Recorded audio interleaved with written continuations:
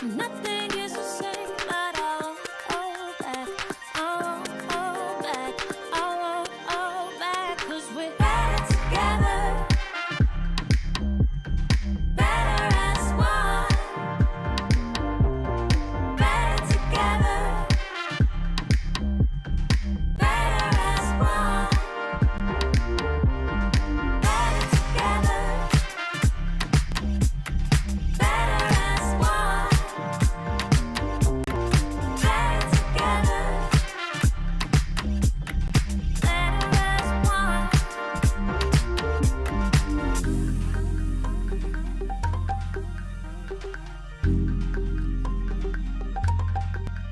Do you mind we were forced to be alone?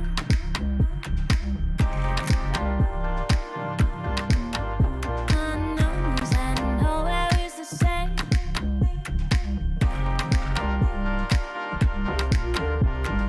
Grow a little closer, we're water, we flow. All of us together, we're good, we flow. Nothing is the same, but I won't hold back. I won't hold back. I won't hold back.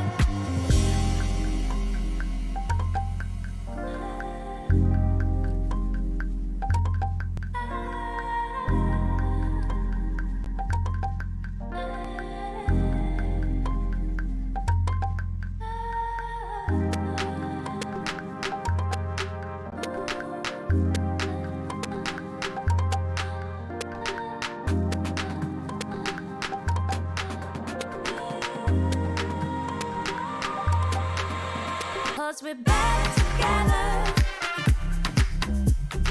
Better as one. Better together. Better as one. Better together. Better as one. Better together. Better as one.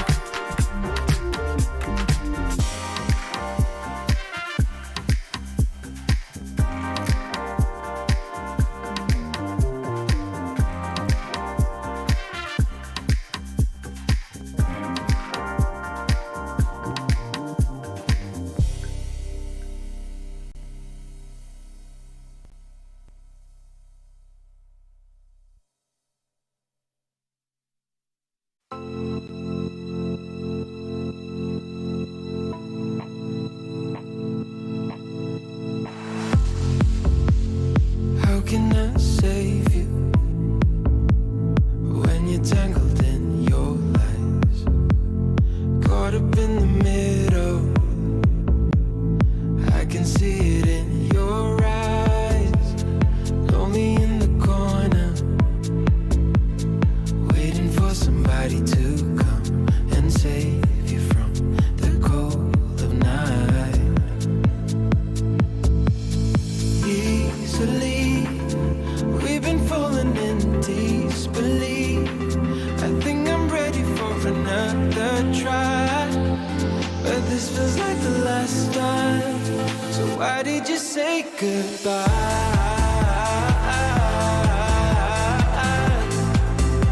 It's better to say goodbye.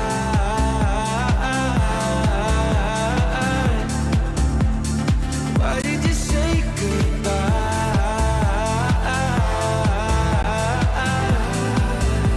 It's better to say goodbye.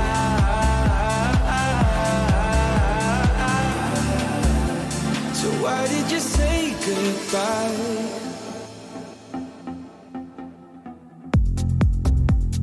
Quiet like the ocean,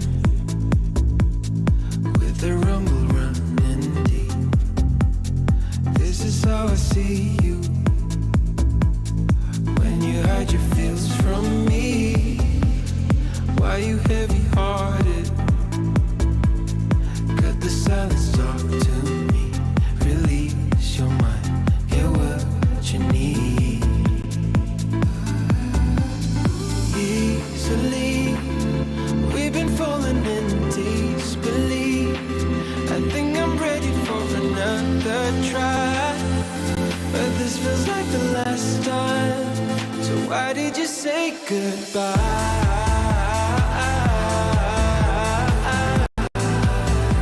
It's better to say goodbye.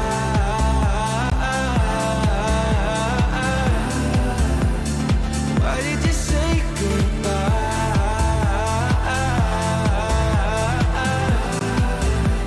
It's better to say goodbye.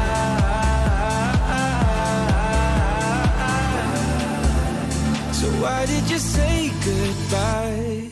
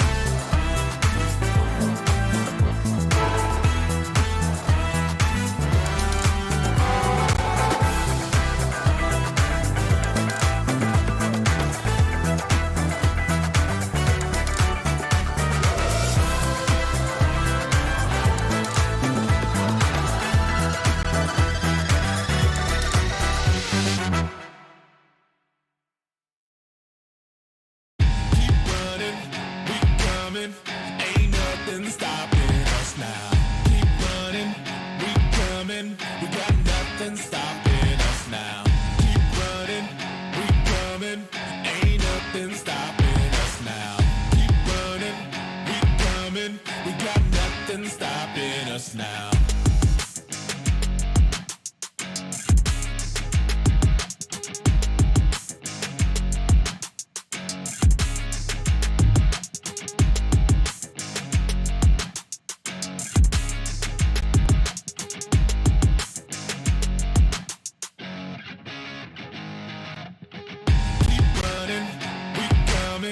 Ain't nothing stopping us now.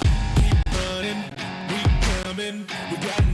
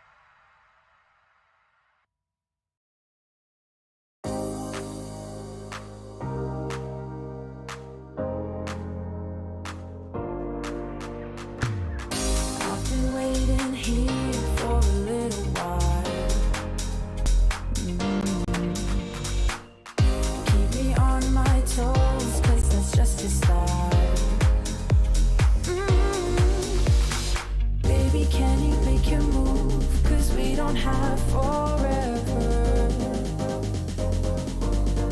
Baby, I could take your pain and turn it into pleasure. Into pleasure. As time goes by, my love grows stronger. Can you feel it the same way I do? As time goes by, I can't wait any longer. Just say that you'll be with me too. As time goes by, my love grows stronger. Can you feel it the same way I do? As time goes by, I can't wait any longer. Just say that you'll be with me too. Just say that you'll be, say that you'll be. I'd be there for you whenever you need me.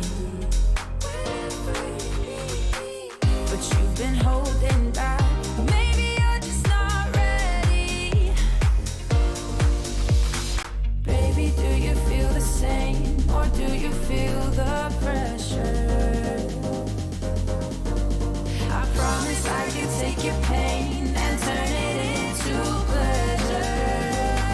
Into pleasure. As time goes by, my love grows stronger. Can you feel it the same way I do? As time goes by, I can't wait any longer.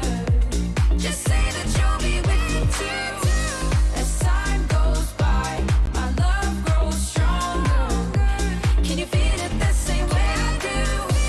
As time goes by, I can't wait any longer. Just say that you'll be with me too.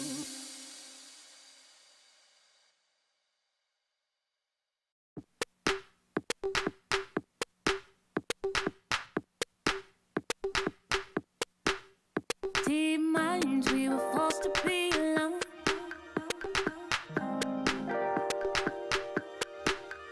Unknowns and nowhere is the same. And even when it seems like there's no way out, we'll grow a little closer. We water, we flow. All of us together, we're good, we flow. Nothing is the same, but I won't hold back. I won't hold back.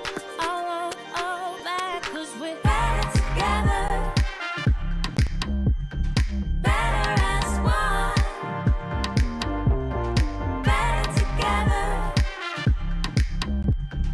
Better as one.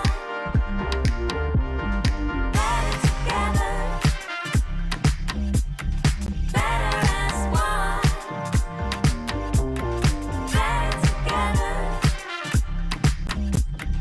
Better as one.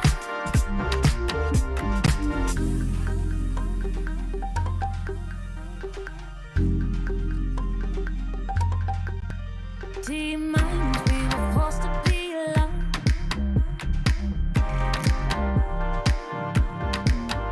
Unknowns and nowhere is the same.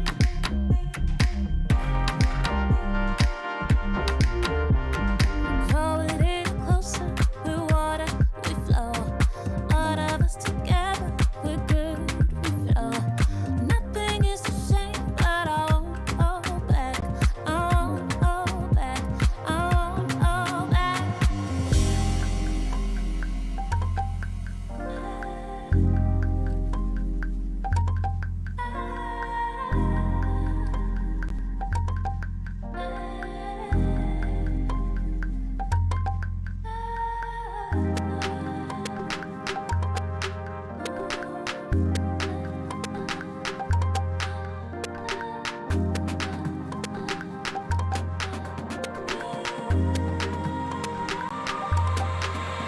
Cause we're better together. Better as one.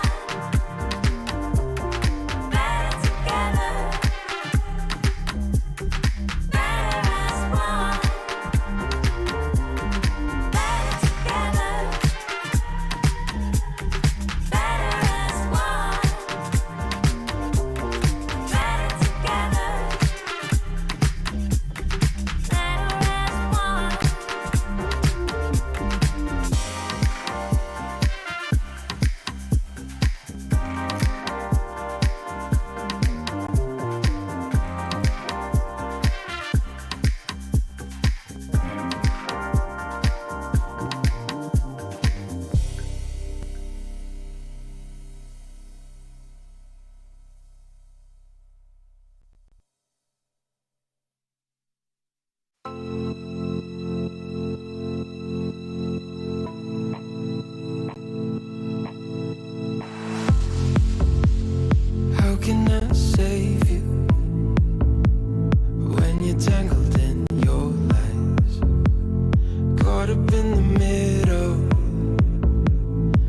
can see it in your eyes. Lonely in the corner, waiting for somebody to come and save you from the cold of night. Easily, we've been falling in disbelief. I think I'm ready for another try, but this feels like the last time. So why did you say goodbye?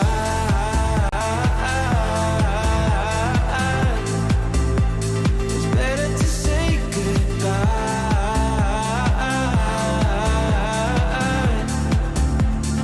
Why did you say goodbye?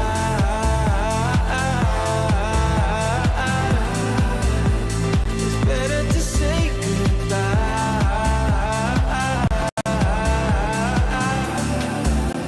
So why did you say goodbye?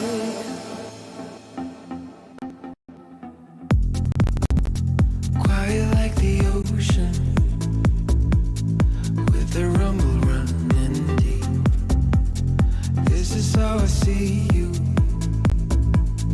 when you hide your feels from me. Why you heavy-hearted? Cut the silence, talk to me. Release your mind, get what you need. Easily, we've been falling in disbelief. I think I'm ready for another try, but this feels like the last time. So why did you say goodbye? It's better to say goodbye.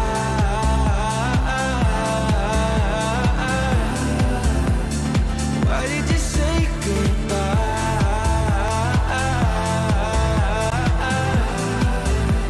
It's better to say goodbye.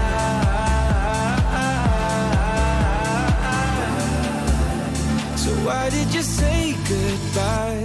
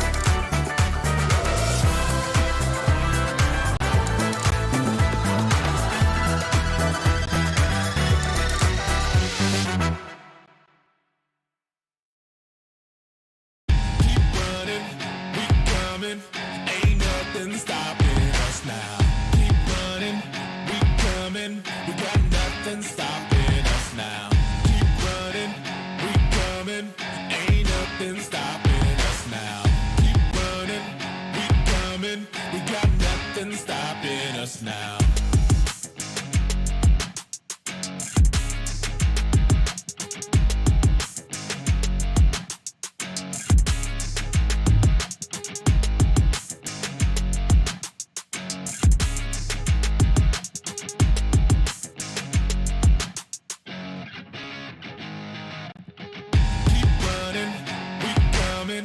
Ain't nothing stopping us now. Keep running, we coming. We got nothing stopping us now.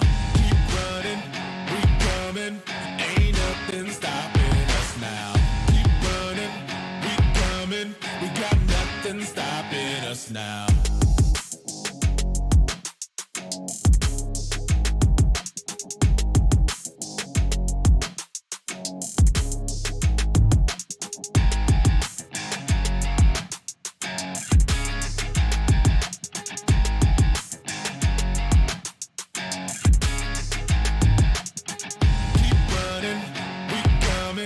Ain't nothing stopping us now. Keep running, we coming. We got nothing stopping us now. Keep running, we coming. Ain't nothing stopping us now. Keep running, we coming. We got nothing stopping us now.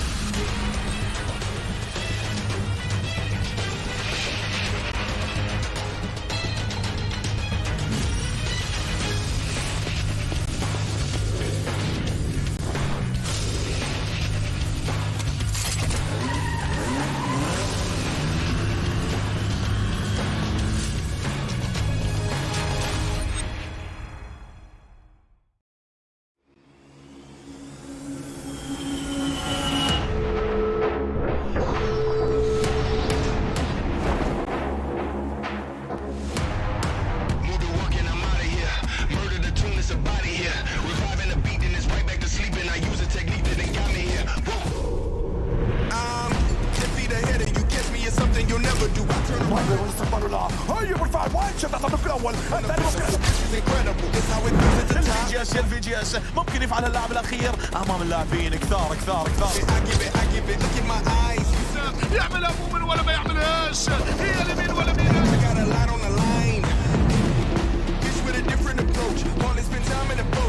مروان من البطروط اللي حملني مثل في العطان يعطيها تكون ناهية للأحلام.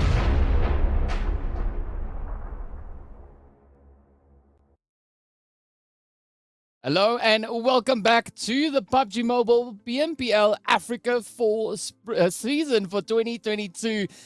This has been an absolutely amazing week of action we've had so far. Of course, we are on our final day of our very first phase, very first week of action, and we're all going to be looking to see what action the Africa region has to offer. Now, yesterday we saw the players there from Triple Esports stepping up, stealing the show once again, locking in to winner chicken dinners, and they did so over on Erangel as well as on Miramar. So quite an exciting day of action. But we also then saw Teak from Titans being our MVP for the day, taking the lead there with 15 eliminations that they were able to find throughout the entirety of the day, proving to be quite a force of aggression out on the battlefield. Now, today we'll get to see how far everyone is going to be going and which teams will be gracing us with their talents as we move into Livik at the very end of the day. My name is DK, and with me is the one and only Esproxy. Now, as I said, right, last day of the first week is finally here. Absolutely, and the teams have really been pushing it right up until the end. We saw quite a resurgence of that energy coming through yesterday, and it was a very contentious day. I mean, if we were taking a look at the top teams from yesterday's league results, only a measly 4 to 3 points really separating them in a single day's worth of play. And of course, in the overall rankings, those gaps have been closing and getting closer and closer as we move into the potential Livik map at the end of the day, and we'll see who those top 12s are actually going to be. Yeah, so there's going to be quite a bit of excitement as the teams make their way through these first initial 5 games to see who those top 12 will be. But of course, I'd also like to take the moment and remind our viewers of our socials so they can be sure to head on through and give us a follow. Also, while you're there, let us know what you're most excited about seeing in this season and also which teams you are supporting. Be sure to include the hashtag PMPL Africa when making those posts. You can hit us up on Facebook, YouTube, as well as on TikTok. So several points of contact that can be established right there. But we've been seeing teams really rising to the occasion time and time again, right? We saw, as you said, we saw that resurgence of the players from Titans coming through yesterday with super aggressive plays across the board. Now, we want to see how all of that kind of then accumulates into today's performances. And I think there's quite a bit that we could be expecting to see as the teams are stepping up to the final day, right? As we said yesterday, yesterday at least, we were looking to see a lot more calculated and strategic performances coming through from the teams. They delivered on that front. I think today we're going to be having a continuation on that as well.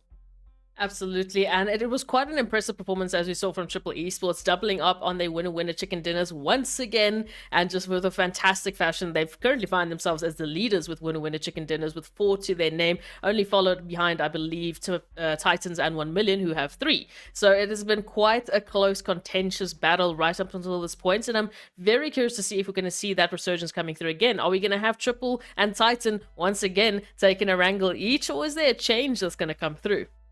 Well, while we're speaking about all these things, let's take a quick look at that format to see where the teams are. We are going to be just moving in, showing that we are, of course, having done away with those super weekends. We should know this by now, seeing that we're on the final day, and we're not calling it the final day of the first super weekend, right? This is the final day of the first week of action. Of course, concluding our 5 days with the 20 teams participating to see which will be those last few teams, those top 12 teams to move through in towards Livik. And then, of course, we know, right, it's going to be the bonus points up for grabs. The placement the teams find themselves in at the end of this week will determine how many points they acquire. And the team sitting at the top of the list is going to be walking away with those 20 bonus points that will be counting towards their starting place in the finals, or the amount of points, rather, that they start with in the finals itself.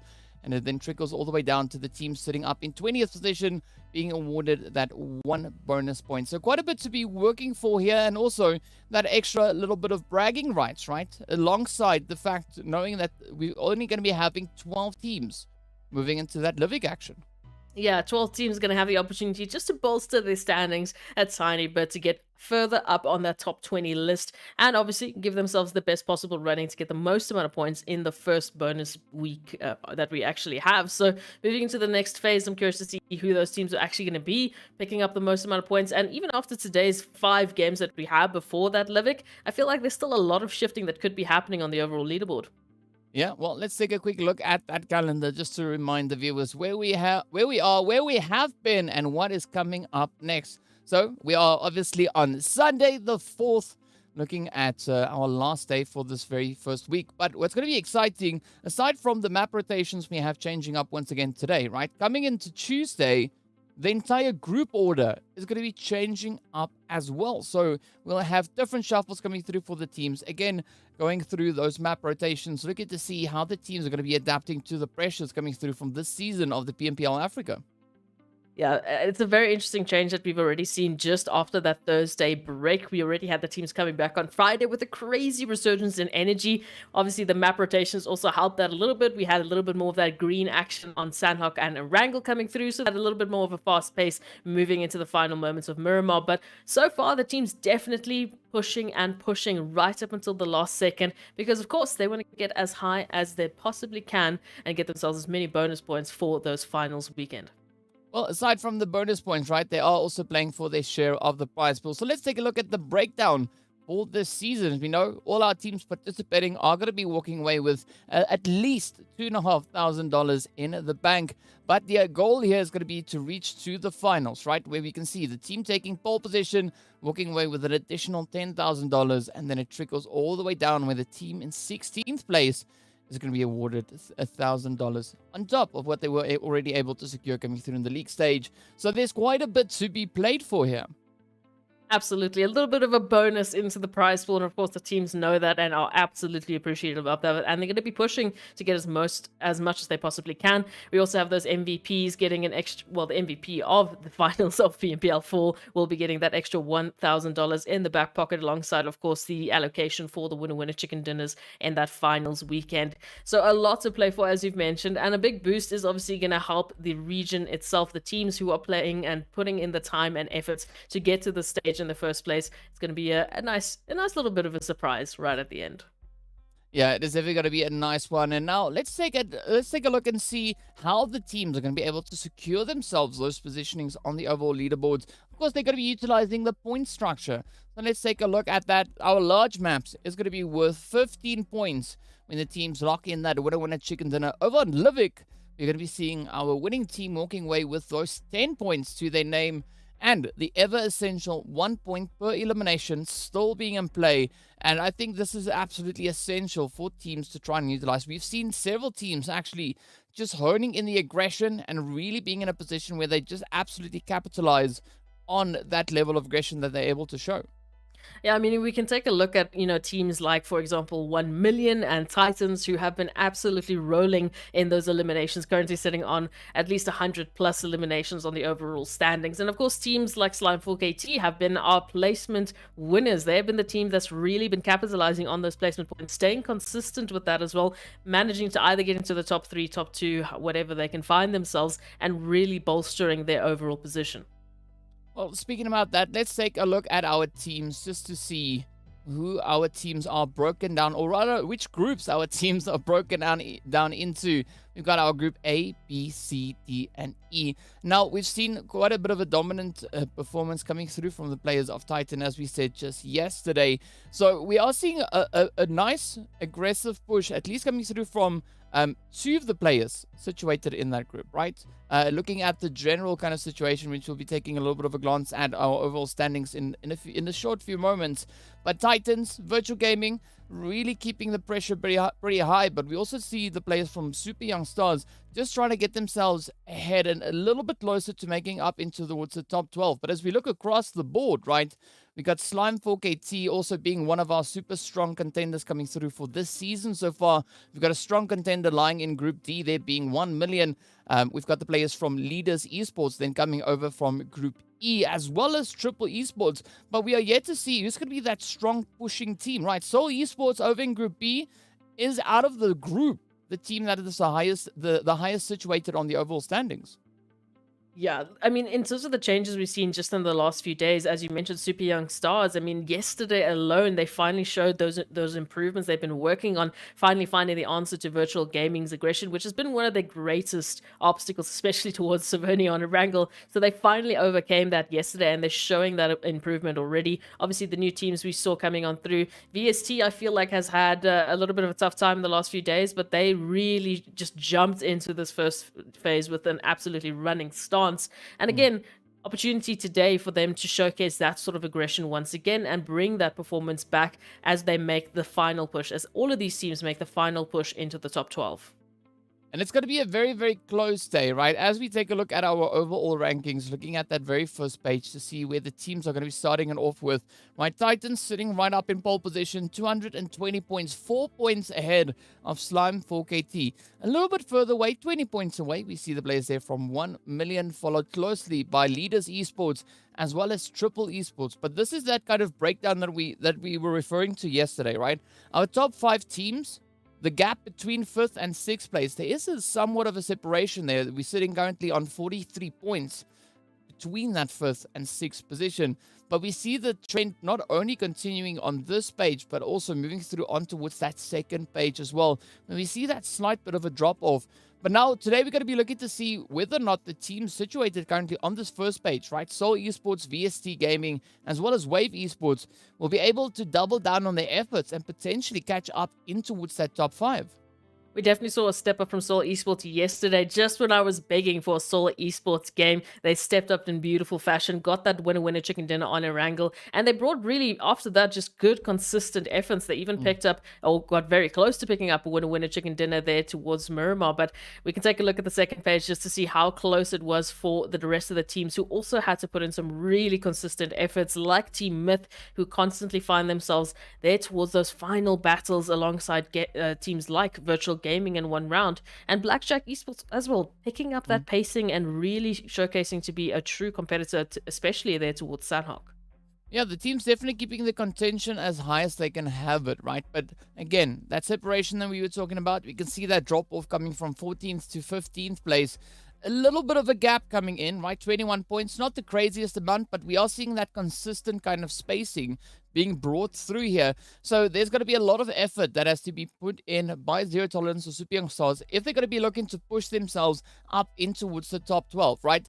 13th, 14th place is not going to be too much of a challenge for them to really reach and get themselves up in towards that top 12 potentially, but it is still going to take a little bit of work. But now, as we take a look at our final page to see who our teams are sitting at the lower end of the standings, it is still very, very close, right? Very contentious positions coming through. We did see coming in yesterday that Legends of War really stepping up their performance, and they were able to secure at least a total of 49 points after the first few days of play. Yeah, look, it is a little bit of a drop-off, as we've mentioned. The teams that find themselves in this position, if they haven't had the best of weeks, that's all right. They've still been stepping up in the last couple of days. They've still been improving on those points. As we've mentioned, Super Young Stars, not too long ago, found them on this exact page as well a few days ago, and they have stepped up dramatically. And I feel like that's the opportunity for the other teams as well. There is always going to have to be someone on this page. It's going to just have to be a point. But these teams definitely still have an opportunity to use today's games at the very least to prepare themselves for the next phase as we come back, and they can set up themselves in the best possible way in terms of momentum, bringing back that action and hopefully taking it even further. Well, yes, and speaking about taking it further, we need to take it one step further and give a big shout out to all our sponsors. So first up, we got to give a big thank you going out to Monster Energy, our official energy drink partner for the PUBG Mobile Pro Leagues. But then, of course, we also had to add in Oppo to that, right? So, Born to Win, welcome to the exciting match brought to you by Oppo. Get your gamer mode on with the much-loved Reno 7 series. Now, as we've seen these sponsors be part of the PMPL for the longest time, and we really appreciate them being here and allowing such an event to be possible for especially the Africa region, right? The teams having the chance to step up and have a bit of a play. But we also need to take a bit of a look and see what our schedule is going to be for the day, what the teams are going to be playing at, what is that map rotation going to be, and where they're going to be making their way towards, right? As we know, this is the last day, so the teams are going to be starting off the action over on Miramar, after which we'll be moving through into a little bit of that Erangel action, closing it up yet again with our second match of Miramar followed up by a little bit of Sanhok before ending our 5-match streak on Erangel once again. And after that, we're going to be jumping straight up in towards Livik. And of course, speaking about jumping up, we are going to be progressing straight into our very first game of the day. None other than Miramar. And here we go with our flight path coming in from Puerto Pareso and heading all the way up right through Crater Field. So a very centralized flight path coming in here. And I do believe the teams are going to be quite satisfied with what this flight path is allowing. And of course, we do have at least one of the groups not stepping into the action. That is, of course, Group E. So leaders, Triple Esports and Wave, as well as Desert Flame, not going to be joining us, as we can see. So they'll have to wait for their opportunity a little bit later on to get some Miramar action happening. But for some of the teams that we've seen so far, definitely, as we've mentioned already, Teak from Titans as well as Morteza from Leaders have been stepping up in such a massive way. And of course, we we know who the DBS master on this map is, don't we, DK? Yes, we can see Koa just dropping down there with the rest of the team, heading in towards the direction of water treatment there. I'm curious to see whether or not Koa is going to bring in even more of, the crazy DBS M4 action today. So far, they've been really dominant with that DBS. But in general, just the DBS utilization throughout this event has really been starting to find a bit of a rhythm here. I mean, even with those pump shotties coming through, we've seen such satisfying shots come through from these teams. I mean, I'm reminded of Super Young Stars and Virtual Gaming yesterday and the day before, just bringing in such crazy one-shot actions and trying to keep themselves in the play as much as possible. Of course, we do have quite an interesting zone shift coming through. Obviously, I mean, in terms of that flight path, really not looking too bad. More southwestern part, so a good opportunity that we saw yesterday for some of the teams as well when we had a zone just like this, is they was quite a big focus on getting into Chumacera or Minas del Val a little bit sooner rather than later, because that terrain can be quite difficult to navigate.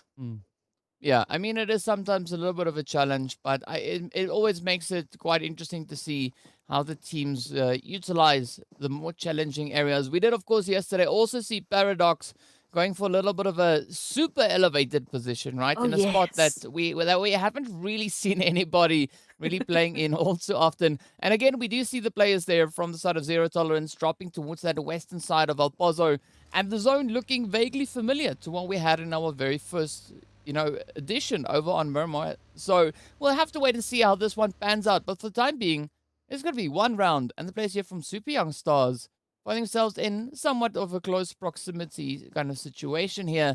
But Shero not yet finding themselves anything. This is definitely not the kind of start that you want coming through in towards Miramar. You can definitely be hoping if you're sure right now. Oh, there we go. We've got the Ubers arriving. The pickup is here, but unfortunately, it's not going to be quick enough. Now, Mort now trying to get a rotate on out. Shiro will be confirmed out, and Mort also going down. So Super Young Stars just lost 2 players, maybe even 3, in a matter of a couple of seconds as one round just pull on in with an absolutely devastating drive-by. I mean, that was the very short-lived run coming through there for our poor old friend Shiro, right? Not even having the ability to really get any looting going whatsoever. So that's super unfortunate to see have happened. But, for now, it is going to be up to the rest of the Super Young Stars to see whether or not they can bounce back from a little bit of a dent being dealt towards them. Mur also now going to get taken on down. And that turns us over on towards Zeref and Winky, the final 2 contenders left now for Super Young Stars. Yeah, they're gonna want to make that rotation out of the situation because, of course, they don't want to be left with just 2 up against the 3 here of one round who have looked pretty contentious up until this point. So Winky and Zeref definitely going to be looking to get that rotation out. Winky already a little bit closer there towards Cruz del Val, so Zeref will be wanting to join her sooner rather than later and get out of this situation. We do see a few of the other teams in and around the vicinity, of course, that being Slime 4KT and Myth, but they shouldn't be joining this at any points in the future for now. So a pickup is going to come through. Moa just inspecting the front of that van and saying, yep, looks pretty good. Jumping into the van and taking that rotation out. Hopefully they'll be able to get a little bit of that loot up happening here because they've already started just so soon with this. Yeah, but I mean, that's a good showing of the kind of mentality one round is looking to apply for the remainder of today. I mean, I hope that's a bit of an indication of what we could be expecting to see come from them. But now they are still looking to see if they can find the last few remainers of the side here of the Super Young Stars. But at this point, they need to be somewhat watchful, because if they venture a little bit too far, they could actually rotate right into the side there of the players from Slime 4KT. Now, speaking about rotations, we are seeing the players from Titan and the squad here from Zero Tolerance all the way over on that western edge of the zone, bumping into each other here, finding a position up in the compounds, but not the compound we really would have been expecting to see any altercations come from. And of course, Teak, our MVP from yesterday, already laying it down there with the utilities. Yeah, look, this is very similar to what we saw yesterday, as we said. You know, the same sort of zone, same sort of rotation coming through here. Titans pulling into Zero Tolerance territory and deciding they want a piece of the action. And so far, that piece has included Paradox and Phionics. So now the rest of Zero Tolerance hoping to stay alive. Skydo now here on the ridge line, not with a lot of cover to work with. And of course, the vehicles just on the high rise is going to signal that there is some danger lurking in and around the corner. Oh, just an immediate quick turnaround here from Puncher. Escada will be going down, confirmation coming through, and then Zero Tolerance, unfortunately, just left to a lonesome lord, sitting and watching this happen, unfold in front of them. Yeah, it's gonna be gonna be a tough play here for Lord to try and have anything happen at this point. Very, very close to that exact position where we saw Mr. Paradox getting positioned in just yesterday. So, you know, it does seem like a little bit of that deja vu coming through here, but it does seem like Lord is not going to be opting for any such strange kind of rotations to come through, at least not in this first Miramar of the day. But again, right, as we were talking about Teak there, really showing up with the aggression, and Teak definitely being in the running there, a strong contender for the MVP slot, at least for this very first week, right? Cow, as we saw in the previous days, just being absolutely insane with those gun skills. And of course, speaking about gun skills, we are seeing that now playing out once again, as the players here from Lag are focusing down on towards Mad Knight, with the Beast getting traded off and sent away. A little bit of a change coming through here. So it hurts to not have the Beast, as we know what they've been capable of in the last few days. But Mad Knight's still very capable as the 3 coming through into this contention against Lag. Of course, A9Q holding the first line of defense here for like getting that information while the rest of the team make that rotation in with a little bit of a flanking position. And we can see they're trying to really pin some Mad Knight, get them stuck into this compound, and then systematically try and take them out as safely as possible, because they're looking for some of those early eliminations. Yeah, there's nothing wrong with those early eliminations, right? That definitely does alleviate a lot of the pressure and tension coming into those later few stages. But we've seen these teams being pretty reluctant to go out, right? They want to make it all the way to those last few stages, but that always then results in an absolutely action-packed few games to see who's going to be the one to actually pick up that winner chicken dinner, who will be the team to reign supreme. But I'm liking this position coming through from Lag. Beautiful, decent spread that we've got, good coverage. Gaga obviously quickly just popping out that quick smoke grenade there to ensure that they can loot in relative safety. But I think that is going to be challenged pretty soon, as we do see the players there from Arab Golden Slime, 1 round, potentially Super Young Stars, Blackjack, Darkness, everyone's still having to kind of rotate up in towards the zone, get themselves situated, find some good positions. But of course, that blue zone is going to be taking a little bit of a swing, and are we just waiting to see where it goes? And it centers up towards Chumacera. Now, we know Virtual Gaming, a team that actually likes to frequent that kind of Chumacera position, right, are now going to be finding themselves having to share the area, while Lag now looks to descend down upon Mad Knight. They do succeed, though, in finding Kingerman. Oh, this is the trigger Lag we're looking for, and the jump in is just there for Mad Knight. Tyson steps up alongside the rest of their company as they move on through trying to defend against Lag. Here, A9Q and Fantasy now left alive to try and recover the pieces that have been left alone here by Lag. But already these confirmations are coming through, and already Mad Knight seem to be stepping it up. Yeah, they definitely do. It looks like they're looking to make a little bit of a, little bit of a comeback here, waiting for those opportunities to have them over on Lag. But now it's looking like it's not going to be too much of a walkthrough here. Mad Knight still having to put in quite a bit of work to find those positions, to get them secured, to lock them in. But Fantasy does get hit by that nade. Tyson, Agent 47, still being kind of blessed by the zone shifting in their favor here, and they can actually afford to now continue this altercation without having to worry about without having to worry too much, rather, about where they're going to be rotating up towards next. Oh, the nades are just flying on by. Mad Knight really trying to stop Lag in their tracks, at least, as they move up these stairs. And Lag, for the time being, of course, they do have the numbers advantage. So now all the eyes turn to Mad Knight to see how they're going to get themselves out of this situation. Because, of course, the longer this drags on, the more potential, prying eyes might join this faction. Yes, and they have to act relatively quickly. The teams I mentioned before are still going to be moving further and further forward. And the more noise they make, the more attention they attract. But it does seem like Tyson and Agent 47 will be looking to just keep a steady angle here.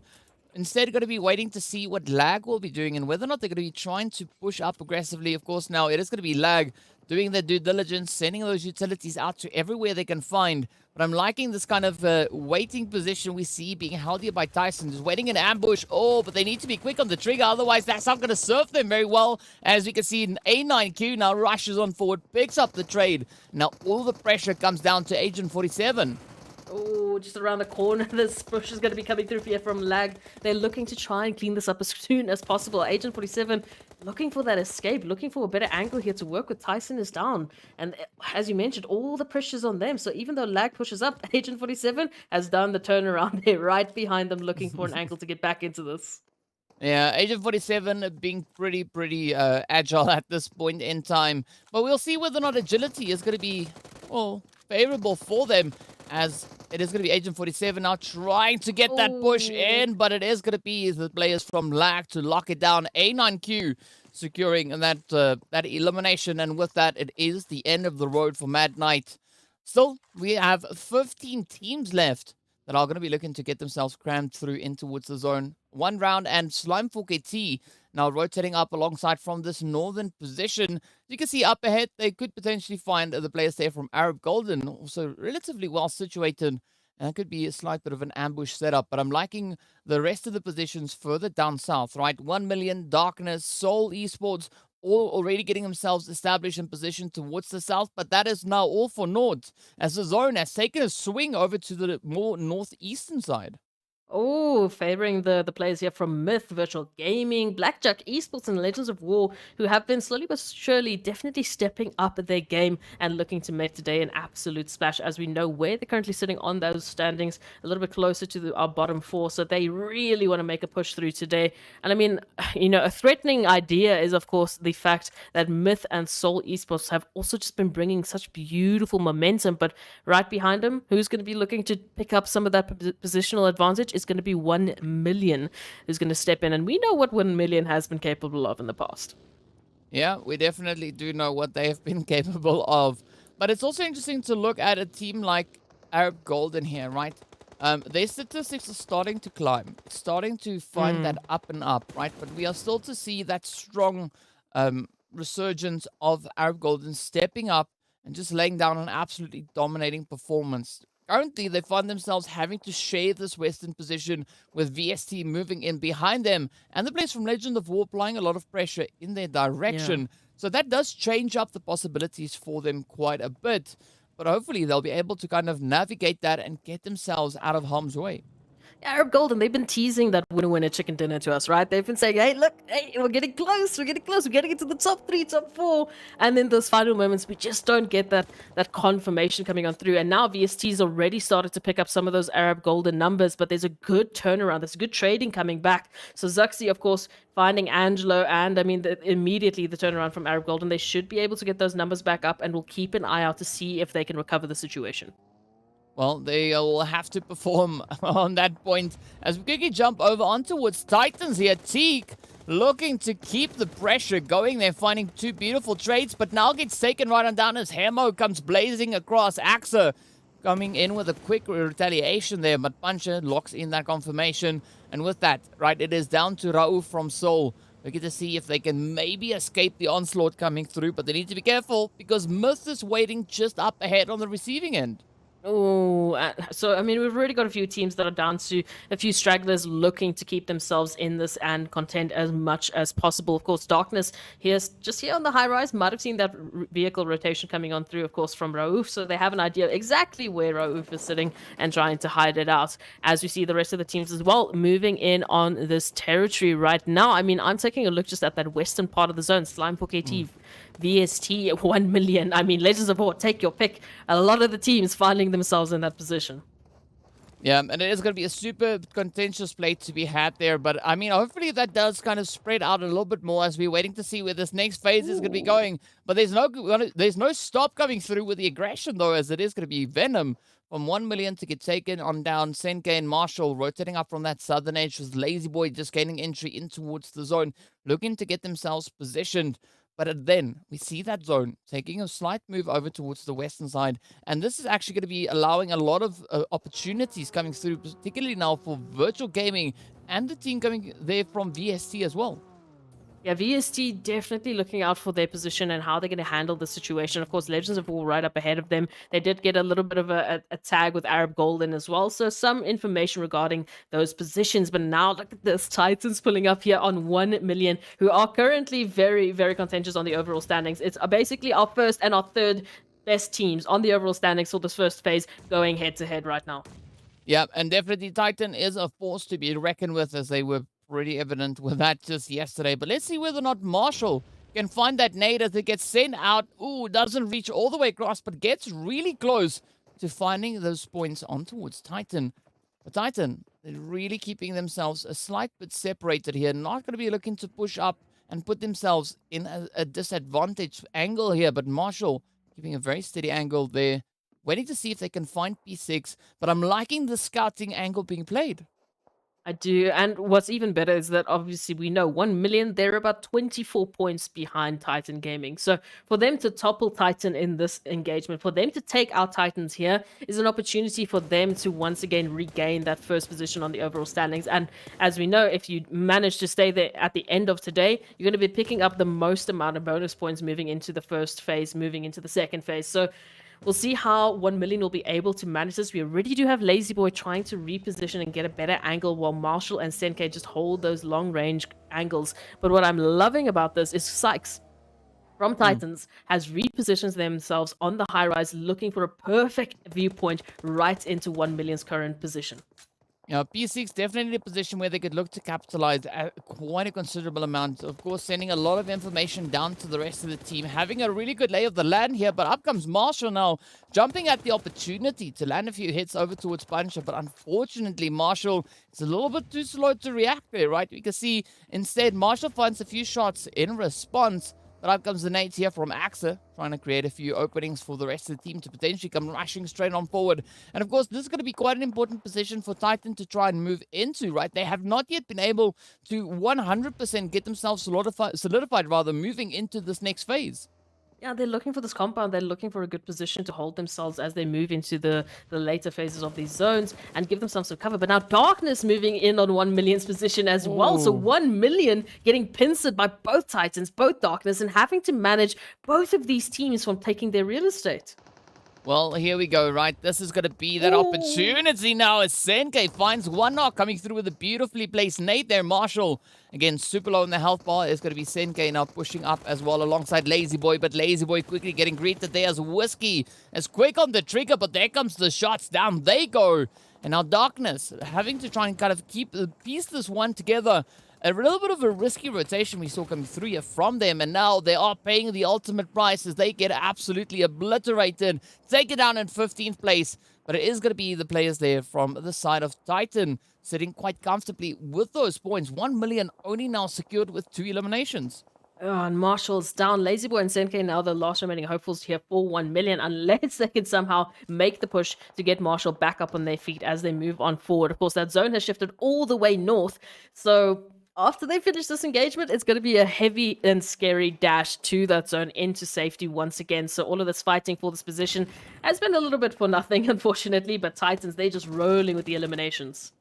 Oh, but Lazy Boy is not going to let too much of that happen just yet as they step up, trying to lock in those eliminations. But unfortunately, they too get down. Up comes Senke with a quick retaliation, just rushing off the edge. But this is where P6 now finds themselves in such a favorable setup. Axel, of course, on the front line, going to be looking to hold it up. But Senke says no.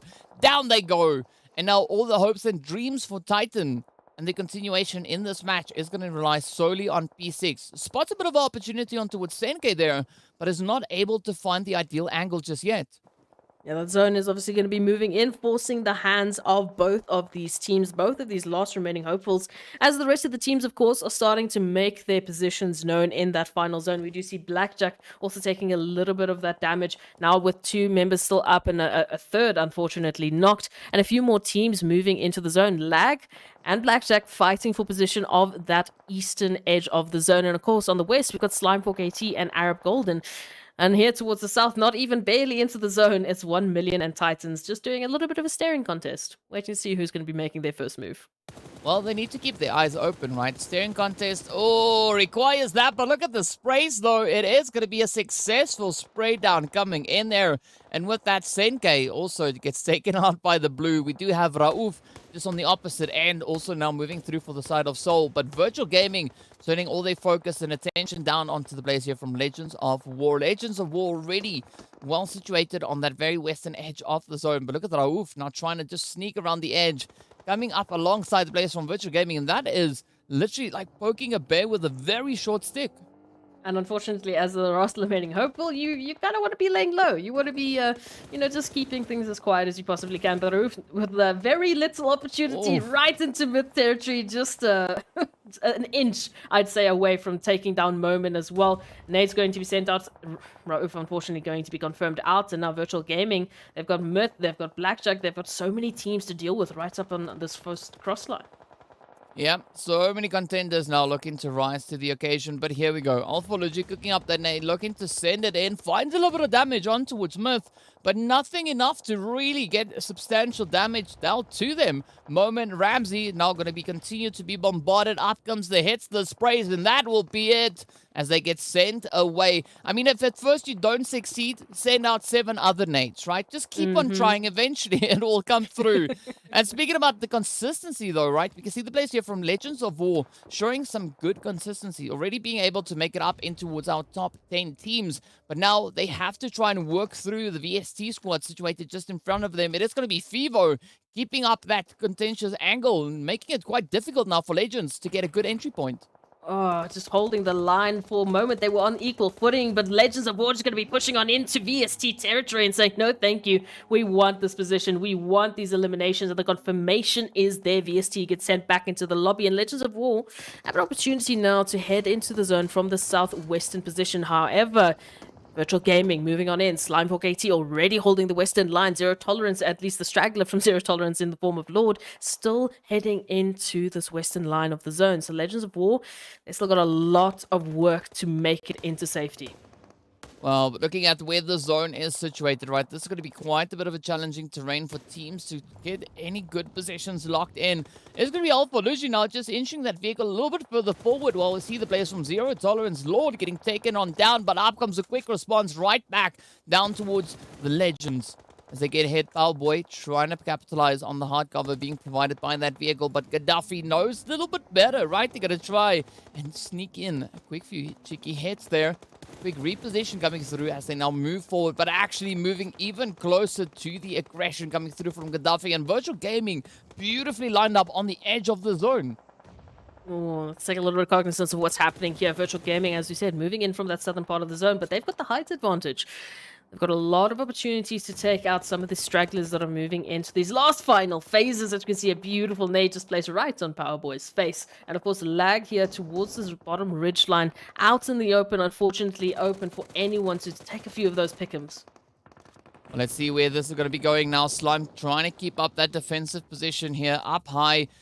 But now, this is where they are going to be put to the test, though, trying to lock in that western side. Meanwhile, TEAMLAG is going to be falling to a very unfortunate position. Super Young Stars also managing to survive quite a long time. But here we go.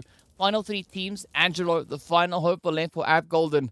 Gonna be inching their way towards the north, already being spotted. All those smokes works in disguising the exact position of the player, but does give the surrounding teams a pretty good idea of where to focus their efforts next.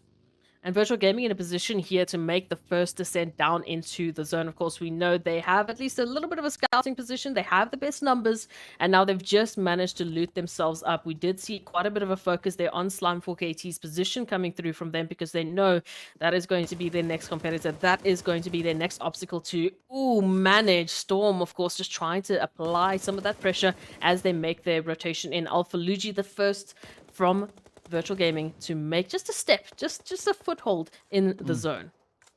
Well, let's see how far this one is going to be going, as you can see already, right? Slime sitting on those 7 eliminations to their name. Virtual also not being in a position where they've been able to really secure a good kind of hanger point moving in. But Angelo could find quite a challenging play to be had here, as the only way forward is going to be to come out from behind that rock, move out into the open. Oh, but in the meantime, we are going to be seeing the shots connecting up on towards Pronto, as Virtual look to capitalize on their slightly lower position, as Slime now needs to come over the crest there and push themselves forward into that zone. And this is just the advantage that, better numbers are going to have for Virtual Gaming. They have enough numbers to at least keep Zeus up in this high-rise position while the rest rotate into the zone to get into a more safer position. But Zeus just looking to do everything themselves, taking out Storm now, looking for their next possible angle on towards Plaza. Of course, Gaddafi and One Shot are going to be joining. The cavalry has arrived, and Plaza now up against the wall of Virtual Gaming, who just instantly also take out Angelo. So never mind. Sorry, DK. I built all that up for nothing. Virtual Gaming just came through and slapped the winner chicken dinner on the table. I mean, it's that resurgence that we've been waiting to see. Virtual Gaming stepping to the plate, coming in with those 15 eliminations alongside the winner chicken dinner, blessing us with a very glorious and exceptional 30 bomber right there in the very first game. And this is kind of the trend we've been seeing coming through our previous 4 days of performances. So great to see Virtual Gaming returning to some glimmer of glory here once again.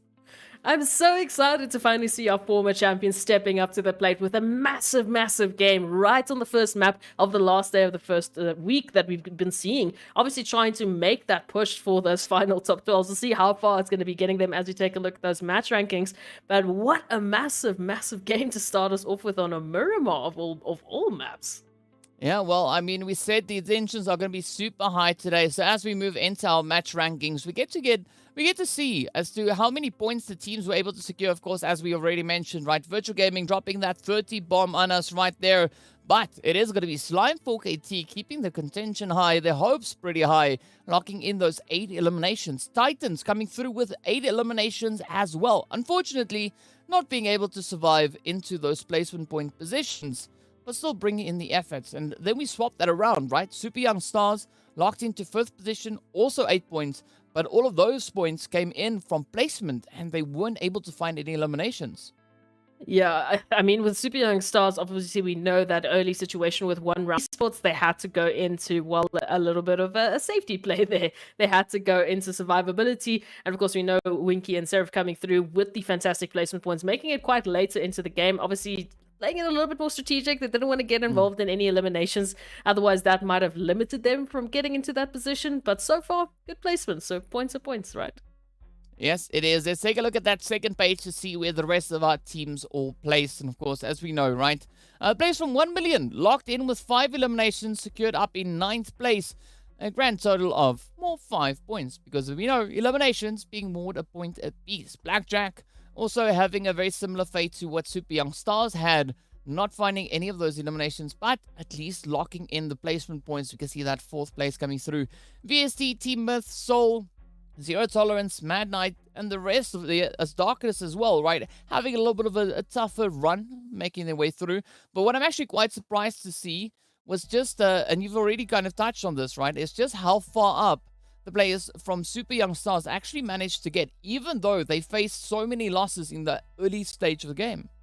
Yeah, they definitely did a very good job as a duo making it into those later phases. Yes, they weren't able to pick up those eliminations to bolster those points, but picking up 8 eliminations off of the start that they had with one round moving into their territory and just deciding to take player after player after player from them before, I mean, the poor players even had an opportunity to get some loot going. That is absolutely a fantastic, turnaround for them to actually just bolster themselves on those leaderboards, move up a little bit by bit, and hopefully that is just the start that we're going to see to Super Young Stars today, and then it'll come back even stronger in the next map.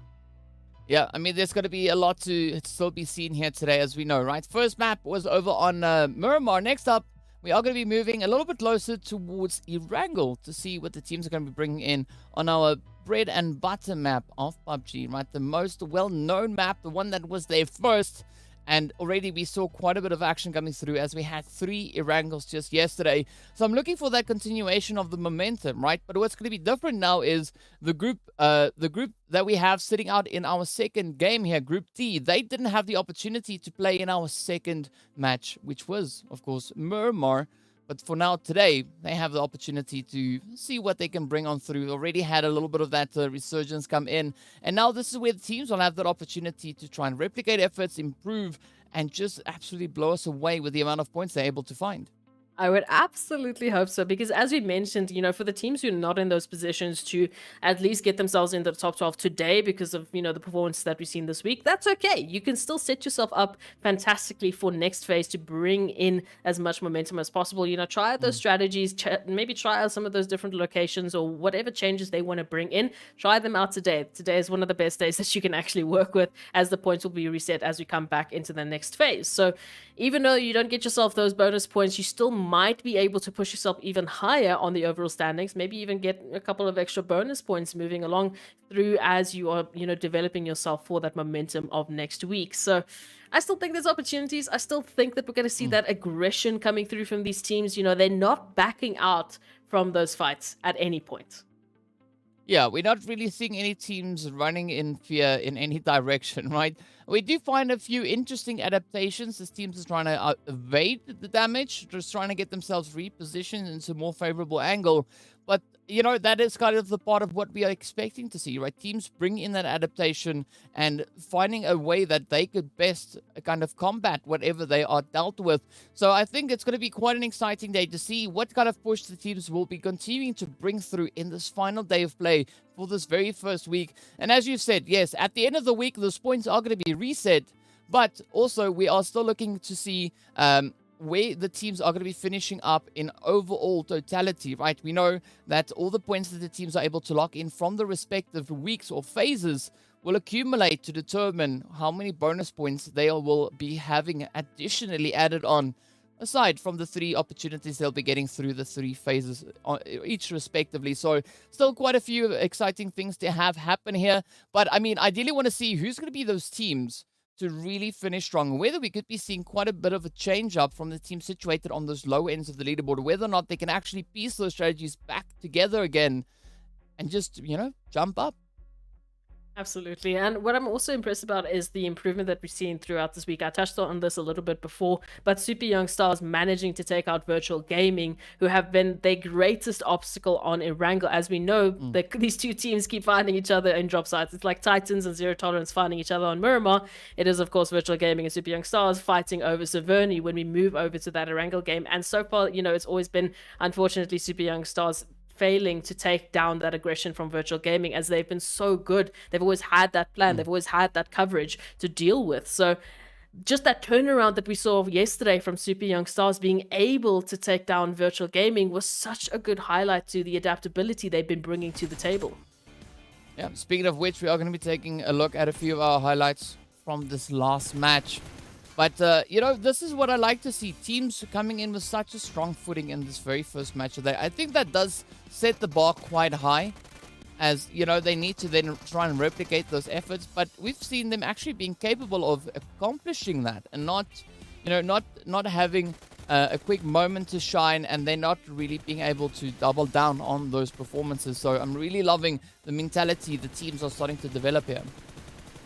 Yeah, definitely bringing that aggression, bringing that energy, even Legends of War that we saw there in those final phases, making at least somewhat of a statement and a presence being known to the rest of the teams. And they're getting into those final phases quite well. I believe they've had that, set up from these last couple of days. They've definitely improved on those placements. It's just those eliminations that might still be falling a little bit short, but they still have a lot to deal with, and we constantly keep finding them in almost a rush of like 10 or 5 teams moving into the zone. So it's understandable that that is a lot to deal with. And PUBG is PUBG. We never know where those zones are going to go. And sometimes, unfortunately, you are the position that we have to move through. So the rest of the teams will just have to do what they can. But moving on to Sanhok, I feel like I'm very excited to see, obviously, a little bit of that DBS action. But of course, the teams managing those third parties that we saw happening yesterday. I mean, for Sanhok, we're going to be having to wait a little while longer, right? Because next up, we are going to be moving over into Erangel. Yes, Now, Erangel. seeing that you just spoke about, the zones being so unpredictable, what is your prediction as to where we could be seeing our very first zones forming? I feel like we've already had some Southwestern action, so I'm hoping, I don't think it's going to happen, because if I say it, it's definitely not going to happen, but I'm hoping for some northern, maybe northeastern options there for Erangel, maybe a little bit closer towards Stolber, just something that we haven't seen before. I mean, we had the bunkers the other day, so I feel like asking for Stolber is not too far off. Well, let's take a look and see where the action is going to be unfolding as we are moving into our match here. I mean, the best way is to get what you want is you're going to say, I don't want the zone to go north. Oh, okay. I don't Right. want Stolber. We I don't don't want want Stolber. Kamishki.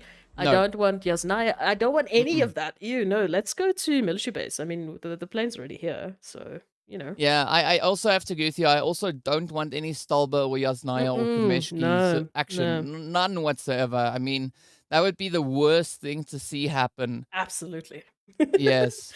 No, no, I think we've gone a little bit overboard. I think the game knows. Not yet. Not yet. Sure. Just wait. You'll see. Just wait. But of course we know- I would laugh if I was 100% correct on this one. I mean, I would cry, actually. I would have a little bit of a tear if we came back to the cameras, but let's not talk about it too much. But of course, we know we're not going to have 1 million Myth, Blackjack, and Legends of War, unfortunately, on this map. This is probably why my brain was talking about Sanhok when I was waiting for them. But if we're taking a look at that, then so 1 round, not going to have that contention there towards Georgia Pool from 1 million. And we know a few of the other locations are going to be a little bit less, I guess, clustered. They're going to be a little less packed moving through into the rest of Erangel. well, one thing I did also notice now is that, Legends of War, they took a bit of a jump, right? They moved up into 18th position. So they're starting to build up, momentum. Even though we're not seeing them for this match, it's fine. You got to give the shout-outs where it's due. And this is going to be the opportunity, of course, for Mad Knight and Desert Flame to bring in those extra few improvements. And looking at what we've got with the zone, it's not the craziest zone, but it could still swing in either direction, right? There's still a lot of opportunity for the zone to go north, west, south, central, any direction in between as well. So for this time around rather, I don't think the teams are going to be too unhappy with a little bit more of a centered zone coming through here. But it's not 100% really complementary to the flight path, but that's okay. You can just grab a vehicle like we can see Buren and the players there from Desert Flame doing, and just rotate yourself into a little bit more of a favorable angle. Absolutely, you could, and of course, 1 round could absolutely once again find super young stars. What is happening? I feel like we're building these rivalries between these two teams. First it was super young stars virtual gaming. Now it's super young stars in 1 round. Like, why? What is happening here? These teams are just picking a team and deciding, cool, you shall be my nemesis moving into PMPL fall. Maybe the nemesis are going to change as we move into the rest of the phases, but for today, it's definitely super young stars in 1 round. Yeah, well, I mean, there's nothing wrong with it, right? They're showing great consistency. They are always able to find, a few altercations along the way. Fortunately, it's not going to be virtual gaming and the super young stars getting into that trade like we've been seeing. But it is going to be super young stars, though, committing to that northern position. Come whatever zone, that is where they're going to be looking to get themselves situated and positioned. So, you got to give kudos to them because they are pretty persistent. They will not fall from looting up in towards Savoni. But speaking about positions elsewhere, we do see the players here from leaders now getting themselves occupied up in towards School Morteza. right here to give us a quick little bit of a lecture. Well, the players from Virtual Gaming actually turned their focus down on towards that prison position. Yeah, they're trying to take a little bit of a page out of Leaders' textbook. Already, Leaders running away with 1 elimination thanks to Wasted. So, One Shot said, you know what, I can also do that. And I'm going to choose Darkness as my example for today's class in how to pick up early eliminations. Unfortunately, a little bit of an escape will be occurring. Although we do have at least some stragglers still here within prison. I'm not sure if Zeus is aware of it. We'll see how they manage that. Oh, a lot of damage being dealt, though. Look at that. Whiskey's HP is just not looking healthy. Well, I mean, let's see where this is going to be going. It's not the end of the road. There's still a lot of, recovery that can be had here. As we can see, Whiskey and Tornado just making a mad dash, trying to get themselves situated further on towards that western position. And I think that's a good rotation being had here. Right? They've got a few compounds to choose from. Can get a little bit of a point established here. And, of course, grab a few vehicles along the way. You know what I mentioned about Super Young Stars and Virtual Gaming yesterday? I've now noticed we saw towards the last Erangel, I believe, yesterday, that Virtual Gaming switched up their drop spot, and once again we see that happen again. They've obviously prioritized the Povka because it's closer to the flight path, but I'm wondering if that's going to be a consistent change going in, or are they going to go back for, one of those duels with Super Young Stars, maybe? Well, I mean, we'll have to wait and see how that one goes, right? Because maybe the duels will come through. Only time will reveal what the teams have in store for us. So we can't tell you when exactly that's going to happen, but it will probably want it, though. possibly happen at some point. The payback has to be there, right? Virtual Gaming comes back to Savannah and say, you know what? We've done training in the Povka. It's time to take you out. We'll see. Maybe that's going to be a change-up. I've got Triple Esports have at least listened to me in some cases. They're a little bit closer towards Stolber and Kameshki, get busy getting their loot up. And obviously, massive focus on them as well as Titans, who we know are reigning Erangel champions from the last 2 days in a row. So curious to see if they're going to be able to replicate that performance moving in, or will someone else be stepping up to the plate and taking a winner chicken dinner? Is there any other team that you're specifically hoping is going to, break that chain, break that record?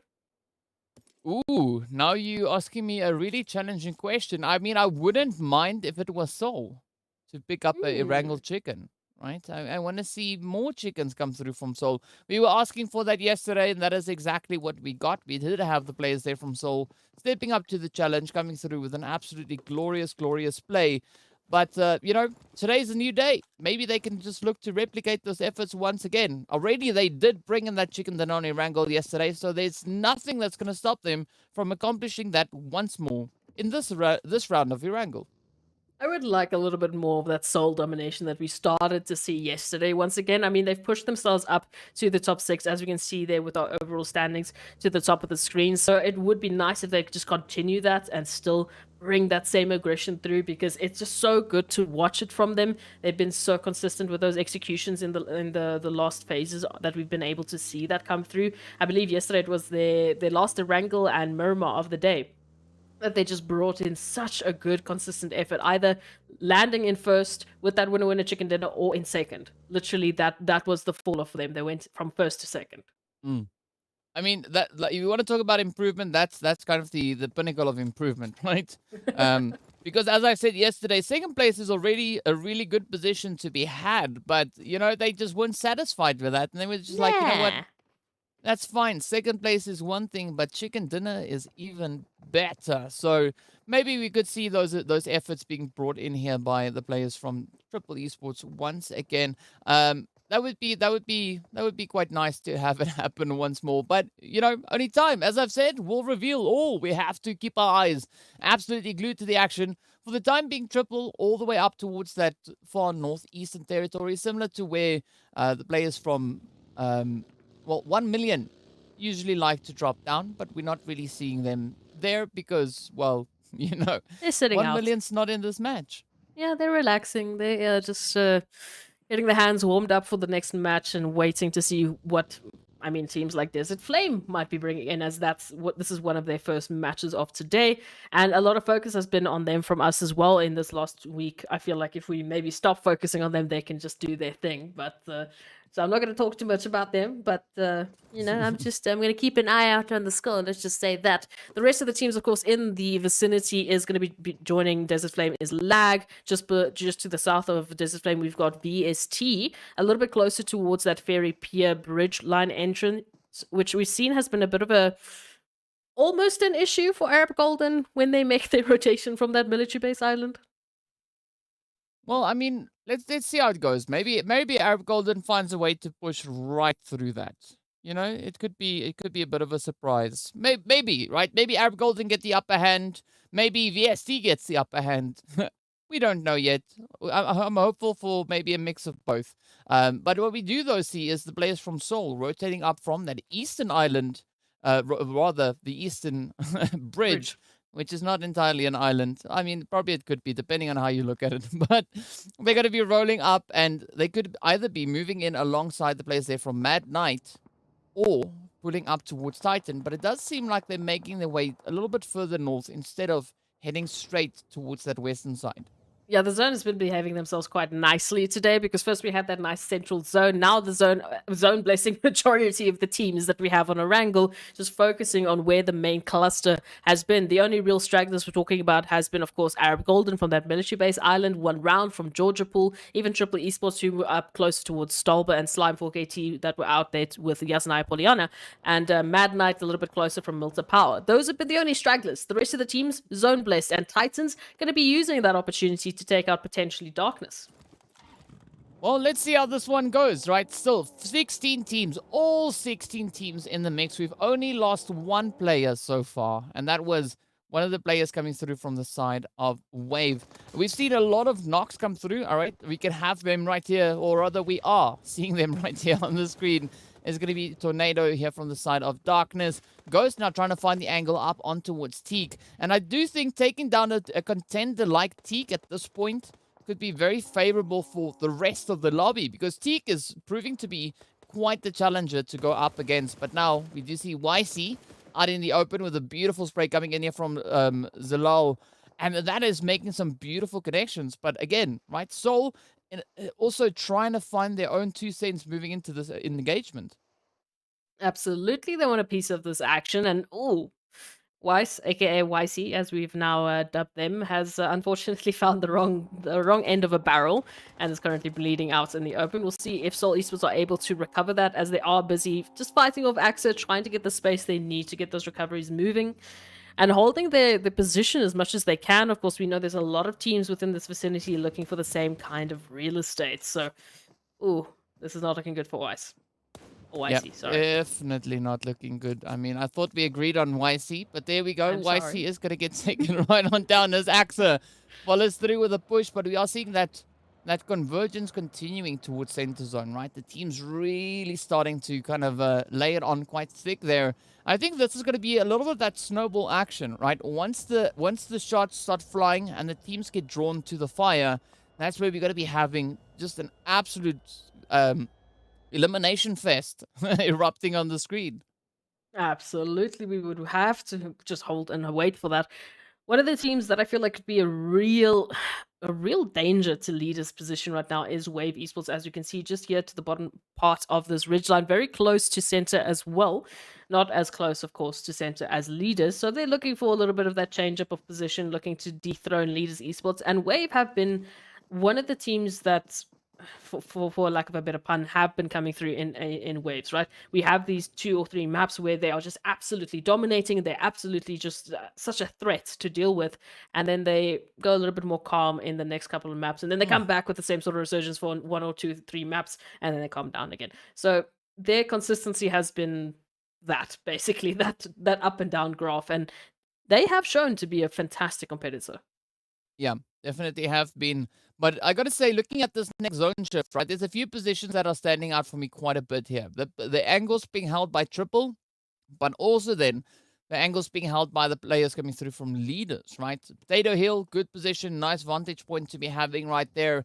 And then, of course, Triple Esports on that northern side, also a beautiful point of elevation. And they could actually cause quite a bit of disruption to the teams that are yet to get themselves situated in those surroundings. But now looking at Desert Flame, keeping the angles on this nice Pachinki field locked in. They could maybe find a little bit of capitalization right there, and we see just over on towards the edge of the zone, just a few mere meters away. It is going to be one round, looking to find a bit of that spray down as the players there from Arab Golden look to gain their entry point. Yeah, the southwestern portion of the zone looking absolutely stacked with these three teams currently fighting for an opportunity of position. But Arab Golden rather opting to get closer towards Potato Hill, maybe jumping into leaders and their territory. We'll see how that's going to turn around. Obviously, we did have Wave sniffing around Potato Hill as well, so they're going to be picking up Arab Golden instead, ready for this fight. And now Sin, unfortunately, is just moments away from getting confirmed out of the map. Oh, yep. I mean, okay, so Potato Hill's a little bit further up north, but sure, let's go with that. It is going to be Arab Golden now feeling the pressure as they are situated just on the very edges alongside the players here from Zero Tolerance. But again, I'm feeling a little bit sorry there for Angelo as Paradox sends out such a beautiful nade. But, I mean, Arab Golden very, very spread out at this point on the map. Yeah, absolutely. They obviously made that rotation coming through from that southern part, went past Potato Hill, went past leaders and said, okay, no, we don't want to jump into that. But unfortunately jumped straight into Wave territory, who were setting themselves up nicely. Triple Esports just behind them as well. Zero Tolerance still moving in from that northwestern position, just to basically the west of school. We'll see if they move in closer and jump into this action. But the nades from Morteza are just on fire. And again, leaders, they're sitting on 2 eliminations, but they've been dealing the damage. But I mean, Morteza did this yesterday as well, right? The moment you see Morteza with the nade in hand, run. Just run. Because Leave. Morteza It's is gonna find something there. You can see Wasted already sending out a little bit of a smoke there, trying to just pick up a quick rescue on that vehicle. But the Super Young Stars are going to be keeping a nice steady angle towards the players from Slime 4KT. And now as we get to see where this next phase is going to be taking us, it looks to just be absolutely blessing the players from Super Young Stars. But again, Legends, or Leaders rather, they are holding a favorable position, right? Potato Hill still being within reach, being in the playable area here, and they can now look to just assert their dominance, lock that hill down, while the players there from Super Young Stars move into the compounds a little bit further towards more centered zone. Yeah, P6 is looking to take a little bit of that blessing from Super Young Stars, has already started being a little bit of a scouting position here for Titans, moving into the zone and looking just for an angle that they could work with. In the meanwhile, one round looking to potentially scout out this position here of leaders to take it away from them, because as we know, prime real estate moving into this next phase of the zone, and the prime positions that we have available are starting to just really limit themselves to availability for these teams. Yeah, and that is the risk of running into these late few phases with so many teams still in the play here. But Darkness now going to be rushing straight on the players here from Lag, but it's going to be a very costly altercation, at least for the side of Darkness. You can see Lag just putting an absolute halt to those advances. But here we go, right? Whiskey gets taken right on down. We've got 3 players still up. 1-9 is going to be slowly bleeding out, but Zilal trying to reach across with those utilities. Sends out the molly, doesn't find the position, but up comes A9Q. They can hear the footsteps just alongside them there. And Darkness on their final hopeful will now have Gaga looking to push it in, but down they go. Beautiful defense is coming in, gets the confirmation secured. Up comes A9Q, and it is going to be the end of the road for Darkness as Fantasy secures the hit there with that UMP. But now we see the players here from VST position just north. So Lag need to be super careful with how they rotate away from this one. Yeah, and if just north of you, having a competitor wasn't worrisome enough, just a little bit more of that northeastern position, we have Mad Knights sitting ready and waiting to potentially get involved as well. Of course, Seoul Esports still yet to join the fray alongside Virtual Gaming coming through from that eastern point of the map. And meanwhile, Triple Esports and Wave have moved in on each other's territory as they try and fight shoulder to shoulder for some space in the zone. Well, let's see where this one is going to unfold towards. So which way it will unravel, right? As Wave Rhino trying to find a little bit of a spray. They're not finding the easiest angles to be had. But, oh, look at this. It is going to be Vibes now pushing in with the hits. Up comes Zero Tolerance from behind. And it is going to be Triple Esports now trying to decide which altercation do they want to take, right? Are they going to focus on Wave or are they going to focus on Zero? Because they have to be super decisive at this point, right? Trying to take on both of those altercations is going to be proving to be quite a bit of a challenge. Absolutely. So much to work with as we move into these later phases. Those nades just barely missing Triple Esports and their current position. It's Black 7 and Vibe 7 now to hold the line here for Triple Esports as Zero Tolerance tries to move in on the same territory. Paradox just around the corner, taking a little bit of a drive by literally past Rhino. And Rhino now exposing themselves, trying to beat back Zero Tolerance. Oh, but Rhino rather keep making sure that they don't charge in unnecessarily. And Zero Tolerance keeping the tension up as we can see them now just trying to get themselves even more secure moving through here. But that blue zone is going to be forcing the hand, at least for Triple, as they now have to move forward, looking for a bit of an opening onto the place here from Wave. But up comes the hits to the sprays. There's going to be Black to find that knock onto with Zakaria. Up comes the rest of the hits, and down they go. Wave getting absolutely blown to smithereens. And off they go, joining the players from Lag back up in the lobby. Triple Esports now in a position where they quickly need to get themselves reset because we have Titans and Zero Tolerance just creeping ever closer. But of course, the zone has taken a swing all the way down towards that southeastern side. And Mad Knight in that exact moment made sure that they at least took riddance of Lag, but of course Triple Esports now trying to do the same here. Titans moving in on the territory as they take down Triple Esports, who have been confirmed back into the lobby. And now the next on the plate is of course Zero Tolerance, who are fighting back a little bit more with these nades going back and forth.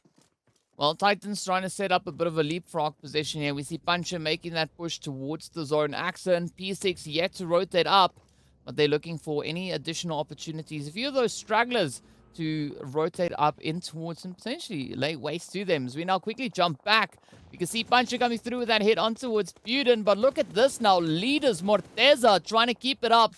They have to go up against Society of One Round, who's looking for that entry point, not yet being able to secure themselves a good play to make here. But here we go, right? Oh, this is Morteza just looking absolutely golden. Absolutely. As they move on forward, I mean, the opposition that they have to work with here is just to be leaders. And then once they get rid of leaders' position, once they move path, they have a clean line of sight into the zone. Just Desert Flame up ahead as well. So a little bit more challenge to work with here, but they've got some numbers to work into this position. Of course, leaders holding that advantage, getting a beautiful angle onto E-Flex and turning around right onto Chico, but the spray is not going to be quick enough. Yeah, Shadow, we're not finding a good angle on that one, but Chico just capitalizing on that fact. But now it's going to be up to the rest of leaders to see. Are they going to try and keep up the pressure, or are they going to look to rotate and leave their fallen player behind? As the Shadow Win is really in such a risky position, and it could be a great opportunity here for one round to just rush on forward. The other risk is, of course, that one round are going to be looking to capitalize on this opportunity to get themselves a quick little bit of a reset to happen. But that zone is, of course, still occupied with several teams, right? We've got 8 squads to spread throughout. Desert Flame trying to push in from the north. They are running into a little bit of an obstruction. As you can see, those knocks just up ahead. Slime facing a very similar fate here, but Soul holding a steady angle towards that eastern side. And this is where we get to see how the teams are going to look to get themselves situated in this next phase. Absolutely, as they move on through, as they fight their way into safety, it is not without its own challenges. Of course, Soul Esports facing off against Slime 4KT, but who's just behind Slime 4KT? It is Titans, it's Desert Flame, who currently holds center zone of this new phase. And moving into this action right now, Slime 4KT have all eyes on them as Soul Esports can actually descend upon their position here. Oh, but up it comes now. It's going to be Rauf looking to bring in a little bit of a revengeful play. One round in the meanwhile will get taken right on down to 7 teams we go. But it's going to be Slime 4KT also still looking to make some magic happen here as they push on forward. Spots an angle on towards Hemo. But down goes Koa. Get taken right on down. Oh, Soul coming in with so many beautiful sprays here. But now they quickly need to get themselves patched up before rotating back. And with that, we should see Omar coming back into contention any second now. As we do see that res being attempted coming through there from Hemo. But maybe this could be that turning point, right? We could see another winner chicken dinner maybe on the board here for Soul. But first, they need to position themselves beautifully in that zone. Super Young Stars also fighting for a position in the zone and currently facing off against the opposition, not only of Soul, but of course Desert Flame, who are happy to jump into the action here. Mad Knight, in the meanwhile, looking for the flank onto Titans, and they will do so beautifully, taking them and sending them back into the lobby as they take the southern point of the zone and position in the next phase. Oh, but look at this. Look at this. Flacco spots a great opportunity right on towards Plaza. Unfortunately, Plaza able to quickly just duck back into that hard cover. Just looking to alleviate a little bit of that pressure, but up comes the super young stars just Ooh, rolling on through. It oh. is going to be Storm to get rolled on over. Ooh, the confirmation has been locked in. Plaza Wow. also falling victim, and it is going to be Slime 4KT to fall next, getting sent out in that 6th position. But here we go. Mad Knight still in contention, sitting with an absolute full squad. Let's see whether or not they'll be able to get this game locked in, right? We know they are in need of those points, currently sitting much, much further down on that leaderboard. But if they are able to succeed in locking in this game, it could be what they need to move away from those lower positions. But look at the angle coming through here from DWAS right on towards Gary Boy. Great shooting coming in. And this is a very important engagement for them to take because Leaders Esports, they were holding that high-rise position and they had fantastic control. Unfortunately, Super Young Stars did get confirmed out thanks to Seoul Esports, who have been an absolute teardowns. But still, Leaders leading in terms of those eliminations, currently sitting on 10 as they move down this northern position into the zone, still holding a very good angle on the remainder of the teams still set within the vicinity. I mean, Seoul Esports, even though they have a knock on their side, right, they're not out of it just yet. We do have Hemo and Raouf, two very competent players right there over towards that eastern side of the zone. But now it's going to be Leaders Esports looking to lock in at least the southern edge. They've got a potential angle towards Mad Knight, but Mad Knight just having such favorable numbers moving through. I wouldn't be surprised if Mad Knight were able to really assert great amount of dominance coming in, because aside from them, right, the other teams are all just down to 2 players each. Ooh, difficult position here for a lot of these teams. But of course, Mad Knight roaming with that 4-player setup up against the 2 of Leaders, the 2 of Soul, and the 2 of Desert Flame, who, again, none of these teams have a foot in the zone just yet. They're just on the cusp of getting into that position. But if they do make a move, if they do step out of cover, they will be potentially opening it up for the rest of these squads to take a hit instead. So we can see Mad Knight now looking for a potential jump. Agent 47 going to be taking the vehicle just an edge into the zone, but has to keep a watchful eye on this high rise. We know Leaders, we know with so many teams just snaking in the grasses. Well, I mean, oh, it is going to be Morteza to get traded on down, as it is Tyson to step up and just lay waste. But now it is Leaders down to only Wasted. Final hope for left here. We can see Mad Knight feeling a little bit of that pressure come through as Agent 47 does get knocked down, but they are right on that very edge of the zone. Soul now having quite a bit of pressure sent in their direction as Hemo gets picked up and Raouf left to try and reposition themselves back into the safety. But look at Desert Flame here, is really looking pretty amazing at this point. Absolutely. Moving in for that northwestern opportunity. This is so good from Desert Flame.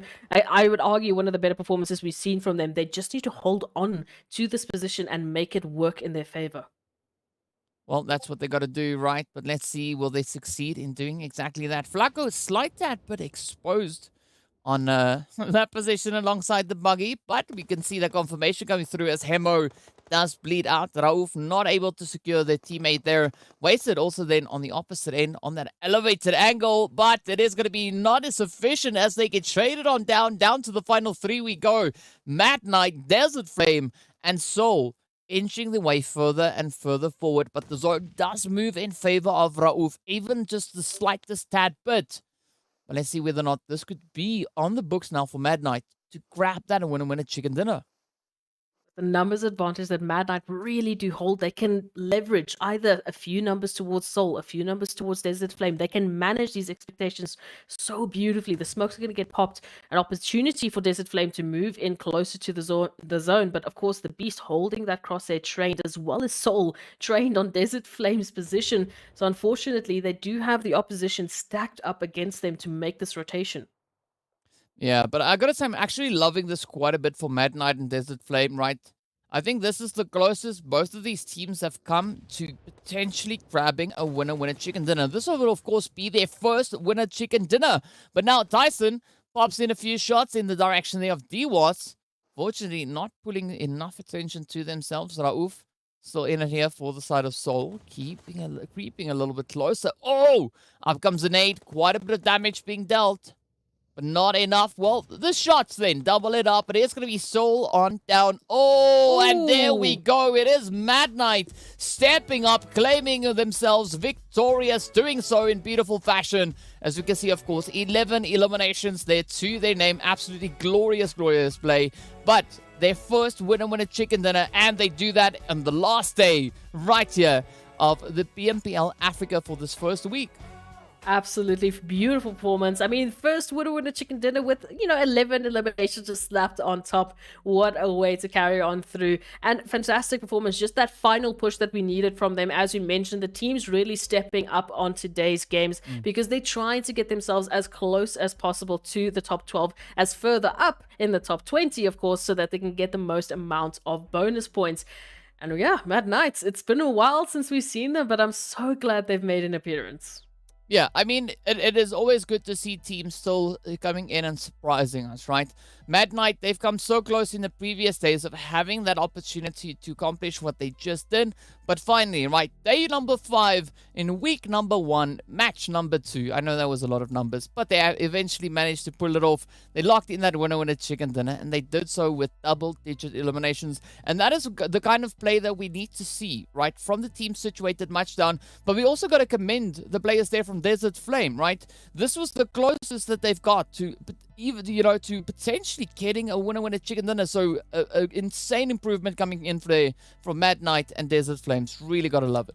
I did say I'm going to stop talking about them during Erangel and just let them play their game out, because then maybe we might be seeing the performance we've been waiting for. So fantastic work from Desert Flame. Moving on into this Erangel, it's finally time that we see Desert Flame really showcasing that performance. They had a very tough final zone there, as we mentioned, and Mad Knight just bringing in those superior numbers. They kind of had it in the bag since the beginning, but they really made a good effort to at least give them that opposition.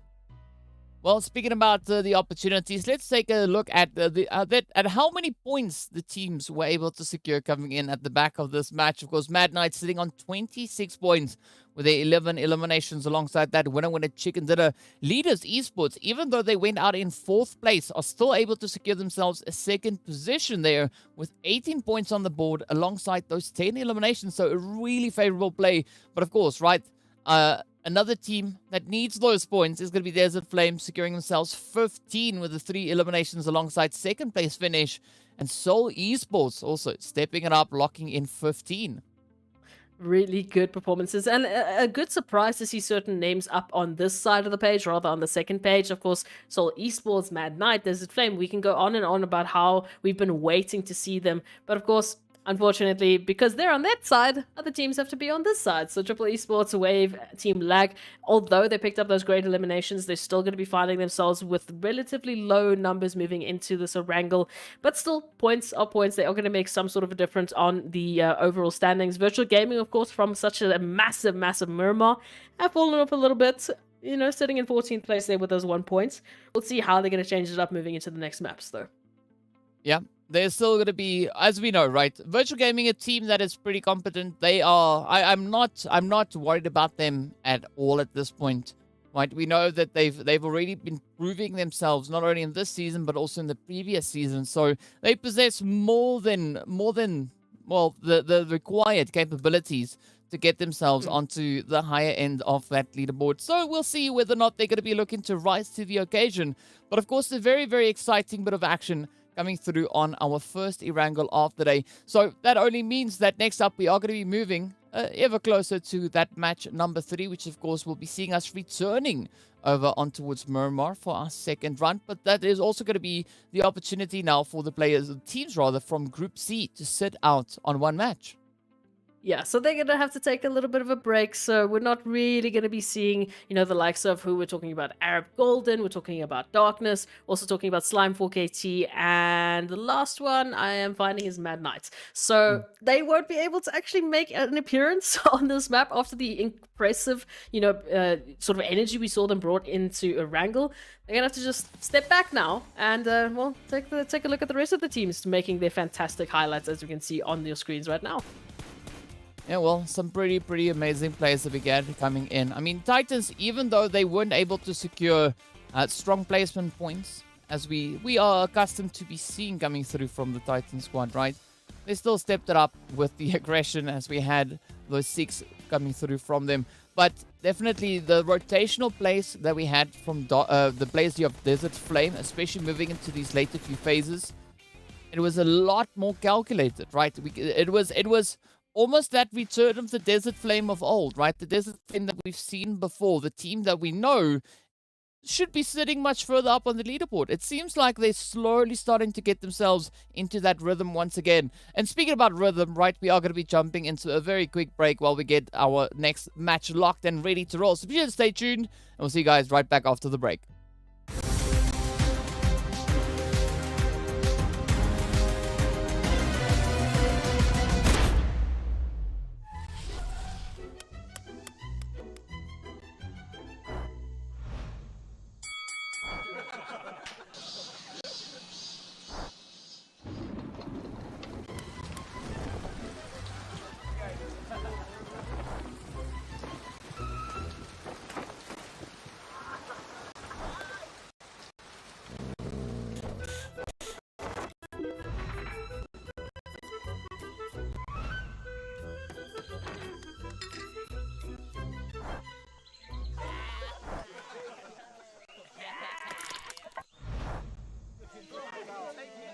Stalemate? No problem. Ultimate Arena decides the victor.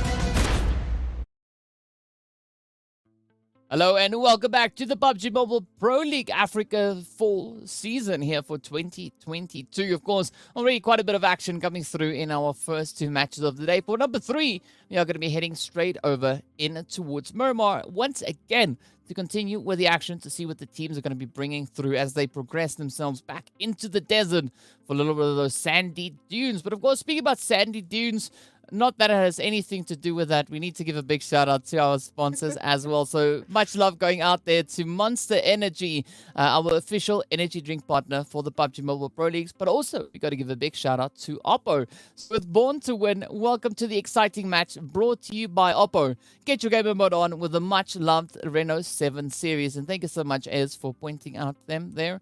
I mean, they look so nice in the black and orange. Which one of those 2 would you take if you had a choice? I don't. Is that orange or yellow? I feel like that's like a gold. I'll say orange. I mean, it's orange because it's orange. I'm a big fan of the black phones. You know, I feel like they're a little bit more sleek. They're a little bit more, you know, sort of just like under the cover. But I do kind of like that color. If it's orange or if it's yellow, I like it. It's colorful. Yeah, it's quite an actually. Yeah, I mean, I'm also a fan of the darker phones usually, as you can, which is pretty evident, right? But yeah, you know, I wouldn't mind maybe that orange one. But of course, speaking about orange, right, we need to go to the map now that looks very similar in color, right? Also orange over on towards Miramar as we move on through. Of course, we are going to be looking to see where that flight path is coming in. It's all the way up north. As you can see, the lovely La Cobreria positioned down below. Our lovely mountains also there alongside Crater Field. And it is heading all the way down towards Los Higos on that far southern edge. So definitely quite a bit of a change up, especially in direction of where this flight path is going, but also a lot more towards that western side. So I'm going to be feeling quite sorry for the teams that are that thought of, you know, potentially moving towards El Azahar Junkyard, La Bendita, Minas Generales, Los Leones, Impala, Puerto, you know, like I can just read all the names. But it's like, you know, the teams that like to focus a little bit more towards those eastern sides, they're going to be having a little bit more of a challenging play. But again, as we know, and as I've said quite a few times, nothing that a vehicle rotation can't sort out. No, absolutely. Still plenty of opportunities for some of these teams.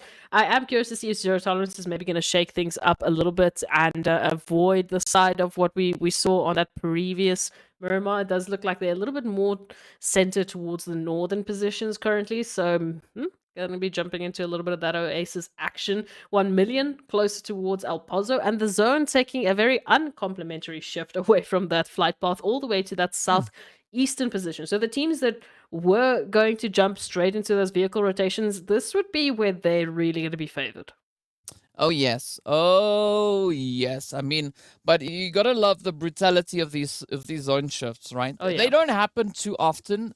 like when they this brutal, but when they do happen, it is so satisfying to see. At least for us, I'm pretty sure the teams are not at all happy with the hand that they've been dealt. But of course, speaking about hands being dealt, it is going to be Lag and Leaders of War getting into a potential early game altercation right there up in towards La Cobreria. But another interesting thing that I'm noting is that Zero Tolerance also always like to go for those very extreme kind of positions, right? Always either far to the west or like we can see them now, and as you've pointed out, also all the way up towards the north, up in towards that Oasis position. Yeah, they're sort of just keeping to the edges. We also see a team like Titans. They also love to do that. I mean, they love to go into that trailer park position, as you see them going time and time again. And now we're finding them there all the way over to Valle de Mar or even Los Higos, which is quite bizarre for some of the teams. We don't really see a lot of the teams favoring these positions. So it's nice that we now do have some sort of just occupancy coming through from these teams. But the focus, as we can see right up on our screens, is Legends of War and Lag. Of course, Legends of War, they stepped up in the beginning, right? They started to show that glimmer of hope, and now they do have the obstacle in the form of Lag, who I feel like have been pretty good. Like, I mean, they're sitting in 14th position, obviously pushing for that top 12 climb, but they've been pretty consistent up until this point. Well, not only that, right? They're 6 points away from hitting 100 points. So, maybe this is going to be the match in which we see them pull that move. Based on the performance that we've been seeing so far in our previous games, I do think that could potentially be on the cards for them. As I have to agree with what you've been saying, they're looking really good, right? They're starting to find that rhythm, starting to find that flow, and this is what makes me so excited for not only the continuation of today's matches, but what is going to be happening moving through into that second week, because the teams have already learned a considerable amount about each other, right? Participating for 5 days on 4 games against the other groups, there's a lot of information that they can gather here, kind of feel out where to expect the rotations to go and all that. So I think the second week, that's going to be quite a climactical week. Absolutely, because those pushes are going to come through. Obviously, the moments and knowledge that they've built from this first week is all going to filter into that as well. And for some of the teams, I feel like they've already made huge shifts in their playstyle, even their drop locations, as we've seen for some of these teams already changing up where we would normally find them, just to try and adapt to the competition that's been, coming through. And that's once again going to throw them for a little bit of a loop when the groups start changing and these maps start rotating again. So a lot of obstacles, as we've been talking about, for the teams to deal with, and it is expected at this point in time that, well, they sit and they say, okay, it's fine, we can deal with this as well. And they've been taking all of these changes in such a beautiful stride, especially up until this point as we lead into our last few maps. So let's just see what else they have in store for us, especially Desert Flame after that very good start on Erangel. I'll put it that way. Yeah, I mean, this match is marking the halfway point for us for today in our 6 games of the day, as we are going to be moving into that extra little bit of Livik action, which I'm actually quite excited about to see, what the teams are going to be bringing through. We know Livik has a few special weapons that are pretty unique to the map itself. Also, as you said yesterday, it is a 2x2, so it's much, much, much, and then some smaller than what the teams have been playing it out across here. But also, we've got some beautiful, fields filled with stuffs. Flowers and such. Yes, and snow and, heated pools and whatever you can think of. It's pretty much there. So it's going to be quite an exciting one. But I'm also curious to see if we're going to be having any teams with any of those monster trucks racing around like we see Alpha Luigi here now trying to climb this beautiful hillside with a party bus. Yeah, I mean, after this last Miramar of the day, we are going to have a very green day. So I mean, jumping straight into, after this, we're going to look at that Sanhok action, then to Erangel, then to Livik. So the teams are going to be looking at a lot more fast pace. This is going to be the last map that they really do have that space to kind of work around and use to their advantage. As we can see, Leaders, Esports, and Virtual Gaming now finding each other once again. So it's going to be the last time, at least for today, that I feel like they're going to have that forced cooldown period, that forced time where they just need to focus on looting, focus on rotations. Yeah, but also keep their focus on this big map, because this is our last big map of the day, right? Yes, I know Erangel is also, well, square-wise the same size, but the playable area on Erangel is not as is not as excessive, right? As Yeah. we can see right here on Miramar. But for the time being, it is going to be a continuation on this play between virtual gaming and the players from leaders. Of course, for our viewers, if you want to stay up to date with the live scoring, the live standings, they are available right at the top of the screen. And we actually see the players there from Mad Knight moving up into 15th position after that performance in the last game. So a really great jump coming through there from them. And, you know, that makes me hopeful to see that kind of change come through for our other 19 teams. Absolutely. We love the changes. We love the energy these teams are bringing. And of course, virtual gaming, finding super young stars. This is just becoming a meme at this point in time. It's like they can just sniff each other out. But of course, Gaddafi is going to be the first member of virtual gaming to suddenly get a realization that, maybe this compound is not the best option. But I'm loving this play from Shero, right? I mean, we did see Shero getting taken down first in the first Miramar that we had. But this time around, finding the weapons, getting 2 knocks in. The first one on towards Gaddafi, and then following up with that knock on towards Alpha Luigi. Up comes one shot. This could be that play now for Shero to be the hero in this play. Oh, but vaults out the window. One shot connects up beautifully. Gets the knock secured, and up comes Moord now also trying to close it up, but they too fall. Oh, that is super unfortunate, but they are not out of the woods just yet, right? You could still see that play coming through here from Winky pushing up on the edge, and this could still be a bit of a potential gain for the Super Young Stars. Absolutely. Winky just in a prime position right now to hold the flank and to force the hand of virtual gaming, who are trying to go for those reses. Of course, Gaddafi moved in the prime position and angle that Winky has to hold. And now the turnaround here onto Alpha Luigi. Beautiful. Now Zeus obviously still left alive alongside one shot. The confirmation onto Winky. This is massive. Super Young Stars still in this. They are not out by any means necessary with the turnaround from Winky. I'm loving this play, right? Super Young Stars keeping the pressure up. Winky, ZF not backing out of this opportunity, keeping the pressure up, even though they are going up quite a formidable force, right? The virtual gaming squad, they are not backing down. They are not letting that get to them. They want to keep the pressure up, and we can see, of course, it is going to be Shero to get raised up as well. So with that, Super Young Stars return back to 3 players, and this could be that opportunity. One shot, and Zeus going to be the 2 contenders just held up alongside them here, and this could be one that is on the books, right? They've gone from a 2v2 to a 3v2 in favor of the Super Young Stars. They've already had to face this obstacle for Severny on Erangel. They've already had to go up against virtual gaming before and overcome that to move forward with their momentum. And now, this point, if they can actually take control of this and eliminate virtual gaming, this is going to be massive for them. Not just in terms of, obviously, on the scoreboards, you know, getting closer and closer to the gap, etc., etc., but just the sheer momentum that they get from facing off against their so-called nemesis and actually winning one over on them. Yeah, I mean, this is not exactly Severny. This is not exactly Erangel, but you know what? This will do. This will definitely do. And up comes ZF with a bit of a push. Oh, just evades the shots, but one shot follows through, gets the knock in. Some beautiful strafing coming through here. And see whether or not Shero will be able to get those shots and get the knock in. Now, just trying to play on the wall. The confirmation is locked in as ZF gets taken down. Up comes the rush. Oh, but a one shot just dealing absolute devastation. Now it's going to be an opportunity for Winky to try and secure the play, but down they go. Virtual Gaming just wiping them off of the face of Miramar. Well, I would say one shot did, yes, because one shot running around with all 4 of those kills. Obviously, thanks to some assistance from the team, of course. You know, it's not a solo game here, but my goodness, one shot just absolutely dominating that building play there and obviously taking out their so-called nemesis, as I'm going to call it. But Legends of War now making rotations past Team Myth territory, and unfortunately Ramsey is going to be holding a nice position onto Irving, who is immediately going to be taken out and easily confirmed right in the clutches of Myth territory, as we mentioned, just taking the wrong corner. Unfortunately, it does happen, 50-50, and they just chose wrong in this case, you know? That was great teamwork coming through from Myth, right? We did see Momin just capitalizing on that opportunity alongside Ramsey, and with that, they made that vehicle go boom. Gotta love it when that happens. But, yeah, that was just insane to see. But speaking about that, right, we are going to be looking to see where our remaining teams are going to be rolling up towards, right? It's going to be the players here from 1 million.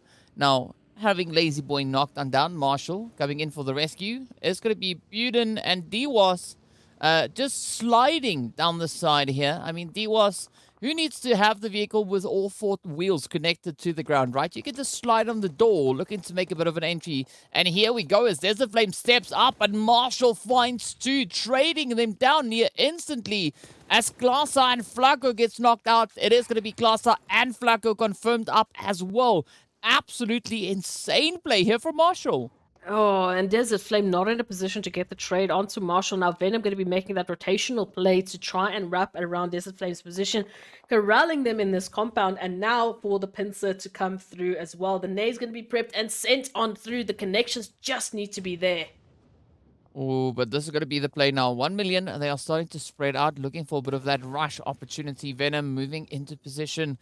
But, I mean, I'm curious to see what's going to come through here from Desert Flame, because they are going to get a full ambush if they don't act swiftly to this. They are still in a position where they could potentially find a few of those hits to try and halt that advance. But look at the sprays, though. A bit of assistance coming through here as well. And see whether or not DWAS is going to be able to lock in those shots. I'm loving these angles being played at, but nothing secured just yet. Blackjack also getting drawn closer to this altercation as they can hear the shots being fired off. You can see them now just perched up, but Venom gets traded down. Oh, but DWAS gets blown to pieces as we can see the nades come in. Absolutely insane rush coming through here from 1 million once again. And a little bit of help there thanks to Blackjack Esports just on that high rise from the northern position. Obviously had full purview, full opportunity to get involved at any point in time and just jumped in at that third party moment at the last moment. As we take a look at the rotations, of course, centered a little bit closer to that western part, just off of Chumacera, we do see quite a few rotations now occurring, and Legends of War finding Myth once again. A little bit of revenge for Irving, you know, your fallen comrade. We want to make sure those rotations and eliminations are going to come through, but they're still taking this engagement, at least, out in the blue zone. Well, let's see where this goes, right? Not the most ideal position to be playing it at, but here we have Broly still continuing with the sprays, but look at that flick now. Keeping their head on a swivel, turning around very quickly, finding the opportunity there. But now this is going to be up to the players here from Legends of War to get themselves back into the zone, and Flick going to be rushing, or rather rotating pretty close to Ramsey, and Ramsey just beautifully set up with a bit of a gatekeep, right? They've got their back to the zone, and they know that Legends of War will have to rotate in this direction to get past them. Absolutely. This is that gatekeep opportunity here. Moment from the back line, and of course Broly to back them up as they make that rotation on through. Ramsey just up ahead of them, really forcing the hand of Legends of War to make a longer rotation around La Bendita into the zone. And unfortunately, that's just wasting their time and prolonging this potential of jumping into that zone with so many more teams set up and waiting for this position. And now it's just a dash to safety as all of these teams heading closer and closer to this position between Los Leones and Chumacera. As we know, a lot of terrain that they need to handle here, and it's going to get a bit awkward. It's what it is, but it is going to make for such a fantastic play as these teams have to manage it. Yeah, and we can see the players there from Seoul already being situated smack dab center zone, at least for now, but we are going to be seeing where that next shift will be taking us as the blue zone, it closes up and it swings down towards the south, actually moving in favor of Titan. 1 round leaders situated on that southern edge, but Seoul still in contention alongside the players there from Triple, and I'm pretty much expecting the players there from Triple to just kind of condense up their position there and look to see how they're going to play this next one out. Virtual Gaming also going to be pushing up alongside that eastern edge, but this is where we get to see what Titans and 1 round will have in store for us. I love it when you mention that. Titans in 1 round. What are they going to have in store for us? What is Leaders going to have to say about this as well? Moving in from that southern eastern part of the zone. Obviously taking a nice angle here within zone. Not quite, set up in terms of hard cover that we might see as teams like 1 round are currently. But definitely with an opposition that is going to rival the rest. Of course, Seoul Esports here just towards the outskirts of the zone. Fighting for position in towards this northern part of the zone, actually, pardon my mistake here, and they're currently fighting for supremacy of this northern part of the zone before teams like 1 million and VST look to take it away from them. It's going to be a pretty tall order to come through, but, the players here from Triple, they looking at the map, they look pretty close together. But as we know, this is Miramar, right? Objects are in fact much further away than what they appear. But that's not going to be the situation here for Virtual, right? Ooh. Wave is right on top of them, as we can see. Ivar now trying to move on in. Myth coming with a little bit of that drive-by action, but it will be Moment to get ripped right out of the buggy. And now it is going to be Wave to continue the efforts down on towards Virtual Gaming with a little bit of damage being dealt on towards Zeus. One shot still in somewhat of a safe position here. But that blue zone has caught up, and this is where things are going to get risky. Fortunately, it's still fourth phase, not as deadly, but wow, vehicles getting flung all over the place. Yeah, the nades absolutely on point here from Wave, and especially Rhino to manage all of these 180s that they constantly have to jump into, with all of the teams making a dash for the zone. As we can see, now that race is on, Rhino and One Shot just heading into the zone. Eval all have met and are trying to, just catch up with their teammate who are headed into the zone. Blackjack just off to the side. Leaders just up ahead as well. So unfortunately, Virtual Gaming not going to be finding an easy way out of this one. Yeah, but I'm loving that ranged assault coming through from Wasted. The consistency there. I mean, connecting those hits up. We did see what a challenge it was locking in a spray at that distance, right? You can see the shots just flying past their heads. But essentially, they did connect on up and the knock came through, but One Shot is not going to be left behind as Zeus continues to roll on forward, almost completely unfazed. Well, not unscathed though, right? But we'll see where they'll be able to find a position as they are putting up alongside the players there from Myth and the rest of the teams. Titus also down south. You're seeing shots coming through in pretty close succession here, but look at the sneaky play coming through here from Raouf. Right, they know that there's someone alongside them. Well, essentially, it is going to be Virtual Gaming to get taken right on down. But Triple now trying to lock in this northern position as Legends are yet to rotate into zone. Triple and Soul did disengage from one another and have focused on other competitors moving into the zone. Of course, Triple Esports now looking to take out Legends of War, with Flick being the lonesome out in the blue zone. 1 HP down, and boom goes the car. Boom goes Legends of War's chances, unfortunately, on Miramar. And meanwhile, that zone centering a little bit closer to that western position. And Titans, what is happening here? Wow, that was quite the bold push coming through there from Gaga. Beautiful opportunity being presented right there, and unfortunately they get taken down. But now A9Q still in contention. Gaga might be bleeding out up ahead, but not all hope is lost. Teak and Axa now having a quick opportunity to get themselves reset as they now look to avenge the play that Gaga had on them. The shots connect in. Oh, A9Q just narrowly escaping that one. But whichever way this is going to be going, VST are stepping into that engagement as well. Could come through with a bit of that third-party action. So A9Q's time might be numbered here.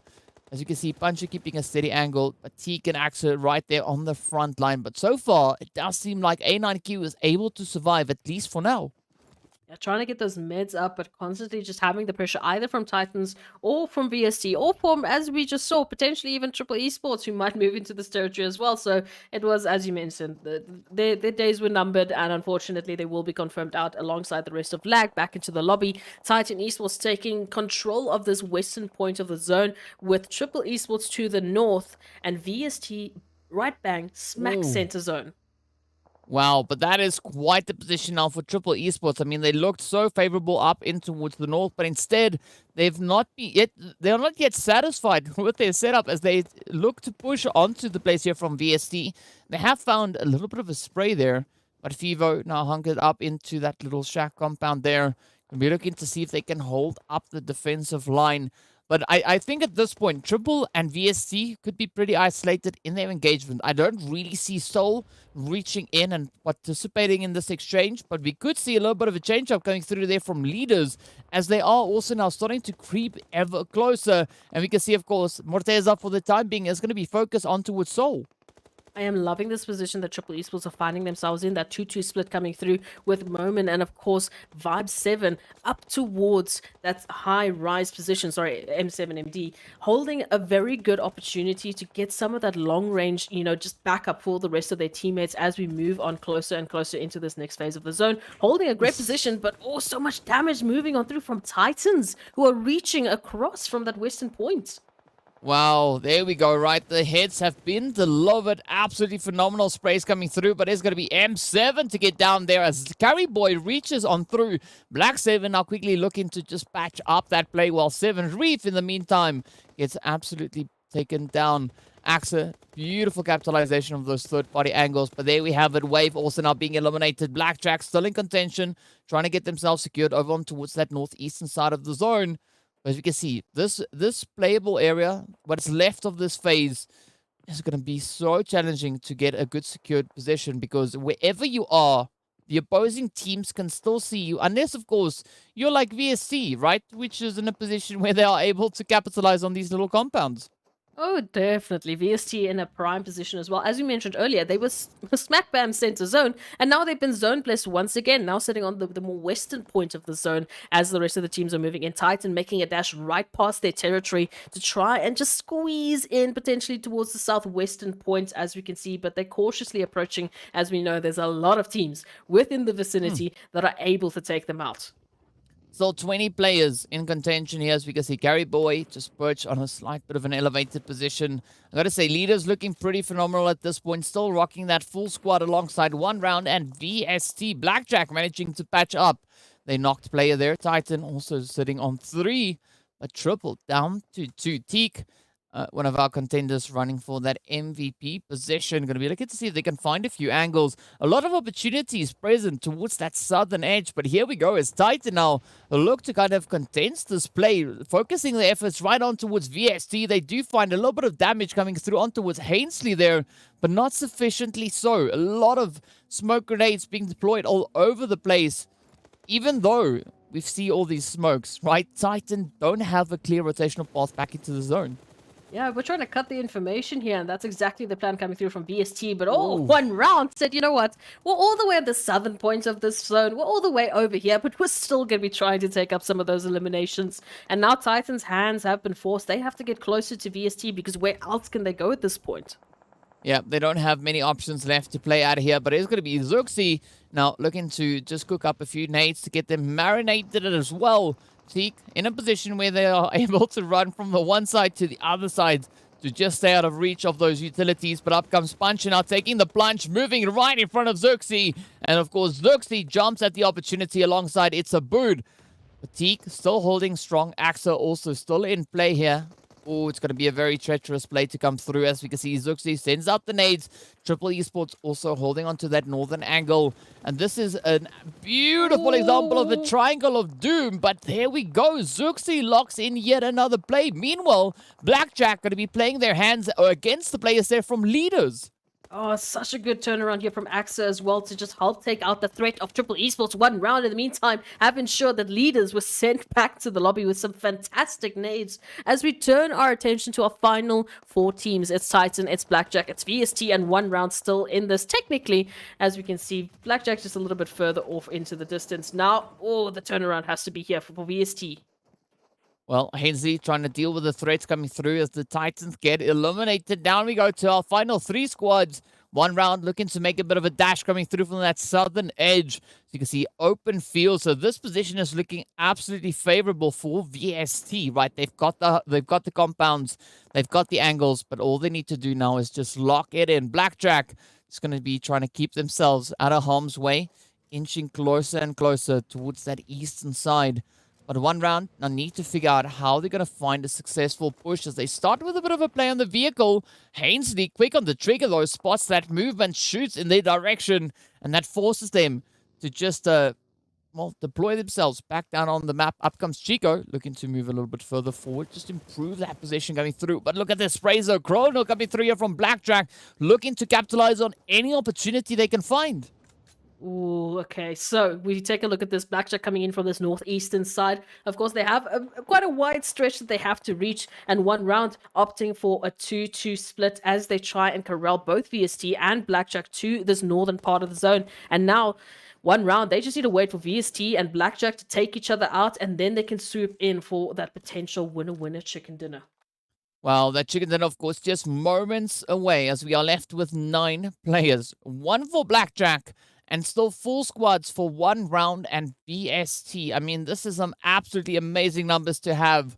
But VST really trying to make an insane comeback here. So they're looking to be pretty strong contenders, especially for this game. But will it be on the cards for them? Will they be able to secure these eliminations, secure these points?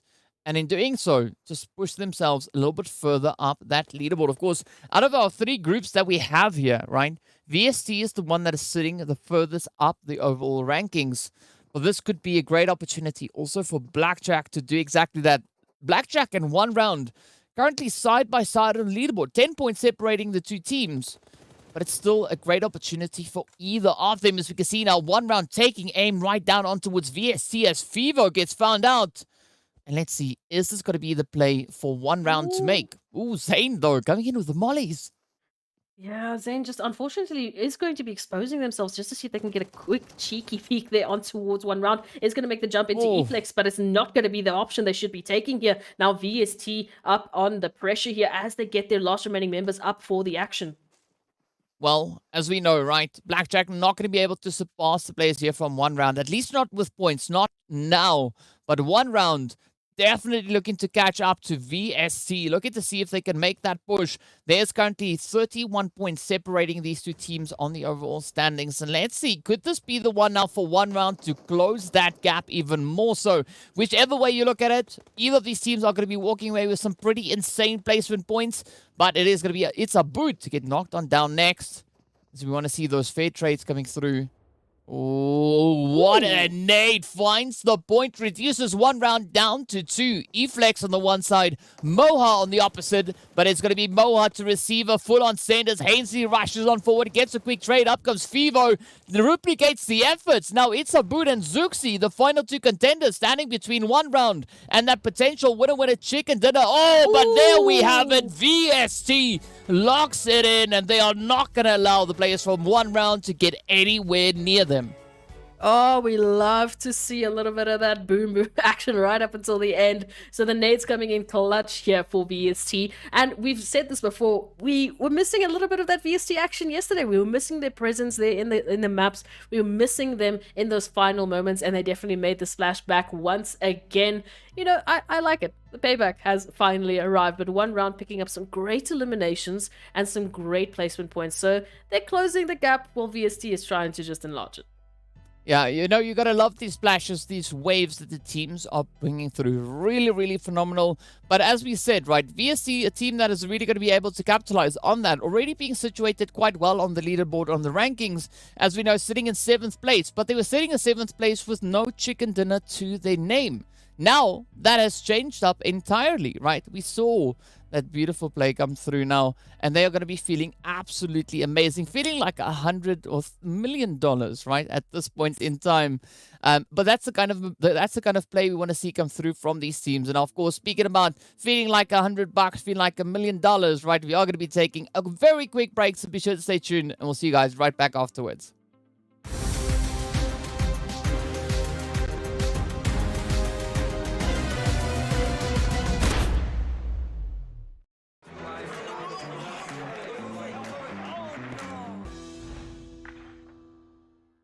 If only I had a weapon, I would take over the punching kick.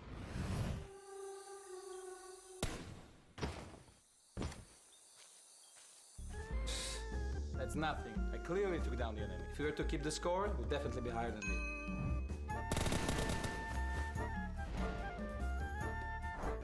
If I hadn't thrown the wrong grenade, I'd be eating chicken dinner for sure.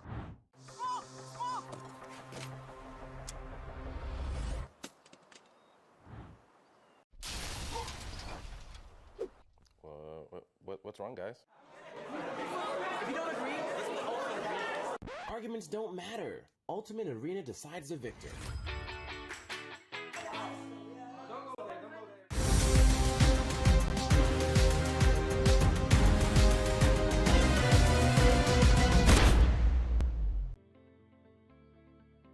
Hello and back to the PUBG Mobile Pro League Africa fall season here for 2022. Already a very exciting conclusion coming through in our third match of the day. We saw the players there from VST rise to the occasion, picking up their first winner chicken dinner, doing so in style and securing themselves an absolutely glorious play. But of course, that is what we were hoping to see, right? The team stepping up, rising to the occasion, and I mean, VST absolutely knocking that one out of the park. Definitely, and it's good to see them back in the action again. We've had so many opportunities to see a few teams that we haven't had an opportunity for quite a while, so we can take a look at those match rankings to see where the rest actually ended up and how, you know, one round actually managed to pick up points. So as you can see, VST picking up those 24 matching eliminations with one round actually in those final moments. So fantastic pickup for both of these teams to just, you know, bolster their standings on those overall leaderboards.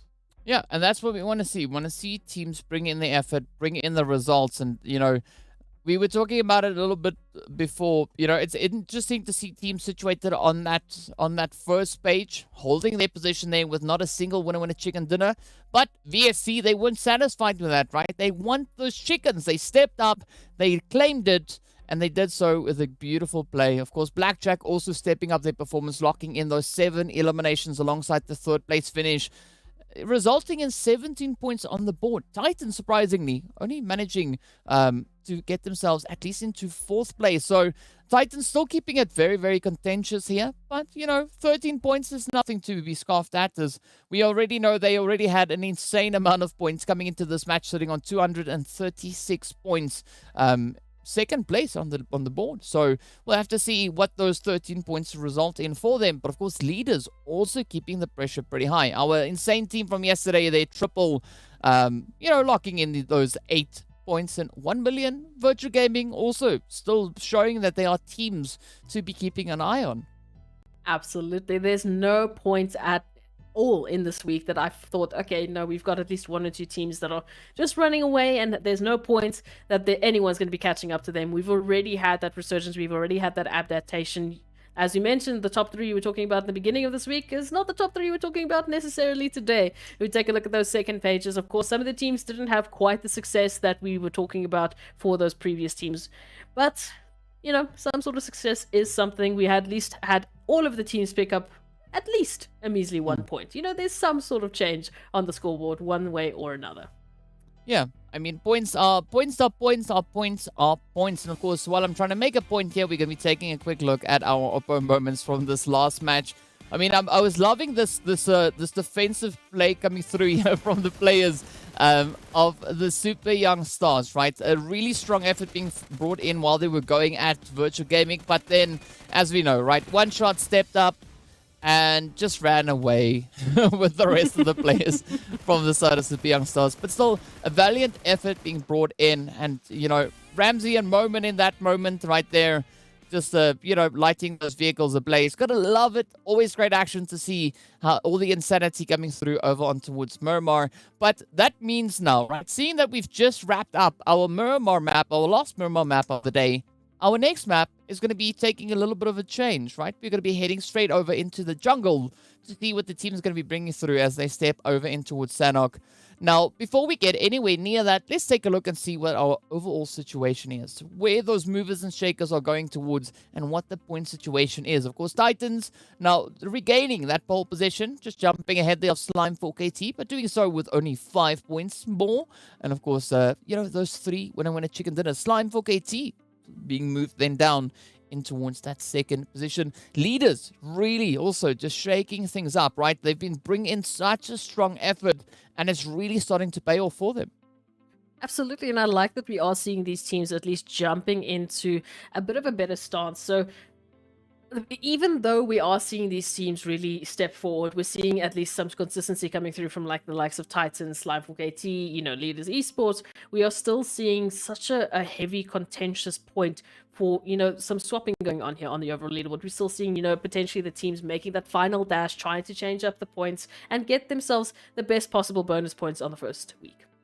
Yeah, and of course, speaking about bonus points, we are going to be moving into our second page to see what the point situation is looking like at this point. Wave Esports going to be moved down, right, all the way into that 9th position.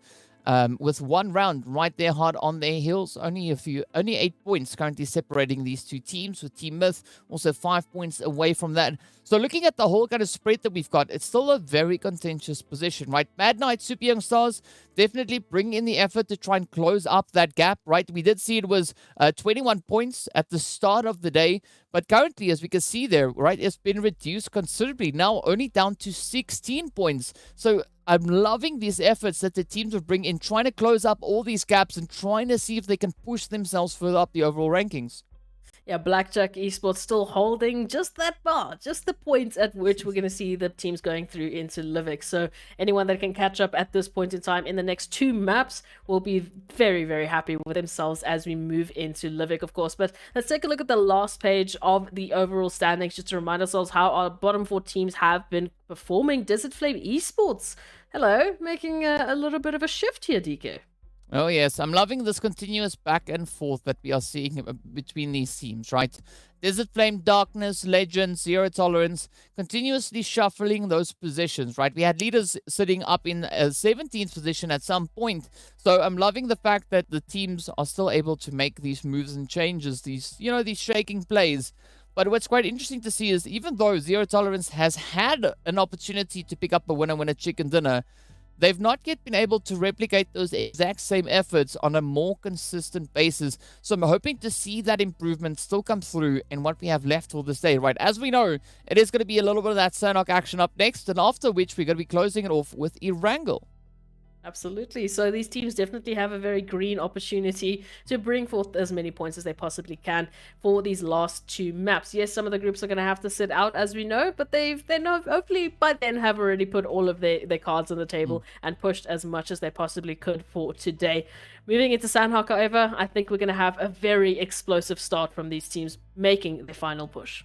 Well, speaking about explosive action, we're going to be jumping straight onto our plane to see where the teams are going to be going. And as we said before, right, there is going to be one group sitting out at this time around. It is going to be the players from One Round, Seoul Esports, TEAMLAG, and VST Gaming. So I'm loving the efforts that VST brought over in the previous match over on Miramar, looking to just establish themselves a little bit more aggressively, as we can see them situated up in towards that 6th place.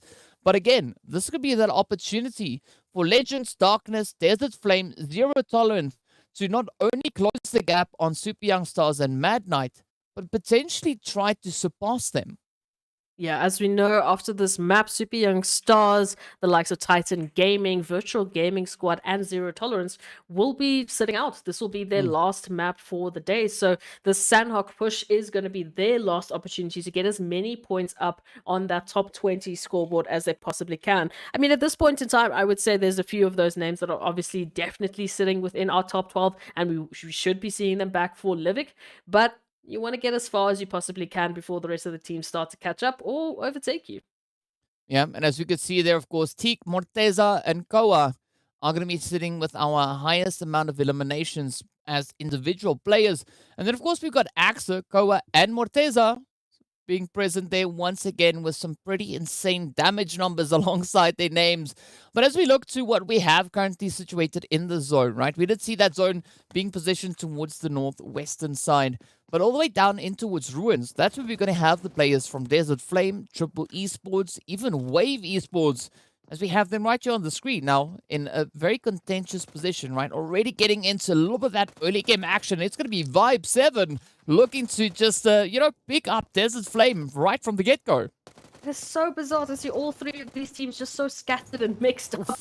Position here just towards the edge of that river line. So I'm just lost for words as to why we see so many teams dropping on one single location. But hey, here we have it. So Triple Esports, Wave, and Desert Flame now fighting for their positions here. Already a bit of a knock coming through. Triple Esports picking up 1 elimination, being happy with that.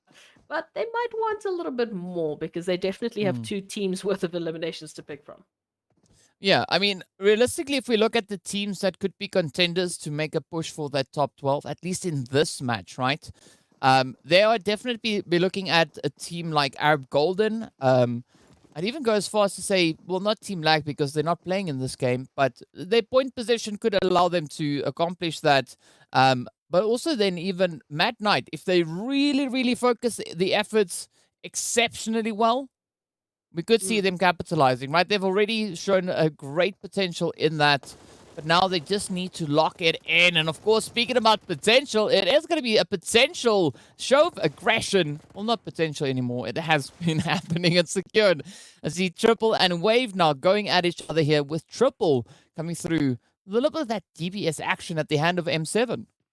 Hey, we've been loving the DBS in the past few days. It's definitely been showcasing to be a very intimidating weapon. But of course, Wave's still a little bit split up. As you can see, Zakaria and D3S all the way up north. And, well, Rhino has to, well, up south, actually. And Rhino actually has to make a dash to the southern point and catch up with the rest of their teammates to try and keep their numbers in play. In the meanwhile, Desert Flame, they have completely just jumped out of this whole situation and moved a little bit closer to Camp Alpha to try and keep it in check. Yeah, I think that's a respectable decision to make at this point, right? They know what's at stake, and they don't want to get themselves caught in unfortunate positions unnecessarily. But as we look on towards Triple and Wave, they do look to try and kind of close this one up. You know, they want to continue the altercation, but they don't seem to be overly focused on following through with those efforts. Meanwhile, Wave will be pushing for a little bit more of a separated play towards that ruins area. So I think that's a good disengage coming through from them. But as we look to the rest of the zone, right, aside from the 3 teams that we've got situated right here, the rest of the lobby, they're all pretty much respecting the space, right? No one pushing up super or overly aggressive on each other. I mean, saying that, we are seeing the players from Leaders and Legends of War still in pretty close proximity. They might get even closer, but aside from that, no one else really going out of their way to cause any major disruptions. No, and what I would be worried about is Flacco just out in the water, swimming across in a sea of Triple Esports. We'll see if they'll be able to get out of that situation. Of course, Leaders and Legends of War have found one another. We do like to swap these 2 names out quite a bit. So, you know, this is now going to be a very fun one for us, DK. It's Legends and it's the Leaders. Yeah. Some LOL, right? Leaders on Legends action. That's what we want to see. As we can see, Morteza, who's already been pretty aggressive, especially looking at today's performances, trying to find a few of those sprays down on towards the Legends, but Flick right there on the front line, a little bit of an exposed angle. I mean, I'm liking the position where they're situated in, but they need to be careful and not get found out. But to bring in a bit of a helping hand, it's going to be none other than the players there from Mad Knight, right? Just trying to ride over this ridge line, putting the sprays through on towards Leaders, and that is kind of forcing Leaders Esports here to lose a little bit of that focus down on towards Legends. And of course, Legends, they're just going to be capitalizing on this effect. Oh, just dealing the damage, looking for any and every opportunity to just take a piece away from Leaders Esports. Of course, very long-range engagements for them to deal with as they are holding this position very close to the trifecta, and which is very, very, very close to the perfect center of zone. I mean, only really rivaled by the position, I guess, that Mad Knight and Slime4KT are holding. But hey, 7 Reef trying to take a page out of Flacco's book, and Buren here to back them up, now looking for, well, the elimination. Yeah, it's quite interesting to see players spending so much time out in the water. As we know, there's not much to be had at that point. But it's going to be DWAS to find a knock all the way across, though. And Buren still keeping a very, very watchful eye here. But Black 7 also not just waiting for Buren to re-peek that rock and bring in a little bit of a cover play there for 7 Reef to get themselves situated on towards that northwestern island. A very, very ranged attack, a strong attempt being put in, but the M4 at times could be quite challenging to land shots at that range. Yeah, it definitely can be. So both of these teams reaching across, trying to pick up as many eliminations that they possibly can. We did see Desert Flame make the first rotation, and this has given them that opportunity to do a little bit of bridge camping, you know, hold the line, maybe hold Triple Esports in their rotation out of the potential next phase. We'll have to wait and see how Wave Esports might actually affect it as they've moved back from Ruins into this bridge line, and they can get in between both Triple and Desert Flame. Yeah. But, you know, there's going to be a bit of a position to be played out here as we do see Triple sending those shots, setting their sights over on towards Buden. Meanwhile, Wave, as you've mentioned, going to be looking to just squeeze themselves into this opportunity. But Myth also making a bit of a move, coming up the rear. And up comes Zakaria, finds the shot right down on towards Black as they now get taken down. An M7 and 7 Reef, the only two hopefuls now left for the side of Triple. Yeah, it's turned around not the way that they would have wanted. I mean, the way that we started this engagement with them picking up at least a few eliminations towards Wave or turning it around wasn't the way that they thought that this would turn out. But of course, the early rotation from Desert Flame, the disengage from Wave, now that return from both of these teams to get a little bit of that revenge, and Flacco reaching across to find 7 Reef is going to put this pressure onto M7M, and D3S is going to be making that choice for them as they move up closer and closer, might be forcing the issue at any point in time. But I'm liking the aggression being showed over on towards the southwestern side, right? As we now wait to see where this next zone is going to be taking us. Mad Knight playing a very relaxed position up in towards Hatin. Mad Knight just holding strong there. But of course, the players from 1 billion, they're going to be rolling through from that northern position, just rotating away there from Cal and Tatmok, heading a slight bit further on towards that western side. But with the zone now just centering up on itself, it's going to be allowing these teams to continue with their momentum, right? Continue with these rotations. And I'm curious to see what's going to happen between Super Young Stars and Darkness, situated all the way down in towards Painan. Ooh, all right. So let's take a little bit of control here. So Super Young Stars, of course, a little bit closer there towards Painan, alongside Darkness, of course, as we can see potential opportunity for either of these teams to get up ahead of the rest of the competition. Blackjack yet to make their rotation into zone. Arab Golden as well, alongside Myth, still jumping into the safety, but behind quite a bit of teams that are right up ahead of them. So the rest of these teams in question might be looking for some earlier eliminations as they are currently left to their own devices. I am especially focusing on that trifecta area, that we still have quite a few teams such as, Legends of War, Leaders Esports, and even Zero Tolerance, or who knows, even Virtual Gaming, who can get involved. Well, let's see how this one pans out, right? Because especially looking at this kind of Painan setup, right? This is a somewhat isolated engagement coming through, but as we jump further up north now, it is going to be Titans and Zero Tolerance to look to see if they can find a bit of a play here. I mean, Paradox keeping a slow, steady position. We see that DBS coming through once again, being devastating as always, but Lord now lets it rip, picking up the spray on towards P6. That's what we want to see. Quick hit, quick action. Titan and the rest of the players here now looking to see if they can bring on a bit of a vengeance, because Zero Tolerance looking to lock in point here. Paradox now coming under fire as they get rushed. The shots come through. Up comes Puncher and Axa, looking to show them how to deal the aggression. But now, as you can see on the opposite end, right, it's going to be Skydo and Lord left to try and make a bit of a play. Either push forward in towards Titan or fall back and rotate a little bit closer towards Bootcamp, trying to lock in a little bit of that safety. But it does seem like Zero Tolerance are going to stick to their guns, right? They want to stay right here on the front line alongside Titan. They're not going to be backing off. As we know, this is both of these teams' last opportunity for today to pick up points on that overall leaderboard, to get themselves into the top 12 for that last Livik game of the day. So both teams looking for that final push, and now Titans looking to aggress upon Zero Tolerance and their position to take out their fellow team from Group A. Well, this could be a little bit of that rolling thunder coming in here. Skydo can hear the footsteps getting closer and closer, waiting for an opportune moment to strike, but they are going to be taking opposite ends of that rock. Finds the one trade though, but Puncher sneaks in with a quick hit. Lord now left to try and make a stand, but again, same situation.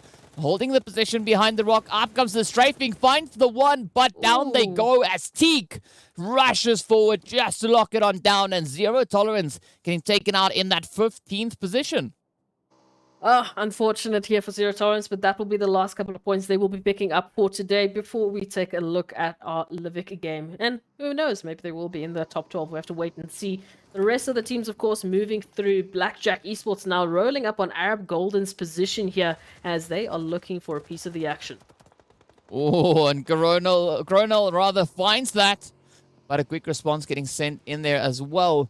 Now Ban gets the opportunity to move on to Angelo to get that res going, because see Ilias now off in the distance. They're taking a few hits. Super Young Stars focusing their efforts onto the players there from Arab Golden as well. But up comes Phoenix now, looking to see if they can find a bit of a stand to make. Huddling up in the building, the rest of the team still quite some distance away. MG and Zane nowhere near them, and down they go, falling to the aggression being shown here.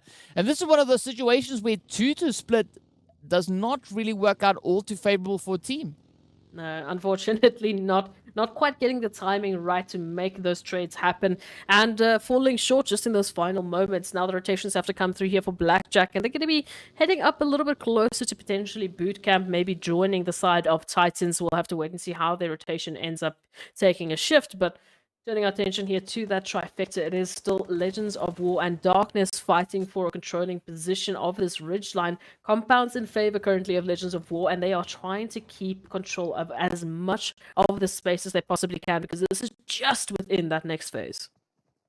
Yeah, and I think that's going to be a healthy spread, especially now for Legends, right? Because they've got those compounds, as you've pointed out, but Darkness trying to find a way on forward. And we also see the players from Leaders Esports being positioned towards the north. So if Darkness goes for a full-on send, we could actually see them, not only facing off against Legends of War, but they could also get caught up by the players there from Leaders. All will be revealed momentarily. But in the meantime, we do see Farok, unfortunately getting caught up by the blue. It's going to be a double whammy.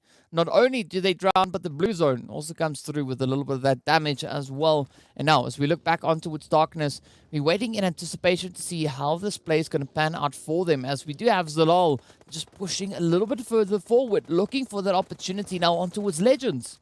All right, at Legends of War's doorstep, and unfortunately not the control that Darkness we're looking for. So an immediate trade now, putting Legends of War and Darkness on relatively equal footing, as they're both 3 apiece each, moving through with their players. But again, this is Darkness moving into Legends of War's territory, so they need to be aware. They need to understand that Legends of War, they have the advantage. They have been sitting and waiting for a fight like this to actually come to fruition. Yeah, and I mean, it's not that Legends were legitimately sitting and waiting, right? They moved up in anticipation of what could be a good position to take occupants of. They moved through, and now they had a quick and a warm welcome come through as, Darkness sent one of their players out to try and scout the situation. But again, now Darkness left to try and figure out how they want to play this position, because we know Blue Zone is going to be closing on forward. And if the zone moves to a less favorable position, especially for Darkness, that's where things are going to get super challenging, right? Because they could either get picked up by either Legends or Leaders. So again, they need to be super careful and calculated with how they rotate on through. But now as we look back over on towards our southeastern side, we can see the super young stars, Arab Golden, the players there from Titan, as well as Blackjack, just holding on to the very edge here of bootcamp. And right across from them, of course, we're taking a look at Slimepool KT Leaders, Mad Knight, Legends of War, and Darkness still trying to, confirm what's going to happen here. But unfortunately, all of these teams that we've just mentioned are going to have to take a little bit move towards that northern shift of the zone. 1 million in a very controlling angle, holding both some part of Hatin and that island just off of Tatmok. So they've got some good control, some good split control. I'm just not sure how they're going to be able to manage this, as there are currently just one player down. So that 2-1 split may work for them. It may not. We'll have to wait and see how they're going to manage the situation. Yeah, I don't think that 1 million is too worried at this point in time, right? They got Senkai sitting towards that western side, and the reinforcements are on their way. But I think that's quite a favorable position, especially trying to kind of focus their efforts a little bit more on towards Hatin. Meanwhile, it is going to be Darkness and Legends getting into that altercation. But up comes Leaders, as I pointed out before, with those third-party angles, finding the hits, finding the sprays. But now Legends, they need to see how they're going to get themselves out of the situation, right? They still have one contender left, one potential threat here. It is going to be Tornado. But I'm loving the fact that Flick and, the players here from Legends are focusing their efforts still towards that northern side. It shows that they are keeping those rotations in mind. Oh, but Flick now going to get picked up there by Tornado as they step on forward. And Wave jumping in just to get those confirmations going. Of course, I mean, the lone hopeful here for Darkness, Tornado, left out in the blue zone. Legends of War now hunkering down, trying to control the remaining space here, as Wave is still moving up on their territory. They've got Darkness putting down some of that pressure. So there is a lot for them to manage in this point in time. And if they fall behind, well, they'll also have to deal with Leaders right up ahead of their rotation into the zone. So very crucial moment for Legends of War to get a move on and hopefully find a position in zone. Well, now we got to wait and see how Legends are going to be trying to get themselves out of this position, but it is going to be shadowing, keeping the pressure up, holding on that just slight offside, right? Keeping a bit of a back foot locked in here. But now Tornado still waiting to find that opening. Wave, meanwhile, will be moving up, trying to get at least one player situated towards the zone, as we can see D3S taking that play. But now Zakaria on the front line, waiting for a few trades. It's not going to be too easy to get the angles onto the players here from Legends of War.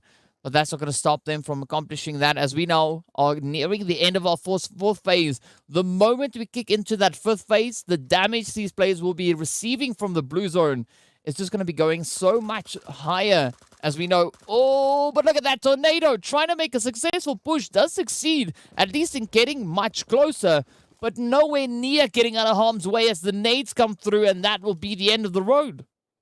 So we turn our attention now to Wave and Legends of War for the answer to this finale. Because, of course, we know Zakaria, the only really member applying pressure from Wave's side to Legends of War. So now, in a matter of seconds, both Zakaria and Legends of War will be confirmed out. In the meanwhile, we're taking a look at a bit of a swimming action happening here with Arab Golden, with Virtual Gaming raining hellfire down in the form of those nades right from atop.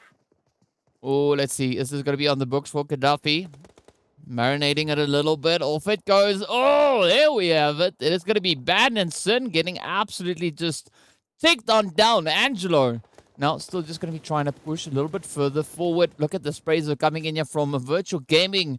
Right behind the players here from Titans, trying to capitalize on the fact that the team is situated out in the drink. Meanwhile, Desert Flame will be snuffed out in 11th.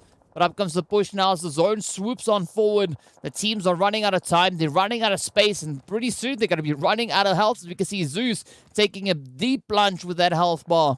But nowhere near safety just yet. No, absolutely not. Leaders also just barely on an edge there, with Wasted still alive, crawling on into the zone as Slimepork AT right up ahead are dealing such beautiful damage and just an absolute blow to the side of Leaders. Mad Knight just far off as well. Looking at Leaders at Slimepork AT's position here and wondering how they might be able to manage it for the time being. At least they are within zone. This next shift, though, might force their hand as they just barely make a step into the zone. Yeah, and of course that blue zone reigning supreme right here on Sanhok, as we can see several players now just getting absolutely devoured. As the blue zone is super relentless, it takes down the entirety of the Virtual Gaming squad. I mean, I'd love to see what the KD is coming through for that blue zone. I think it could be the craziest thing that we've ever seen. But looking at positions, Slime 4KT look absolutely amazing at this point, right? They've got that elevated angle to hold. They've got the players here from Mad Knight on the opposite end that are yet to find a good footing moving into this phase. But for the time being, they're going to be turning their attention right on towards the players here from Titan Gaming. Oh, absolutely. A good opponent to try and take out earlier rather than later. Such a competitive streak that Titan Gaming have been showing. So Mad Knight now looking to just ease up the pressure that will be applied coming through from this northern phase of the zone shift. 1 million, of course, left out in the blue zone, currently taking hit after hit from Slime 4KT and their prime positioning. Well, let's see whether or not they're going to get themselves in a little bit more of a favorable play here, right? Oh, Buncher is going to be taking a little bit of the damage. We got Teak also just there alongside them, but up comes that blue zone once again. Look at the health bar dropping for Teak, quickly managing to patch it up with a med, but it's not going to be enough as they will need to replicate that effort once again, seeing that the blue zone is so relentless. Kingman trying to contribute a little bit of the damage there, looking to steal a quick potential elimination along the way. But now, Mad Knight need to prioritize their position coming into the zone. You can see them on the very edge of it, but the phase takes a shift now once again in favor of Slime 4KT. And this could be the end of Teak. Yes, indeed, they fall, and Agent 47 misses out on the opportunity to pick up an easy elimination as the Titans get sent away in that 6th position. Oh, moving into this one, it is going to be a tough fight now for Slime 4KT to hold this position because, as we know, prime position for them, they want to take this winner chicken dinner, as well as Leaders Esports just slinking on by with Wasted, but it's going to be the competition from Mad Knight to be the prime focus here for Slime 4KT. Well, let's see now, right? This could be the opportunity for Slime to pick up their 2nd winner chicken dinner, right? I mean, Blackjack, it's taken on down. But this is now going to be Mad Knight's dash to move on forward as well. They've already had a taste at victory, and now they're going to be looking to double down on those attempts. It's going to be wasted to keep a steady position there as well, right? Not going to be looking to get themselves pushed out just yet, but the blue zone is going to catch up, and their health bar will start to drop as they're sneaking a little bit further forward. Slime not entirely distracted as they spot out a wasted, lock in that elimination, and now push themselves up to 8 in total. Quickly and swiftly, now taking aim on towards the place here coming through from Mad Knight, but we still have 1 million in place. We saw off of the distance, Senke holding strong. Up comes the jump, Storm locks it in as Koa sends out such an amazing nade to just assist with dealing the devastation. Of course, there we go. Senke falling to the blue as well. That is what we love to see. Now Slimefall KT moving on in with a fantastic winner chicken dinner, and they're going to be quite happy with that one, right? This is kind of the start that they were hoping for. So moving into the rest of today's games, I'm pretty sure that their focus is going to be on just trying to just continue this absolute fantastic showing that they've started.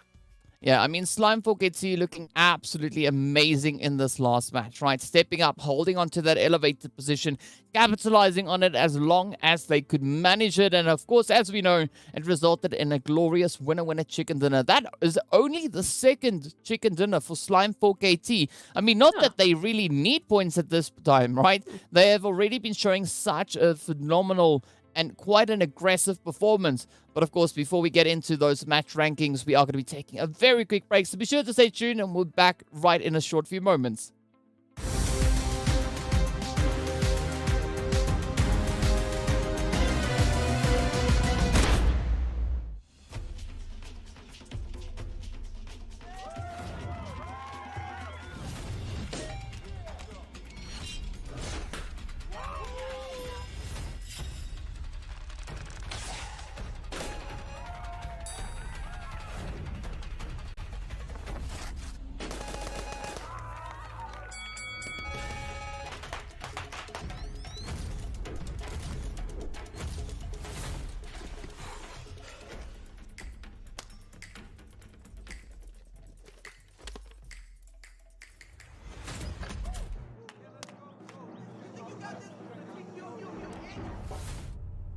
Stalemate? No problem. Ultimate Arena decides the victor.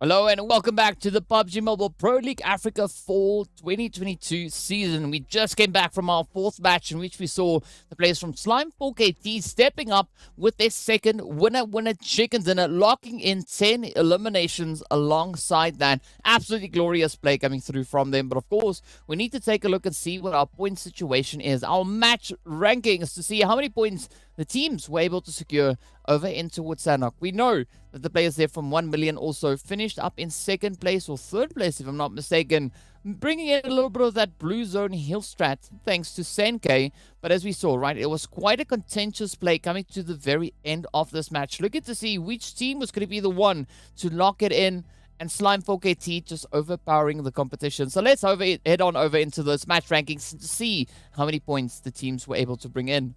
Hey, running around with 25 total points thanks to Slimefall KT and their fantastic winner chicken dinner. Just, coupling that fantastic elimination point of 10. So, again, a beautiful start for them, but it is a bizarre thought that we don't often see them in the winner chicken dinners, but they've definitely made a showing today. So Mad Knight, unfortunately, falling a little bit short, picking up those 16 points. However, 1 million or so, just jumping in with 14. And again, we know this is the last game for the teams from Group A. So, of course, Titan Gaming, we're looking at Virtual Gaming Squad, Zero Tolerance, and Super Young Stars. This is going to be their last opportunity to pick up points. So Titans picking up those 10, definitely just going to help for that last little bit right up until the overall rankings. Yeah, it's definitely going to be doing some favorable things for the teams. But of course, that was our first page, right? The teams that had a little bit more of a successful run coming through. Let's take a look and see what the situation is over on that second page. Legends of War still at least locking in those 4 points. Triple Esports also sitting quite comfortably on 4 points apiece there. Desert Flame, Super Young Stars, not having the hottest game this time around, right? Only 3 points apiece, 2 eliminations each, as well as locking in those 1 placement points. But, Darkness having a less than favorable turn of events. Absolutely. It always has to be someone right at the bottom. So unfortunately, in this case, it was Darkness moving on in to that altercation they took with Legends of War. Really didn't go in their favor. They were knocking on Legends of War's door, and they didn't quite like the surprise that they found on the other end. They still have an opportunity to come back with some games. As we know, they're not actually included in Group A, so they still have at least that one last map to bring a little bit of those extra points. Yeah, and it's going to be none other than Erangel for the teams to bring in that last effort, that last final push to see where they can find themselves situated at the end of today's proceedings. And of course, we know, right, the top 12 teams are going to be moving through in towards Livik to have a bit of a crack at it and see where they're going to be able to find themselves. But of course, in the meantime, we are going to be jumping into a few of our highlights from our past match over on Sanhok. Quite the exciting match that we did have here, but we did see that the position over towards the southwestern side of zone being held for the longest time, right? That was between Desert Flame, Triple, and Wave, and neither of these teams really wanting to be the one to get caught out and, move on forward just yet. Yeah, Desert Flame did make that earlier rotation, and eventually it did end up being, unfortunately, the downfall of Triple Esports. As we saw, Wave, Desert Flame, they initially backed off. They got what they needed to in terms of loot, in terms of better positioning, and they came back absolutely swinging. But of course, Virtual Gaming, they went shooting for fish in a barrel, essentially, with the nades dropping from Gaddafi. And a beautiful opportunity here for Virtual Gaming to pick up some great eliminations as they moved on forward. And we already saw that resurgence from Virtual Gaming today when they picked up that winner chicken dinner earlier.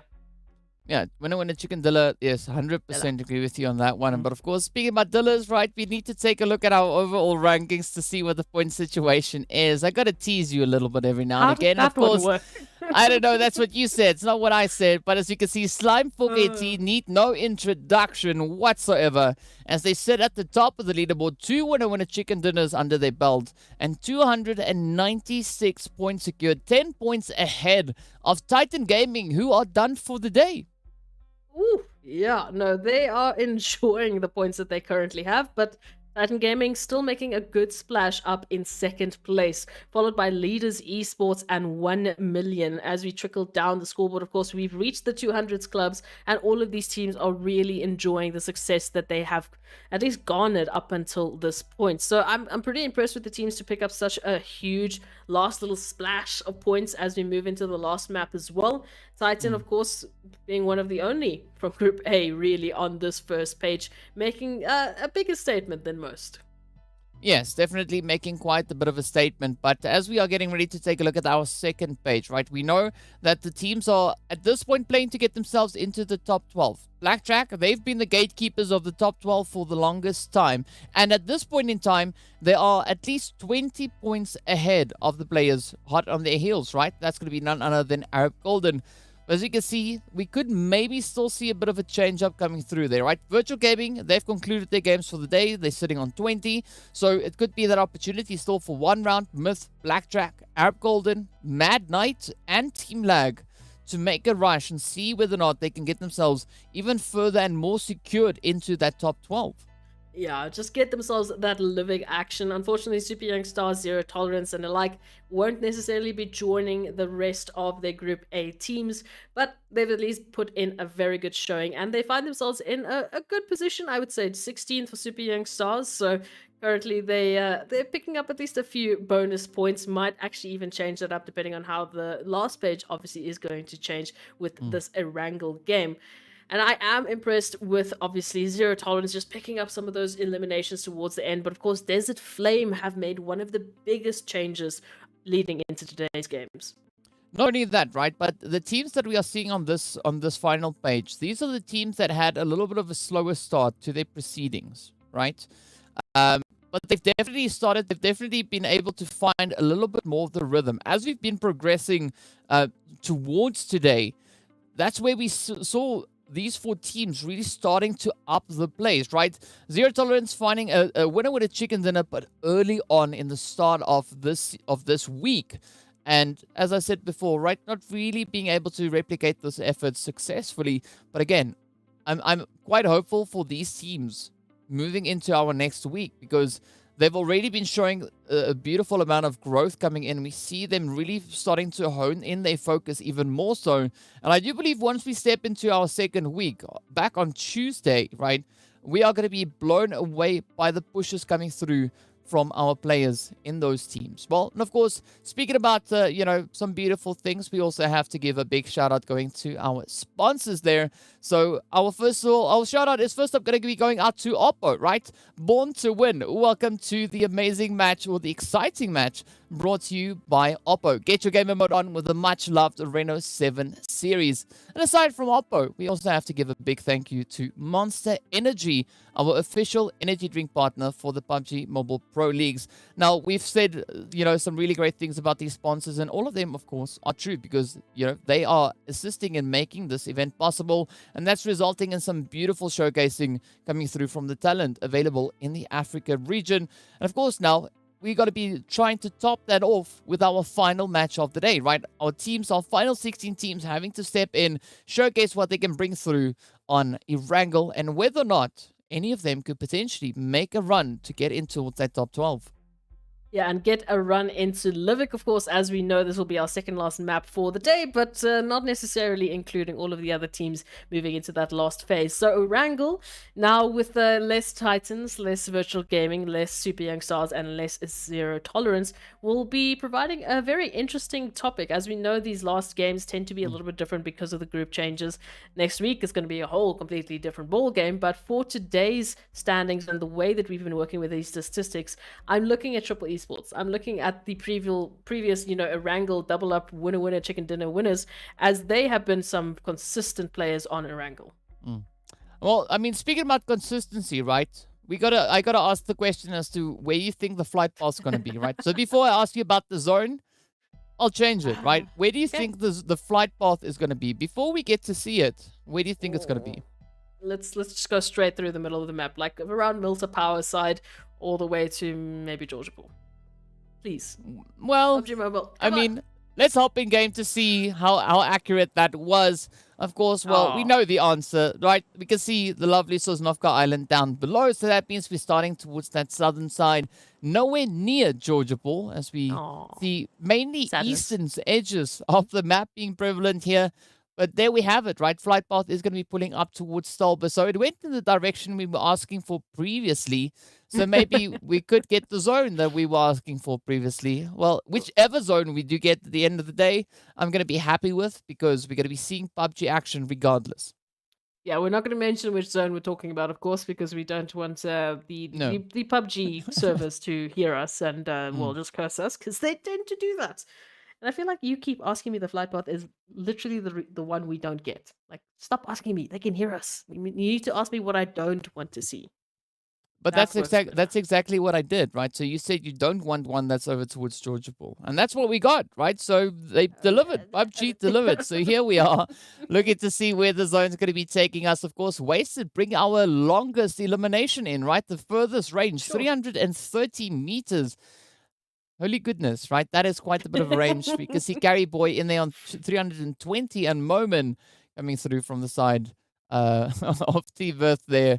327 meters. That's absolutely insane. Of course, if you want to make a really bad knock-knock joke, don't do it with Puncher, Morteza, or Axa, because you will live to regret it. Yeah, absolutely. And in other great news, we did get the zone that we were talking about previously. So involving a little bit of that Stolber, Kameshki action. So everything that we've been asking for has finally come to fruition. It was just a little delayed. It was like you trying to make predictions for maps before we even play them. Yes, I'm good at that, right? I pulled it off successfully with one team. And I'm not going to attempt that ever again. But, we see that team. Accident. No, it was on purpose. I 100% believe with that. But as we can see, of course, the team's now trying to get themselves situated. We've got Desert Flame returning to their usual drop location over towards Farm. But they have a few visitors there, right? It's going to be the players from Lag, also just wanting to get a bit of a lay of the land. And as we look onto the rest of the area, we did see the players there from Leaders, Wave, as well as one round being situated a little bit more towards that more centralized position. But now we get to see what Desert Flame is going to be looking to do, right? This is their home turf. They know this like the back of their hand, and hopefully they could look to capitalize on that position. Yeah, up against Lag, as you've mentioned, and looking to see maybe some earlier eliminations is on the table for either of these teams. But Lag holding a 2-2 split currently, 2 a little bit closer towards Milta, and then the 2 obviously mixed in between the Desert Flame colors, as you can see on the map. So it might be a little bit of a dangerous play here for Lag, depending on how they can manage it and just manage the spacing between, obviously, Desert Flame holding that position. The rest of the sides of the teams, of course, I am looking towards, Wave closer towards Rozok, and just Leaders Esports a little bit south of their position as well. So other than this contention we see right here, those are some of the teams that I am going to be looking out for. And of course, depending on how long they take this, Mad Knight might actually be joining in from Milta Power. Well, they could, right? They could definitely be joining up from that multi-power position. But I think Mad Knight might have their eyes set on a little bit more of a direct rotation towards the zone, potentially even pulling in the direction of Lipovka to where we see Blackjack currently situated.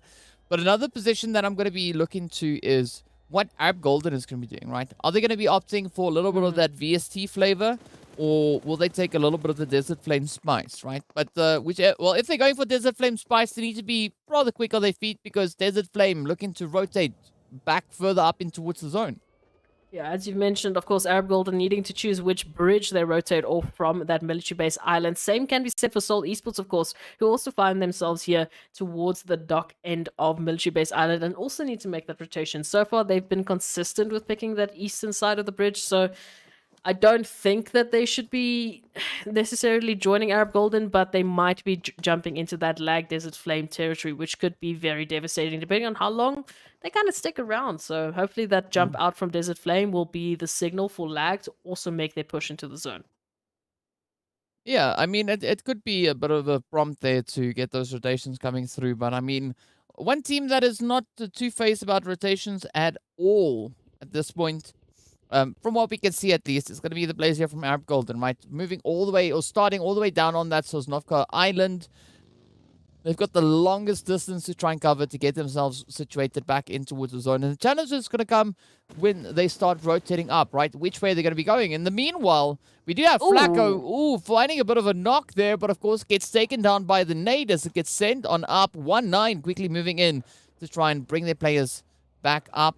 It is going to be Gaga moving towards Flacco here. And unfortunately, Buden being nowhere nearby to bring in a bit of assistance there for poor old Flacco, as we can see Diwas also, they just going to be making that push, trying to get themselves focused a little bit further up. They were opting to come in for that rescue, but it was, it just wasn't meant to be, because Flacco got taken out without them being there. Yeah, it was short-lived, unfortunately. So Desert Flame will be hopping along a little bit injured into the zone just behind Darkness, actually closer towards that shelter region. And of course, just on the opposite end of that, we do have Myth here in Pochinki holding at least a potential containment here if VST want to make a direct dash into the zone, which for the time being, it looks like they might opt for a little bit of that quarry rotate, maybe coming back in towards Ruins. Hopefully that is going to be the case for them if they take a very, very long approach, of course. Still waiting to see what's going to happen with Seoul Esports and Lag on that eastern bridge as well. Well, it does seem like Lag are looking to get themselves mobilized, same as what we see happening here for the players from Myth. But I think this is a very good decision being made by Myth, right? Not hanging around in Pochinki for the longest amount of time. They went through, got themselves looted, and now they're going to be looking to bring in a little bit more of a favorable rotation, potentially pushing up to, I don't know, maybe Rozok, or going onto those northern territories as well. But Lag still trying to figure out whether or not someone's going to come rotating up from that southern island. We can see Fantasy lying in wait, hoping, praying that someone's going to push across that bridge. But as we can see, it doesn't seem to be on the cards, as the players here from Seoul could be focusing their efforts on maybe that western bridge. They're not really committing to this eastern bridge just yet. Yeah, I think they've had enough experience with Lag on this eastern bridge to know that they don't necessarily want to, deal with that camping bridge take that Lag might have taken in the past. So they're going to be cautious as they approach this rotation. They still have a little bit of time as the zone's still moving in to really take a decision on where they want to invest their time into. Arab Golden, in the meanwhile, is also fighting for that Western Bridge against VST, who are no stranger to Arab Golden and this particular rotation. So going to be curious to see if they actually do find each other in the later phases.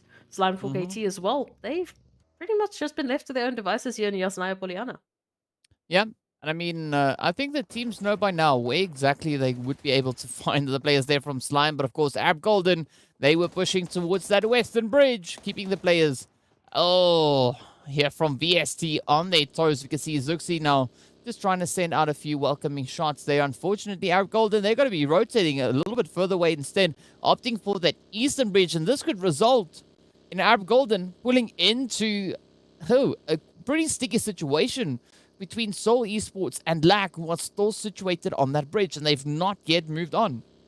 Yeah, so many teams that are still wasting time in the blue zone, waiting for those altercations, maybe possible, engagements.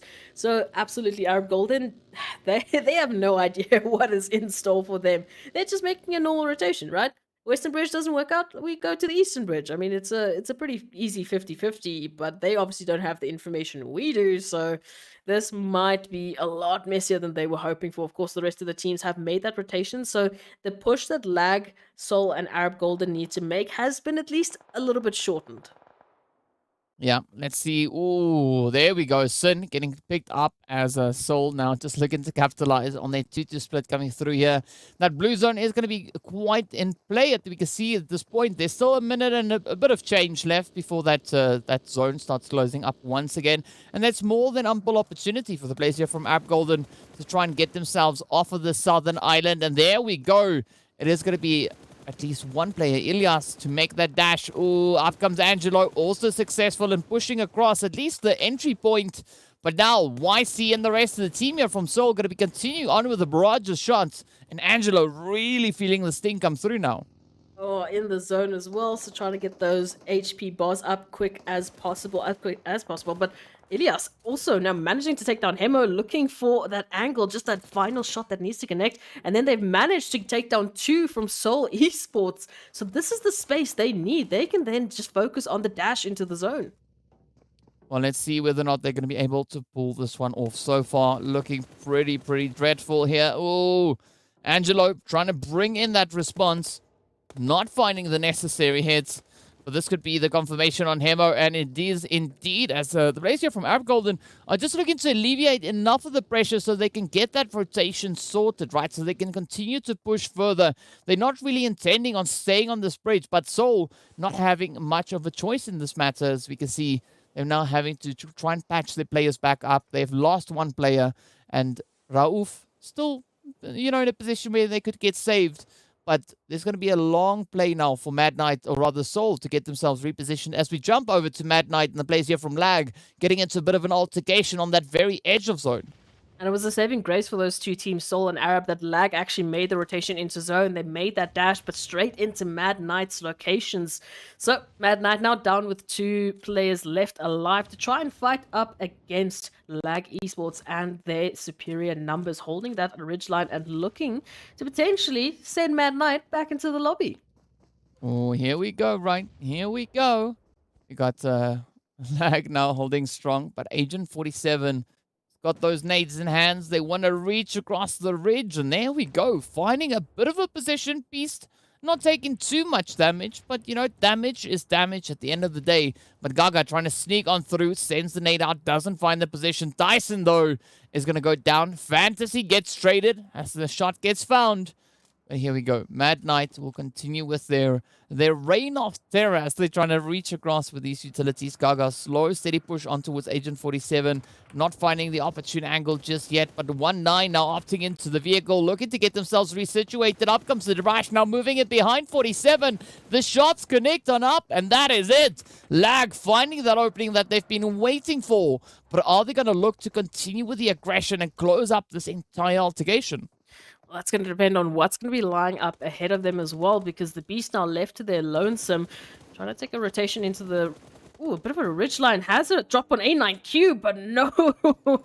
Kaga is there to get the return. So they will clear up Mad Knight, and Lag will be able to move on even further. And then meanwhile, Legends of War, now they're facing up against Leaders Esports and a barrage of nades to deal with. That's that lull again, right? That we were talking about, or that I was Yeah. talking about before, right? Legends and leaders going at each other here. Morteza taking a little bit of damage, but, you know, managing to light the roof on fire, as one does when in Erangel, positioned up in the fuel station here. But let's see where this play is going to be going as Powerboy tries to send out a few nades, trying to fend off the advances coming through from leaders. But Carryboy is going to be holding a beautiful off angle, and that could be quite favorable, especially looking at this play. But they need to make a decisive play here, because it is going to be Blackjack hard on their heels, just landing those hits up into towards Carryboy, and this could be that pincer play that could actually be saving grace rather for the players here from Leaders of War. Absolutely. Just the spacing that they need to work with to recover their numbers, to recover their losses, get themselves back on their feet and move on forward even further into the zone. Of course, still having that time, that spacing to work with, as zone blessed they are.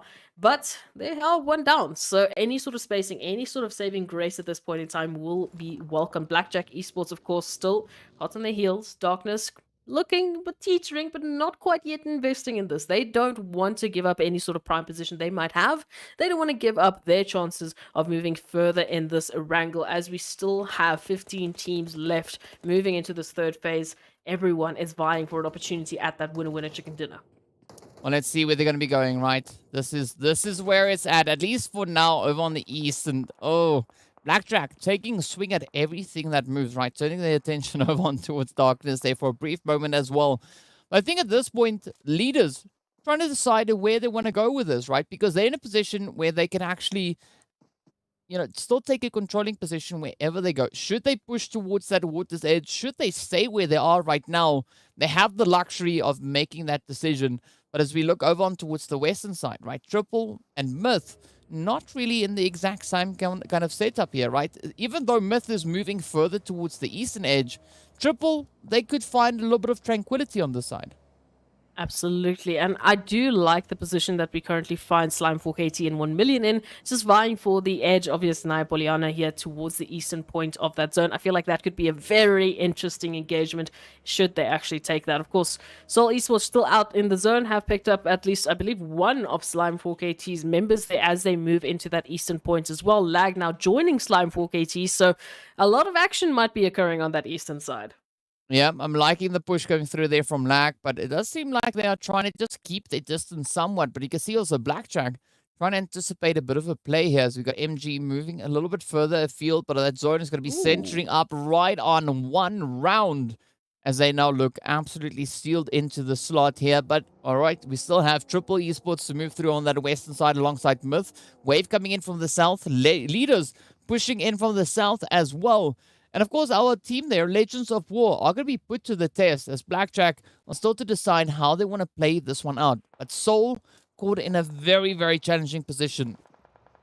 Yeah, moving in from this eastern side. As we said, there was a lot of teams, and now the first of which they need to face is going to be Slime 4KT, who are in their home turf. This is Yasnaya Poliana, this is Slime 4KT territory. Wave Esports, in the meantime, has spotted out or snuffed out some leaders action here. Morteza confirmed out for the count as well. So leaders now down to 2, fighting for this position in the southern reaches of the zone. And 1 million taking a very slow northern approach into safety. So a lot of teams are in and around the vicinity that might be a serious competitor here.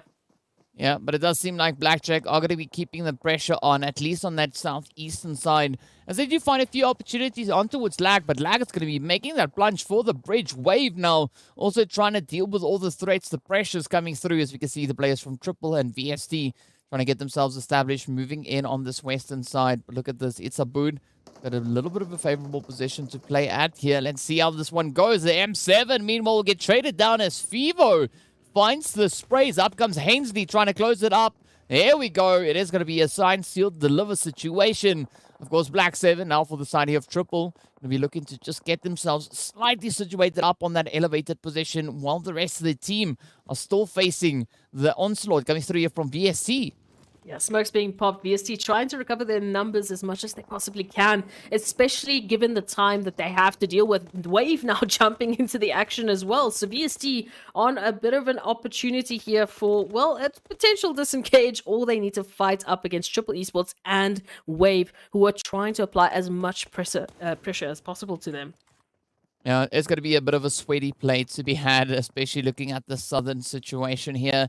But I'm loving the fact that neither of these teams have really moved out just yet, right? They keep on playing these regions, keep on playing the angles, and that is going to be allowing a lot of calculations to be made by these teams involved. But as we look over towards that southeastern side, right, we can see the players from Darkness creeping a little bit closer, trying to get themselves much more into that area of where Desert Flame and Blackjack currently are situated. Blackjack, of course, just dealing the damage here to Desert Flame. Buden getting confirmed out. Darkness just on the high rise as well. They can jump into the action whenever they would want to. DWAS now with the last member of Desert Flame being the confirmation for them to get sent back. Thanks to Slime 4KT, who just seem to keep finding Desert Flame. But moving on to Darkness's location, they're coming up behind Blackjack. Right in front of them, it's Legends of War. Right to the side of them, it is Slime 4KT. So it's quite a push should they want to venture a little bit a little bit more north into the zone. Yeah, but Slime taking a lot more of a calculated approach coming through here, right? Not going to get themselves caught in any altercations unnecessarily, but we can see the place there from one round. Now taking aim at 1 million as we are waiting to see where this next phase will be blessing us. Let's see. Ooh, speak about a zone bless. It is going to be one round feeling like $1 million at this point as they've got that position and one of the only compounds. In fact, I think that is the only compound currently in the zone. Okay, so one round was zone blessed, 1 million just around the corner as well. So that one-on-one action once again being a focal point. We can see already one round placing a couple of well-placed shots into 1 million's territory, trying to pick up some sort of spacing here, while the rest of the teams still fight for a position in here. But Darkness, hello, welcomes Blackjack into a bit of a scuffle here. But there we go. Now it's going to be that pressure play, right? Darkness trying to get themselves situated. Still having a lot of ground to cover to make it up into zone successfully. But Blackjack finding themselves in a very similar situation here. MG now going to just wait and see what Ghost is going to have in store. Cooking up a bit of a nade. Out it goes. Flies out the window. Oh, finds a bit of damage. Well, at least damaging the vehicle. Iron doesn't take too much of that. But it's going to be a jump shot to try and close it up on towards MG, who takes quite a bit of damage, but the nades will continue to rain on through. As Blackjack not out of it just yet, but still trying to keep the tension up. And with that, it is going to be the confirmation locked into MG.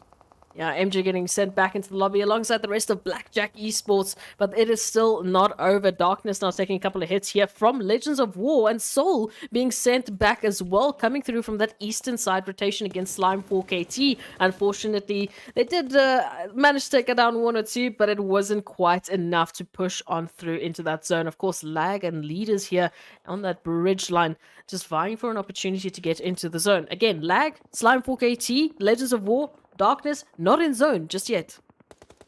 Well, not just yet, but they might be pretty soon. Meanwhile, the tension will continue in the zone, right? One round trying to lock it down, but we can see Myth trying to reach across the ridge there as they head on through into 7. Reef, Black 7 also not going to be trying to just get themselves right up into the safety of that zone, but not a lot of territory for them really to make much use of at this point. It is going to be Myth now. They want to lock down that western edge. We got Wave pushing in from the south, and this is where things could start to boil over anytime soon, as the teams will now have to keep themselves super calculated. Meanwhile, it's going to be the end of the road there for Triple Esports, as we see also on the opposite end then Lag meeting a very similar fate, getting sent out in 10th place, but locking in the 6 eliminations. Darkness picking up 4 before getting sent off, and now this is where it all comes down to, right? This final play, moving into this phase. And one round still looking golden, but we've got to see where this next phase takes us. We had a lot of those stragglers now getting confirmed out as that zone shifts and still favors one round. And one of the stragglers from VST, actually. And as I'm mentioning, that Wave now pulling up on Myth territory as Myth sends a few welcoming nades, but D3S is just so much more accurate with those connections onto Myth, and Moment just narrowly missing another. Oh, but here we go, right? It is going to be a fight on towards this western side. The nades will rain on through. 3DS continuing the accuracy. But now, are they going to be able to pull off that res on towards Rhino? We can see Ivar and Zakaria positioned a little bit further up ahead, trying to sneak in a little bit more towards the direction there of leaders. But there's not much of an option left to play at here, right? We got Slime also positioned on that very edge, but that is going to be the confirmation locked up in towards Rhino as they do get taken down. Myth going to be making a dash, though, to get themselves up in zone. 1 million there to welcome them on through. But one round just going to be sticking to their guns. We do see Moha getting picked up, but not confirmed just yet. A lot of damage, a lot of teams reaching across into other territories. As you can see, Myth now jumping up on 1 million's location. Broly, unfortunately, is going to get traded thanks for Venom's knock as well. So now Myth looking for that recovery. VSC Straggler also out for the count. As you can see, still quite a few more stragglers in and around the grasses trying to hold on for those placements. Oh, and Wave now taking the plunge, rushing right up to 1 round, but it is going to be Zakaria to get traded. It is now up to Rhino and the rest of the team. Looking to see if they can find these angles and find that position on towards Wave, but the nades keep on raining down. Chico also now getting traded. You see Eflex pushing up into the attic, trying to just keep themselves secured, at least for the time being, but up comes the nade as Ivar rains down terror and finds a beautiful play on the plays here from 1 round. Eflex is going to be the final hope for left. Up comes the dash now as D3S looks to find the angle. Zakaria quickly needing to patch up that health bar. But will they find these positions? Of course, the utilities will assist greatly in achieving that. Ooh. Oh, and up comes the nade. They do receive one in response, but that is not going to be sufficient to lock down Eflex just yet.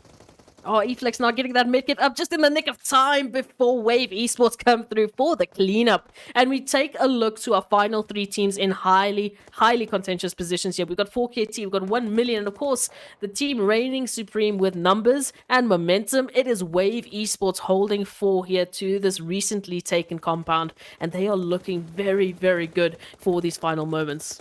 Yeah, speaking about looking very good, right? It is going to be Slime 4KT sitting on 12 eliminations. 7 of those coming in there from Koa.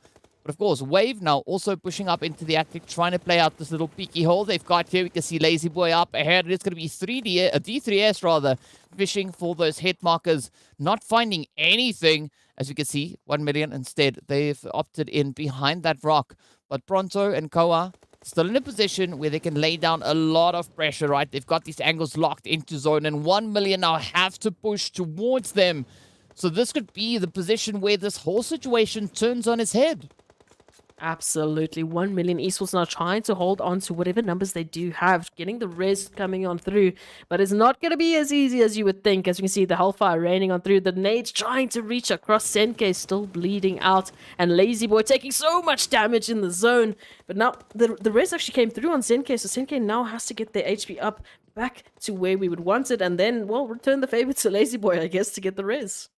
Well, all will be revealed soon, as we can see now. Senke just trying to quickly patch up some form of a play here. Oh, out comes the nade, though. D3S not going to be allowing of any of that. As we can see, the shots connecting through, and that is going to be the end of the road as the nades reign supreme. But Wave looking absolutely amazing at this point, right? 12 eliminations to their name, the same as Slime 4KT. But the difference being, Wave have got the numbers. They've got a full squad up against the only 2 contenders coming through here from Slime 4KT. Oh, holding that compound, still making a dash for that territory. Pronto doing some great damage. But again, it is finding these numbers. It's trying to make sure that they don't pick out enough damage, that they don't peek out just too late. Oh, is that a bounce nade? Ooh, that was almost right. That was too close for comfort. But up comes yet another attempt there. Zakaria tries to send it out, but it gets traded down. Does succeed in finding a bit of damage. But look at Koa. Just absolutely obliterating Wave, finding hit after hit. But down they go. Wave kicking up an absolute tsunami in this match. Stepping up, claiming that victory. And of course, doing so with 14 eliminations to their name. This was almost a turnaround there for Slime 4KT. Koa coming through with a crazy 3-man spray down, nearly turning the tide for Slime 4KT, but it just wasn't quite enough. Again, those superior numbers came through in clutch, and Wave Esports are going to be very happy with the efforts they had to place very early on to securing that compound and securing their high numbers moving into those final phases. Yeah, I mean, that was such a phenomenal performance coming through from the players there of Wave. As we know, they are probably riding on an absolute insane surge of energy at this point in time. But I mean, this is what is so satisfying, right? We never know who's going to be the next team to step up and just surprise us with their performances. I mean, Wave now locking in their first winner chicken dinner for this season of PMPL Africa. But of course, we are going to be taking a very quick break before we return with our match point breakdown. And of course, even more action, so be sure to stay tuned.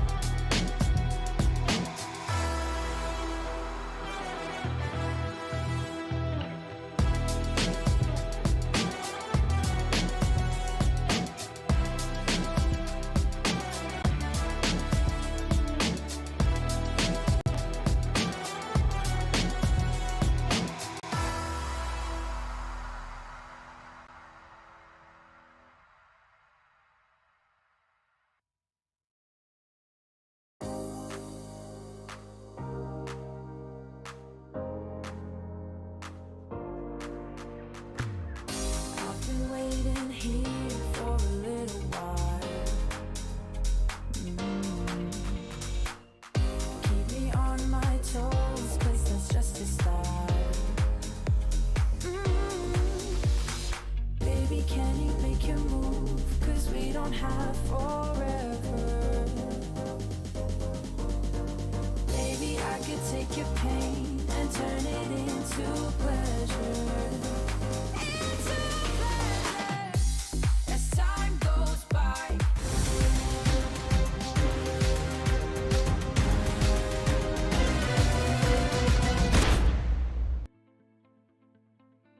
Hello and welcome back to the PUBG Mobile Pro League Africa Fall 2022 season. Of course, we've just wrapped up our fifth match of the day, bring us to an absolutely amazing conclusion, right? The players from Wave stepped up, locking in their very first winner chicken dinner, and doing so with 14 eliminations to their name. But we also saw a very contentious effort being brought in there by Slime 4KT, and just to show you how contentious it was, let's hop on over and see our match rankings for this last game. I'll tell you what, Slime 4KT being absolutely consistent, always finding themselves in that top X amount of slots, so picking up some beautiful placement points. But the focus is, of course, Wave Esports reigning on supreme there with those 29 points, with the 14 eliminations that they picked up. It was an absolutely dominating performance coming through from them. Slime 4KT matching those eliminations with at least 12, just 2 off, but of course it starts to trickle down quite significantly, as we can see with the eliminations. TEAMLAG at least picking up 6, so I mean that's basically where you start to get that bump in elimination points again, so quite a top-heavy Erangel. Yeah, and speaking about top heavy, right, Lag putting in some pretty strong efforts there, as we can see those 6 eliminations secured, putting them on a grand total of 7 points.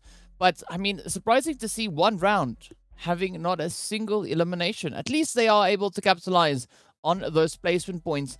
But this is where we get to the point where we need to see kind of whether or not the efforts we've been having throughout the entirety of this week has actually paid off for these teams to try and secure themselves a position in that top 12 to move through to that final match of the day. Of course, let's take a look at that second page to see what the point situation is over there. Of course, VST and Darkness both coming in with 5 points apiece, both of them securing 4 eliminations. Yeah, not too bad. Good effort shown all around. It's all Esports as well, who had to definitely fight their way into safety there towards the end. Picking up 3 eliminations, not bad whatsoever. Of course, everyone on this Erangel game at least managed to pick up 1 point. At the very least, they picked up something. So, again, some good consistency showing through from these teams. And as you've mentioned, this has been the last opportunity these teams will have to get themselves into the top 12, to get themselves into that opportunity to play Livik. So, well, let's hope that the efforts were enough. Well, speaking about efforts, right, let's take a look at a few of the highlights from this past match just to see how strong these teams were performing moving in. Of course, this is one of the hardest part, right? Choosing a good location to drop down into. I mean, I think that is to a certain extent quite the deciding factor, right? Because if you choose the wrong location, you could find yourself in a little bit of a hot mess to come through. And, that's not really where you want to be. So I think that is the highlight. The team's choosing some really optimal positions to get themselves situated and then loot up and move through into the next phase. Yeah, absolutely. Of course, they had to deal with that zone that we've been wishing for the last couple of Erangels. So focusing a little bit more towards Kameshki and Stolber, but it did move quite significantly as we headed into the rest of Erangel and made quite a splash for some of the teams to actually have to manage. I do think that we have had that resurgence from some of the teams like Virtual Gaming making their final push today as well, which has been a welcomed, join to the rest of the teams who have been bringing such an aggressive play because they are our former PMPL spring winners. So it's good to see them showing up as well. Yeah, it's definitely good to see our former, victors stepping up and at least showcasing a little bit of that talent, right? Because that's what we want to see, right? We want to see why they were able to be so successful. And I think they've only been giving us a little bit of a taste, right? Not fully opening that throttle just yet. Still holding back somewhat on what they could be bringing out to the battlefield here. But also got to say the competition that we've been having across the board, right? The teams are just stepping up, making it so difficult. And of course, just to show you and emphasize that a little bit more, let's take a look at a few of the highlights that we had in this last game. Of course, a very difficult play coming through for Desert Flame at that early start of the game, trying to find a good rotational pathway to get themselves out of this kind of farm position they started off in. Yeah, it was a definite push for a lot of the teams, especially Seoul Esports, as we mentioned, who had to fight their way into the zone, getting left behind here by Arab Golden, who made a dash on that eastern bridge line. And Leaders Esports finding themselves being a little bit of those trolls under the bridge, unfortunately, getting into the later phases of Erangel. Wave, of course, just being so dominating, taking position after position. One round was, of course, in their sights at one point or another. But it came down to this final point. Koa could have turned the tide if they just found that final couple of bullets onto Wave, and that would have been a clutch of the century. Yeah, that would have been a back-to-back winner chicken dinner coming through right there for Slime 4KT. I mean, that was definitely a potential play that we could have seen actually come through there. But, got to give credit to where it is due, and Wave really stepping up, creating such a storm and making it quite difficult for Slime 4KT to secure that final play. But of course, now we need to take a look and see what the overall point situation is to see who our potential 12 teams are going to be moving through over on towards Livik. Of course, Slime returning back to that pole position, sitting up on 293. Well, I say returning, but they were already there coming into the match, right? They were 10 points ahead, and now they just solidified that position even more so. Just 7 points short of 300 from this first phase of the week. So definitely going to be seeing them in our Livik match, joined by, of course, Titan Gaming, Leaders Esports, 1 million, Triple Esports, Wave, VST, and Soul, which is going to be a crazy bit of Livik, as these teams have been so good in showing that aggressive energy, showing that final push, and we know that they can keep up with the rest of the team's pacing that has been shown so far. So now the only question is, well, who's going to be joining them? Who's going to be showing that they've made it to the top 12 at least? Yeah, it's going to be that most important page now to take a look at to see who the final players are, the final teams are to move up. And it is going to be Virtual Gaming alongside the players there from One Round, Team Myth, and of course Blackjack. So Blackjack stepping into today, being the gatekeepers of the top 12, and they kept that position locked in, right? They were the self-assigned gatekeepers, and they were pretty successful in achieving their efforts.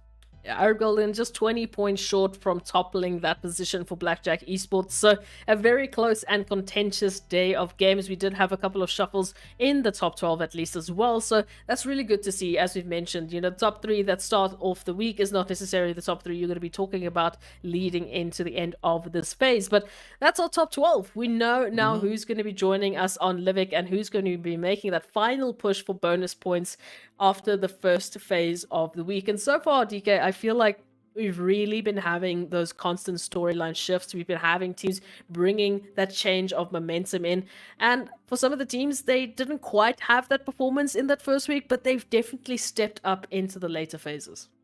Yeah, and of course, we need to take a look at our final page to see what efforts and what the result rather is of the efforts being brought in, right? At least we see all 20 of our teams achieving above those 60 points. So, it shows that there is a potential for even more exciting plays to come through in the next week. And I'm definitely going to be looking at Desert Flame, Zero Tolerance, Legends of War, and Darkness, right? They've had their moments of potential glory coming pretty close. We did see Desert Flame, of course, securing themselves that second place today, right? So it was so close, but not 100% locking it in just yet. And, with the new week coming through, a new shuffle with teams, we could see an entirely different kind of play out as these teams step out onto the battlefield once again. But of course, first, before we even get into the next week, we have to look at our bonus map for the top 12 that have been performing this week, that have put their final foot forward and ensure that they were in a position to join us on a very tiny map that is going to be Livik. Yeah, I'm quite excited to see what's going to come in towards Livik. I'm also going to be looking to see, where exactly the teams are going to be looking to play these positions out in towards, right? We know there's a few favorable positions and angles to be had over on towards Livik itself. But, I'm excited to see if we're going to have anyone maybe starting over on towards Waterfall. That's all going to be determined about, what that flight path brings on through. I want to see at least maybe one monster truck being utilized. That's just me.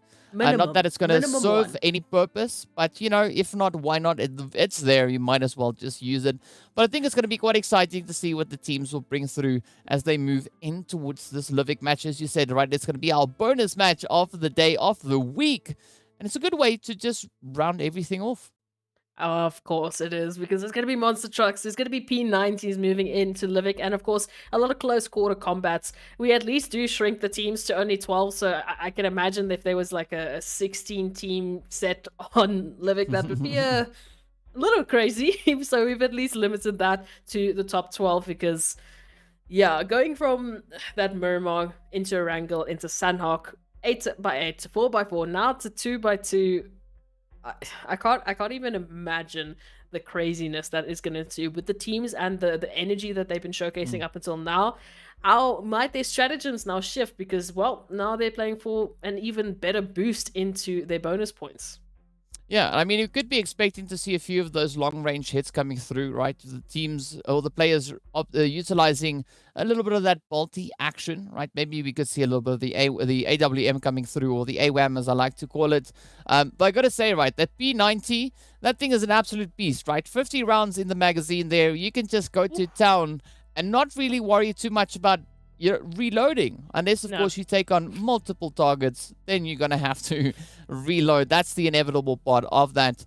But I'm expecting a little bit of chaos to come in towards that mid-stein position. As we know, just in normal classics, even that is quite a favorable angle to be played. And wherever that zone decides to go, I think it's going to be a lot of brutality coming through from these teams. Absolutely. As we know, a lot there's space to work with, and the teams that we're going to be, dropping onto such a tiny map have been showcasing some of the best, most aggressive performances up until now. I mean, Slime4KT, who have up until this point, yes, been a greater focus on placements, have brought in those eliminations to back them up. I mean, so close to 300 points they're currently sitting. They've toppled the Titans, they've toppled 1 million, and now we put them on Livik with a whole bunch of fantastic teams just to, ensue some beautiful chaos. Yeah, I do think this is going to be a very, very exciting match. So I'm literally on the edge of my chair waiting to see, when the action is going to come through, because we know the teams are getting themselves ready to move through. We know there's a wide variety of options moving onto the map of Livik, right? We've got those hot springs a little bit more towards the northern side. We've got the waterfall over towards that southeastern edge. We've got so many different positions to be playing, right? We got a little bit of that, I wouldn't call it desert really, but it's like a little bit of a wasteland, a little bit more towards the southwestern side. So several different terrains for teams to try and get themselves positioned in, played through. And it's all going to come down to whether or not the teams are going to be looking to, capitalize on a little bit of that extra bit of carnage. It's almost like Sanhok, but entirely different. Much worse. And we add monster trucks, and we add a whole new set of guns. So yeah, looking at this, it's definitely going to be an interesting point. We thankfully don't have to wait much longer. We're getting very close to starting. So just a reminder for all of those watching at home, the bonus 12 teams is Slime4KT, Titan Gaming, Leaders Esports, 1 million, Triple Wave, VSG, Soul, Virtual Gaming, 1 round, and Team Myth joining with Blackjack Esports, who have been the gatekeepers up until this point. For the entire day, they have managed to keep their 12th position. And all of these teams, as we noticed before, have had a fantastic showing of winner chicken dinners. My only question, DK, is how are their strategies going to change leading into Livik? Because now the stakes have suddenly shifted completely. I mean, it's an entirely different map, right? So the tactics on the other maps don't work here. It just doesn't, right? So it's going to be exciting to see what the teams have in store. But also, the round is going to be worth a few different points, right? Taking that pole position is going to be worth only 10 points instead of the 15 like we see coming through on our large map. So there is a little bit of a different point breakdown here as the teams will still be able to lock in those points. But I'm still expecting quite a bit of focus to be put on those eliminations, because as we know, that is how the teams can look to capitalize and find an extra few additional bonus points alongside the placement points that they get. Yeah, a maximum of 80 in a best case scenario. You know, if you're just the same team that's just winning everything week after week, you have the best case scenario picking up 80 points. But the rest of the teams, of course, we're going to see that shifting quite a bit, because I highly doubt we're going to have one team running away with this. I don't think that this is going to be a consistent scenario, because the teams have been catching up to one another consistently. I mean, at the start of this week, we were talking about 1 million. It then shifted to Titans. It then shifted to Slime 4KT. It shifted back to Titans. It shifted back to Slime 4KT. So very contentious, and the teams are keeping up with the competition. So I don't know. I'm very happy to be proved wrong at this point, but I'm putting the challenge out there for the teams. Don't let it be one team every week. Yeah, I'm definitely going to be, like, I think once we get into the second week, we're going to be having a lot more of a solidified idea as to what we could be expecting to see for the remainder of this event, right? Because first week has been super exciting. A great increase in the efforts being brought through as the teams, as you said now, right? We were talking about different teams as we were progressing through the week. We also saw several players stepping up, looking to break the mold, right? We had Koa coming through with their DBS skills, just absolutely laying waste to anything that moves ahead of them. We did see Teak also making a really strong effort, especially today. We're looking to lock in even more eliminations. And as we know, right, our overall MVP at the end of the event is going to be awarded an additional $1,000 for that, for that achievement. So we are seeing some pretty strong contenders starting to develop here. We did have a look at the amount of eliminations the players were sitting on, the amount of damage that they've been able to cause. So there's several factors that play into this, trying to determine who our MVP player is. But I mean, coming into today, it was definitely between Koa, Teak, and then, of course, we had Morteza from Leaders Esports also being right there in the running as well. And we started the week of deciding, okay, well, who's going to be it between Puncher and Venom, jumping in with a very explosive performance in the start of this week as well. We also had the players like from 1 million, like Senke, Carryboy, Lazyboy. We had so many players jumping into the action, of course. And moving into the later phases of the week, of course, that starts to, triple down a little bit. You start to see teams hunting some more of those eliminations. I mean, we had Morteza picking up, oh no, actually, One Shot is a prime example of that today. Just today, picking up the entirety of Super Young Stars there over towards Miramar. So massive performances from the individuals, picking up some huge games and having to step up when when their teams have needed them most. And that's the prime example of PMPL Africa Fall, where these players have gone back to the drawing board. They've improved not only their strategies as a team, but also as individuals, hitting, I guess, as many of those matches as they possibly can and warming up the aim to absolute perfection. Yeah, and that's something that I look to see even more of, right? Moving into our later weeks of performances here. But I mean, we've seen that improvement, as you've pointed out, the team stepping up, continuously changing. But now what I want to see moving into the next week is how the teams are going to adapt to this insane kind of, shock to the system that we had, right? We had an entire shuffle coming through to the entire format of the PMPL itself. Not only are we rotating maps, we are rotating teams on a weekly basis, rotating maps on a daily basis. We have some days that are Miramar predominant. We've got other days that are Erangel dominant. And then, of course, we've got our, balancing acts coming through just to bring through a little bit more of a more equal kind of spread. But there's going to be a lot of excitement, right? Getting closer and closer. And I'd love to hear what the predictions of our viewers are, right? Who they think are going to be the team to take that position, that winner chicken dinner over on towards Livik.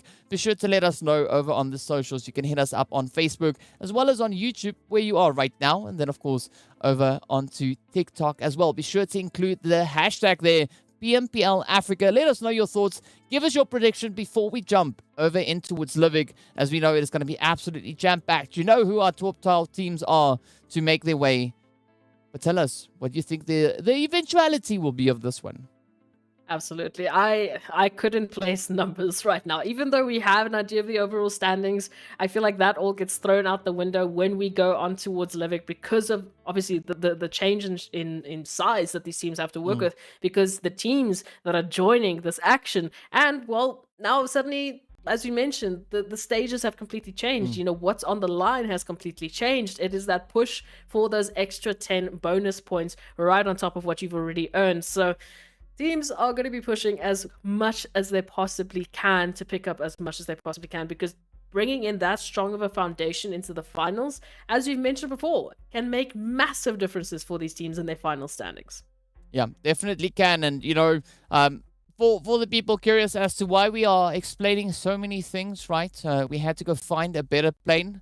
Because the map is so much smaller, you can't take the same size plane moving into a map like Livik, because once it starts revving up, it just flies over the map because it's such a small map, right? So they need to go find a much smaller one. It turns out the one that they chose didn't have sufficient fuel in it, right? So they're just quickly running through the refuel process, everyone getting themselves, you know, buckled up and making sure that, you know, they have their drinks and snacks and everything for this very brief flight, getting themselves up in towards Livik. But we are going to be moving into that momentarily as we are just prepping everything up.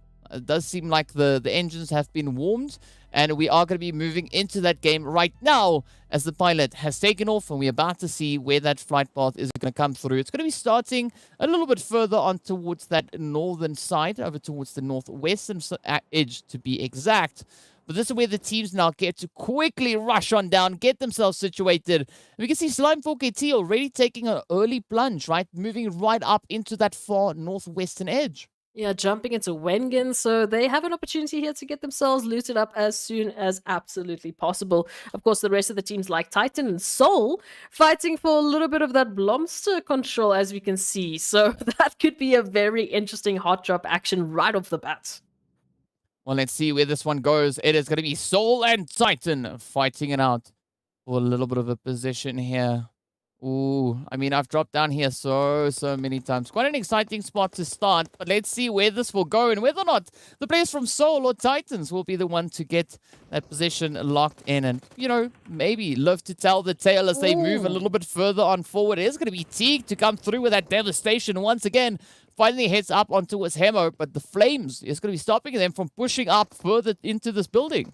Oh, absolutely. Soul Esports just trying to make a lockdown happen here. Titan Esports right off the building, trying to keep distance in between the rest of Titan Gaming, moving on through closer and closer. Of course, YC here just on the outskirts is going to spot Puncher, just looking for that angle, that opportunity to potentially get a knock on through.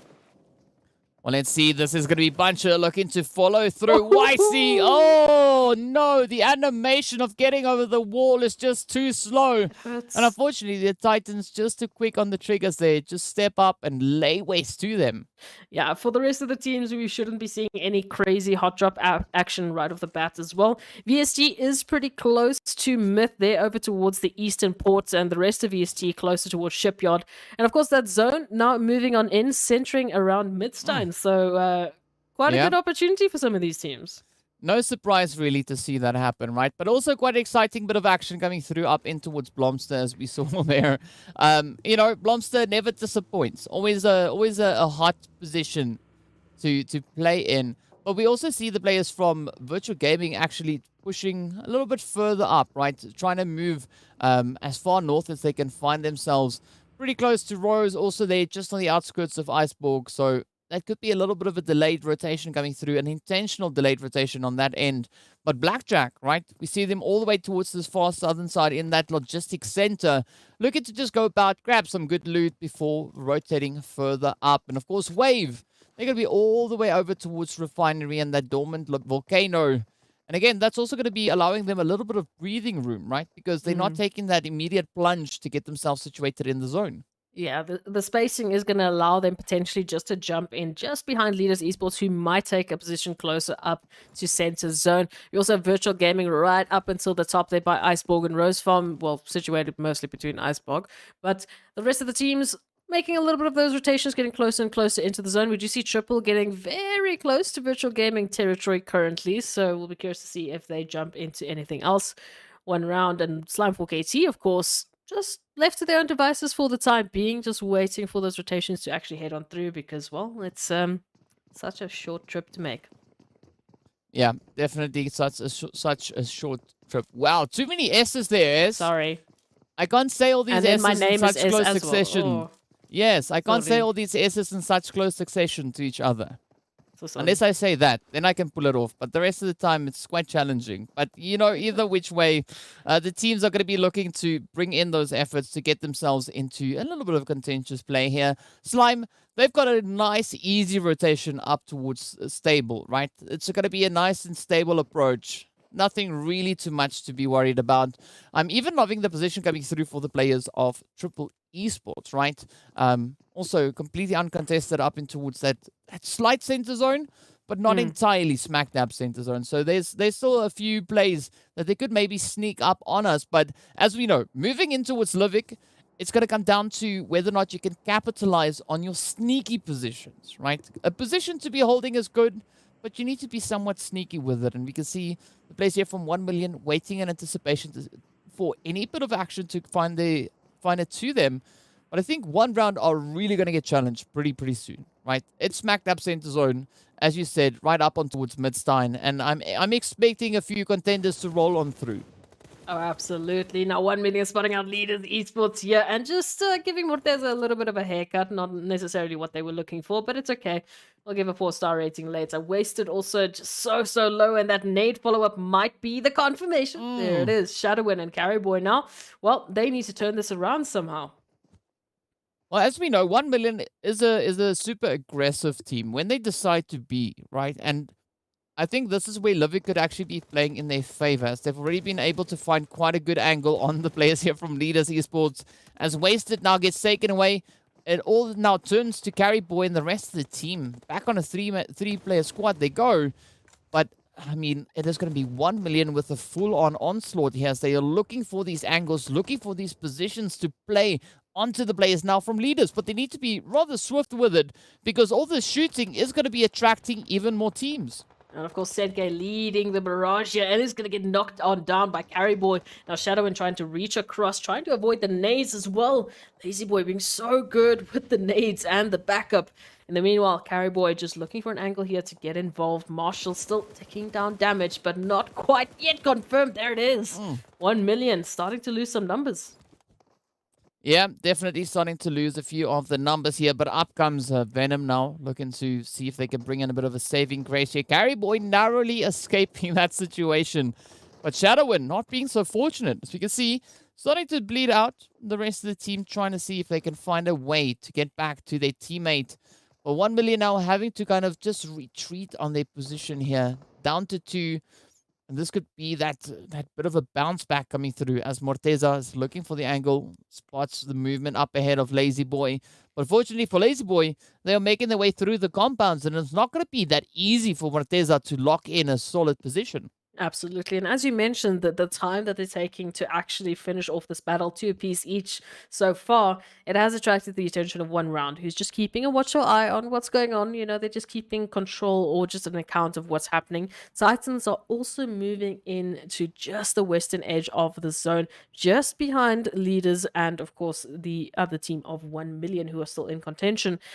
The rest of the teams, of course, they have joined the zone. They're within safety, and now they're looking for that position and that information to work with moving into the rest of the phase. But I'm liking this position coming through here for VST and Myth, right? Both teams going for a little bit of that elevation around Midstein. And that could be quite a phenomenal angle to be holding. As we know, once the action starts in Midstein, it's pretty tough, right? It doesn't really stop anytime soon, depending on how aggressively the teams tend to push on forward. But we see Blackjack also now starting to creep a little bit closer. Wave's still going to be keeping their distance, not taking that full-on plunge just yet. But leaders now having to deal with a few challenging positions, right? Titans also starting to advance a little bit further forward. And 1 million now trying to get themselves positioned in at least somewhat of an angle here down on towards that mid-sign area. Yeah, absolutely. Trying to take control of all of the angles that they're going to have to manage quite soon. Leaders Esports now getting a little bit bombarded with choice here for opponents as Titans move on into the back line. Triple Esports just up north from their position as well. So they might have quite a bit to deal with as we see that zone shift just a little bit further up. So Titans would be very happy to take their position away from leaders. You can get some controlling angles into the next phase, but they could move a little bit further up into Gronhu, you know, maybe just find themselves a little bit of safety there just behind Triple Esports. Well, they could, but it's going to be quite a bit of a challenging play. It's interesting to note that Slime 4KT are not aggressively moving through, right?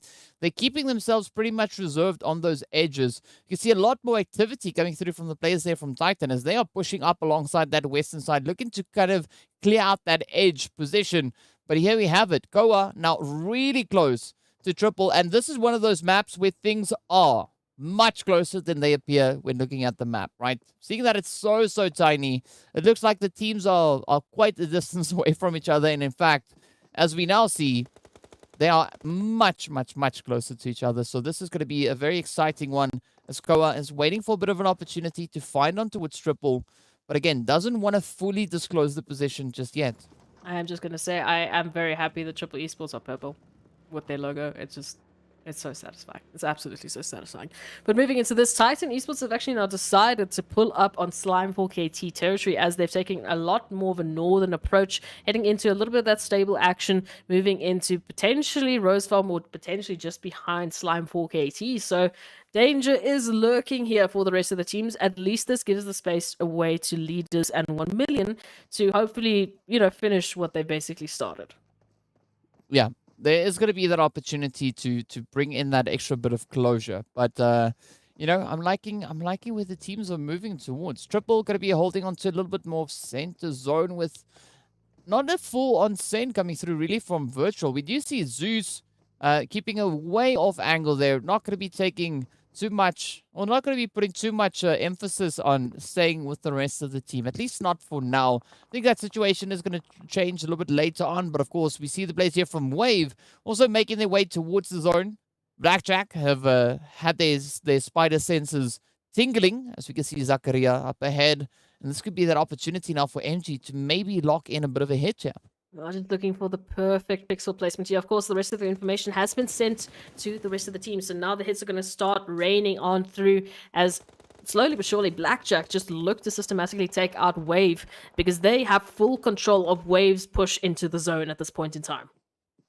Oh, but here we go, right? Zakaria super low on that health bar. Let's see. Is this going to be Blackjack now looking to capitalize it, right? As you said, they already have a bit of a control over Wave's rotation. But are they going to be looking to capitalize on it, right? Wave trying to make a bit of a dash for it, trying to see if they can sneak along the edge of that zone. But it's going to be MG now experiencing those utilities firsthand as MG has been isolated from the rest of the squad. Phoenix keeping a very watchful angle here. But Zakaria, Rhino, and D3S now getting themselves prompt and ready to roll on forward, waiting for that push. They want to see if they can lock it in, but nothing just yet, right? The zone, meanwhile, will be moving further towards that western side. It's going to be Titan looking to get themselves situated, moving into those compounds. We've got the players there from Leaders also now just joining the zone. 1 million, not too far off from that. But one round, not budging up in Midstein just yet, right? Instead, just spreading themselves out a little bit more. Yeah, just moving into the northern parts of Midstein. They still have control within the zone. And MG now laying in a little bit of a sneaky position here, just letting Wave, walk on by them.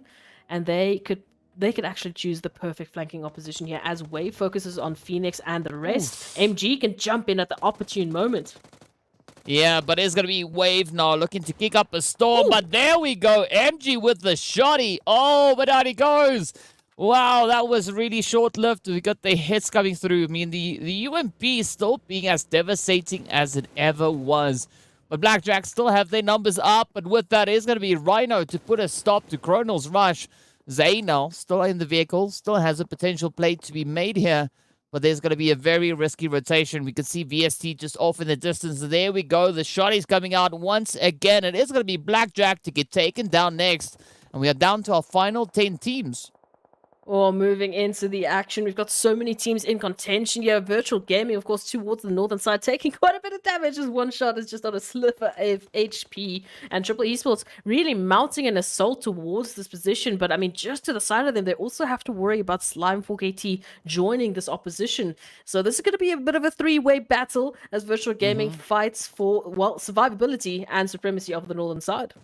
Yeah, it was a bit of a slow start to this match, but now as we're getting deeper and deeper into Livik, right, we are about to see where that fourth phase will be taking us, and this is where the pressure and the tension is starting to grow as we have the players from Virtual creeping in alongside Triple Slime just up towards the north, but the zone is yet to be decided. It's going to be sticking over towards this eastern side, and that bridge is going to be prime real estate, at least the compounds just to the west of it. But it's going to be a pretty tough run, at least now for M7 from the side there of Triple, as they are being met with the shots coming through here from Virtual Gaming. And I'm loving these pushes, right? But Slime can be looking to capitalize on a bit of an opportunity, just sneaking their way closer and closer to the zone. Absolutely. As we move on through, Titans, of course, also have to make a trip through right past Leaders and 1 million, who still haven't yet finished it. But we'll talk about that later. Virtual Gaming now, on the other hand, is taking so much damage from Triple Esports. Wow. And I mean, this is going to be quite a bit of pressure on Triple now. Virtual Gaming looking to find that push, looking to find that angle to get themselves re-established, moving into the zone. Blue zone is going to be closing up within the next few seconds. And this is going to be that reveal all play coming through. Fortunately, the ridgeline working out quite favorably now for the players from Virtual. But let's see whether or not Triple is going to be able to capitalize. Yeah, we go. The shots connect, and there we have it. The first one falls, and it's going to be Lazy Boy to get taken on down for the side there. We had coming in from 1 million, but now Virtual going at it, right? Gaddafi getting knocked on down. Let's see where this one will go. Oh, Zeus also getting found out, but up comes Kimbo, also then falling to the sprays.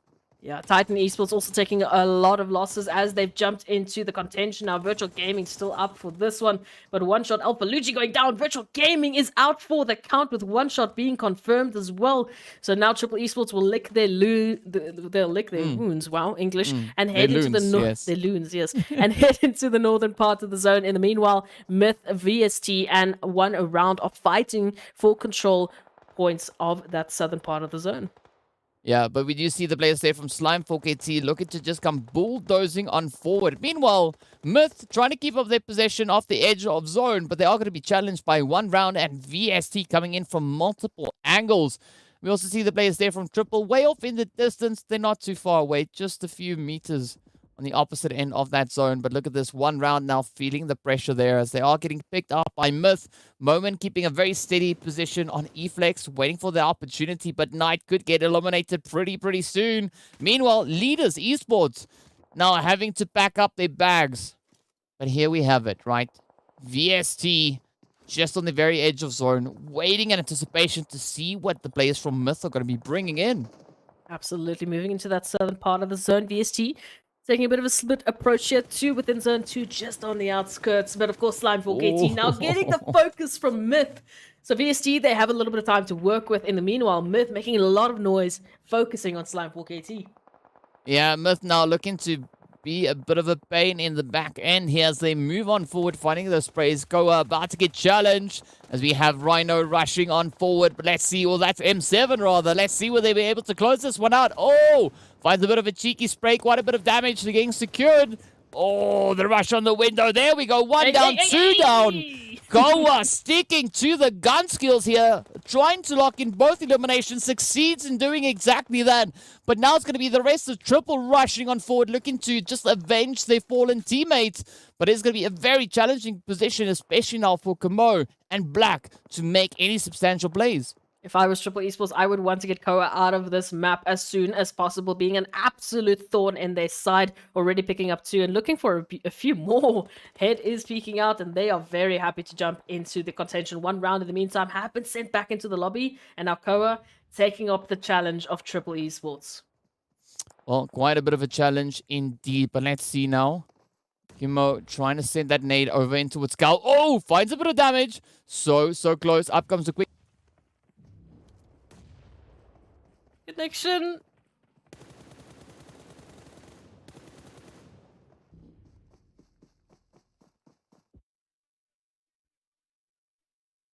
Triple Esports, of course, applying quite a bit of pressure there towards VST. And for the moment, they're going to be safe from Myth, who are also focusing on VST. So VST just getting absolutely hammered from all sides as Myth and Triple avoid each other for the time being, both with 2 teams still, well, 2 players still up in this. Hansley now potentially going to get confirmed, and it's a Bood left around with their teammate here as we look at a 2-2-2 split.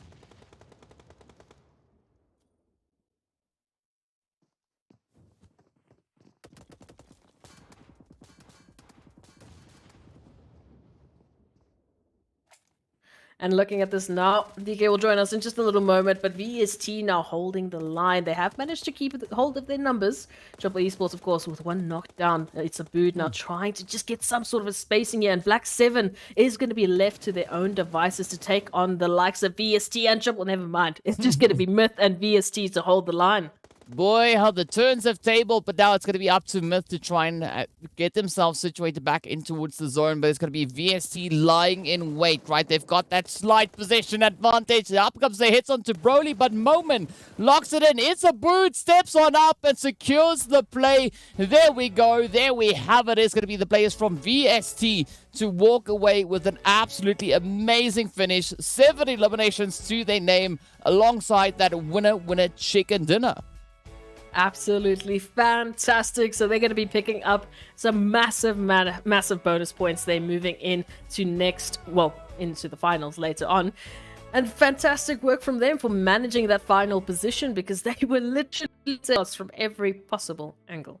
I mean, we said Livik was going to be a very, very spicy match, and that is exactly what happened, right? The team's keeping the pressure up, and that's an extra little bit of excitement to see what the teams are going to be doing, right? Kind of being forced into more of a CQC situation than what we see coming through over on Sanhok. So a very, very glorious run coming through there from the players of VST. Just, being able to reign supreme and bring in some of that goodness. But, what an exciting match that was indeed.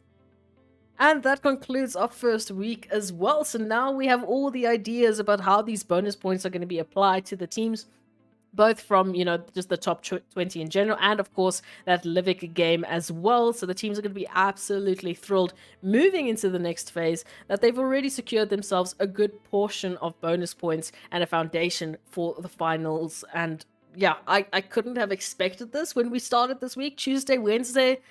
I was not thinking we were going to be talking about these people. Yeah, well, let's take a quick look at those match rankings to see how many points the teams were able to secure moving into Livik. Of course, VST coming in with their 17 points right there. 7 eliminations alongside the placement points.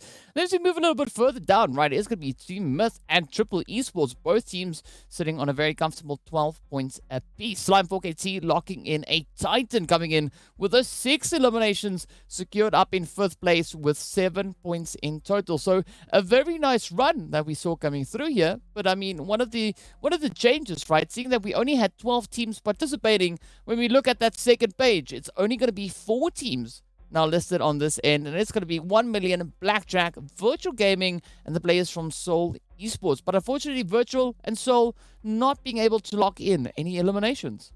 Yeah, not quite the start they would have wanted on their first opportunity on Livik, but who knows, maybe they might be back for the second next week to put on a bit of a better performance. Either way, it was an absolute blast for these teams and an excitement for them to jump into such a tiny map. But we can take a look at highlights just to remind ourselves of what went down.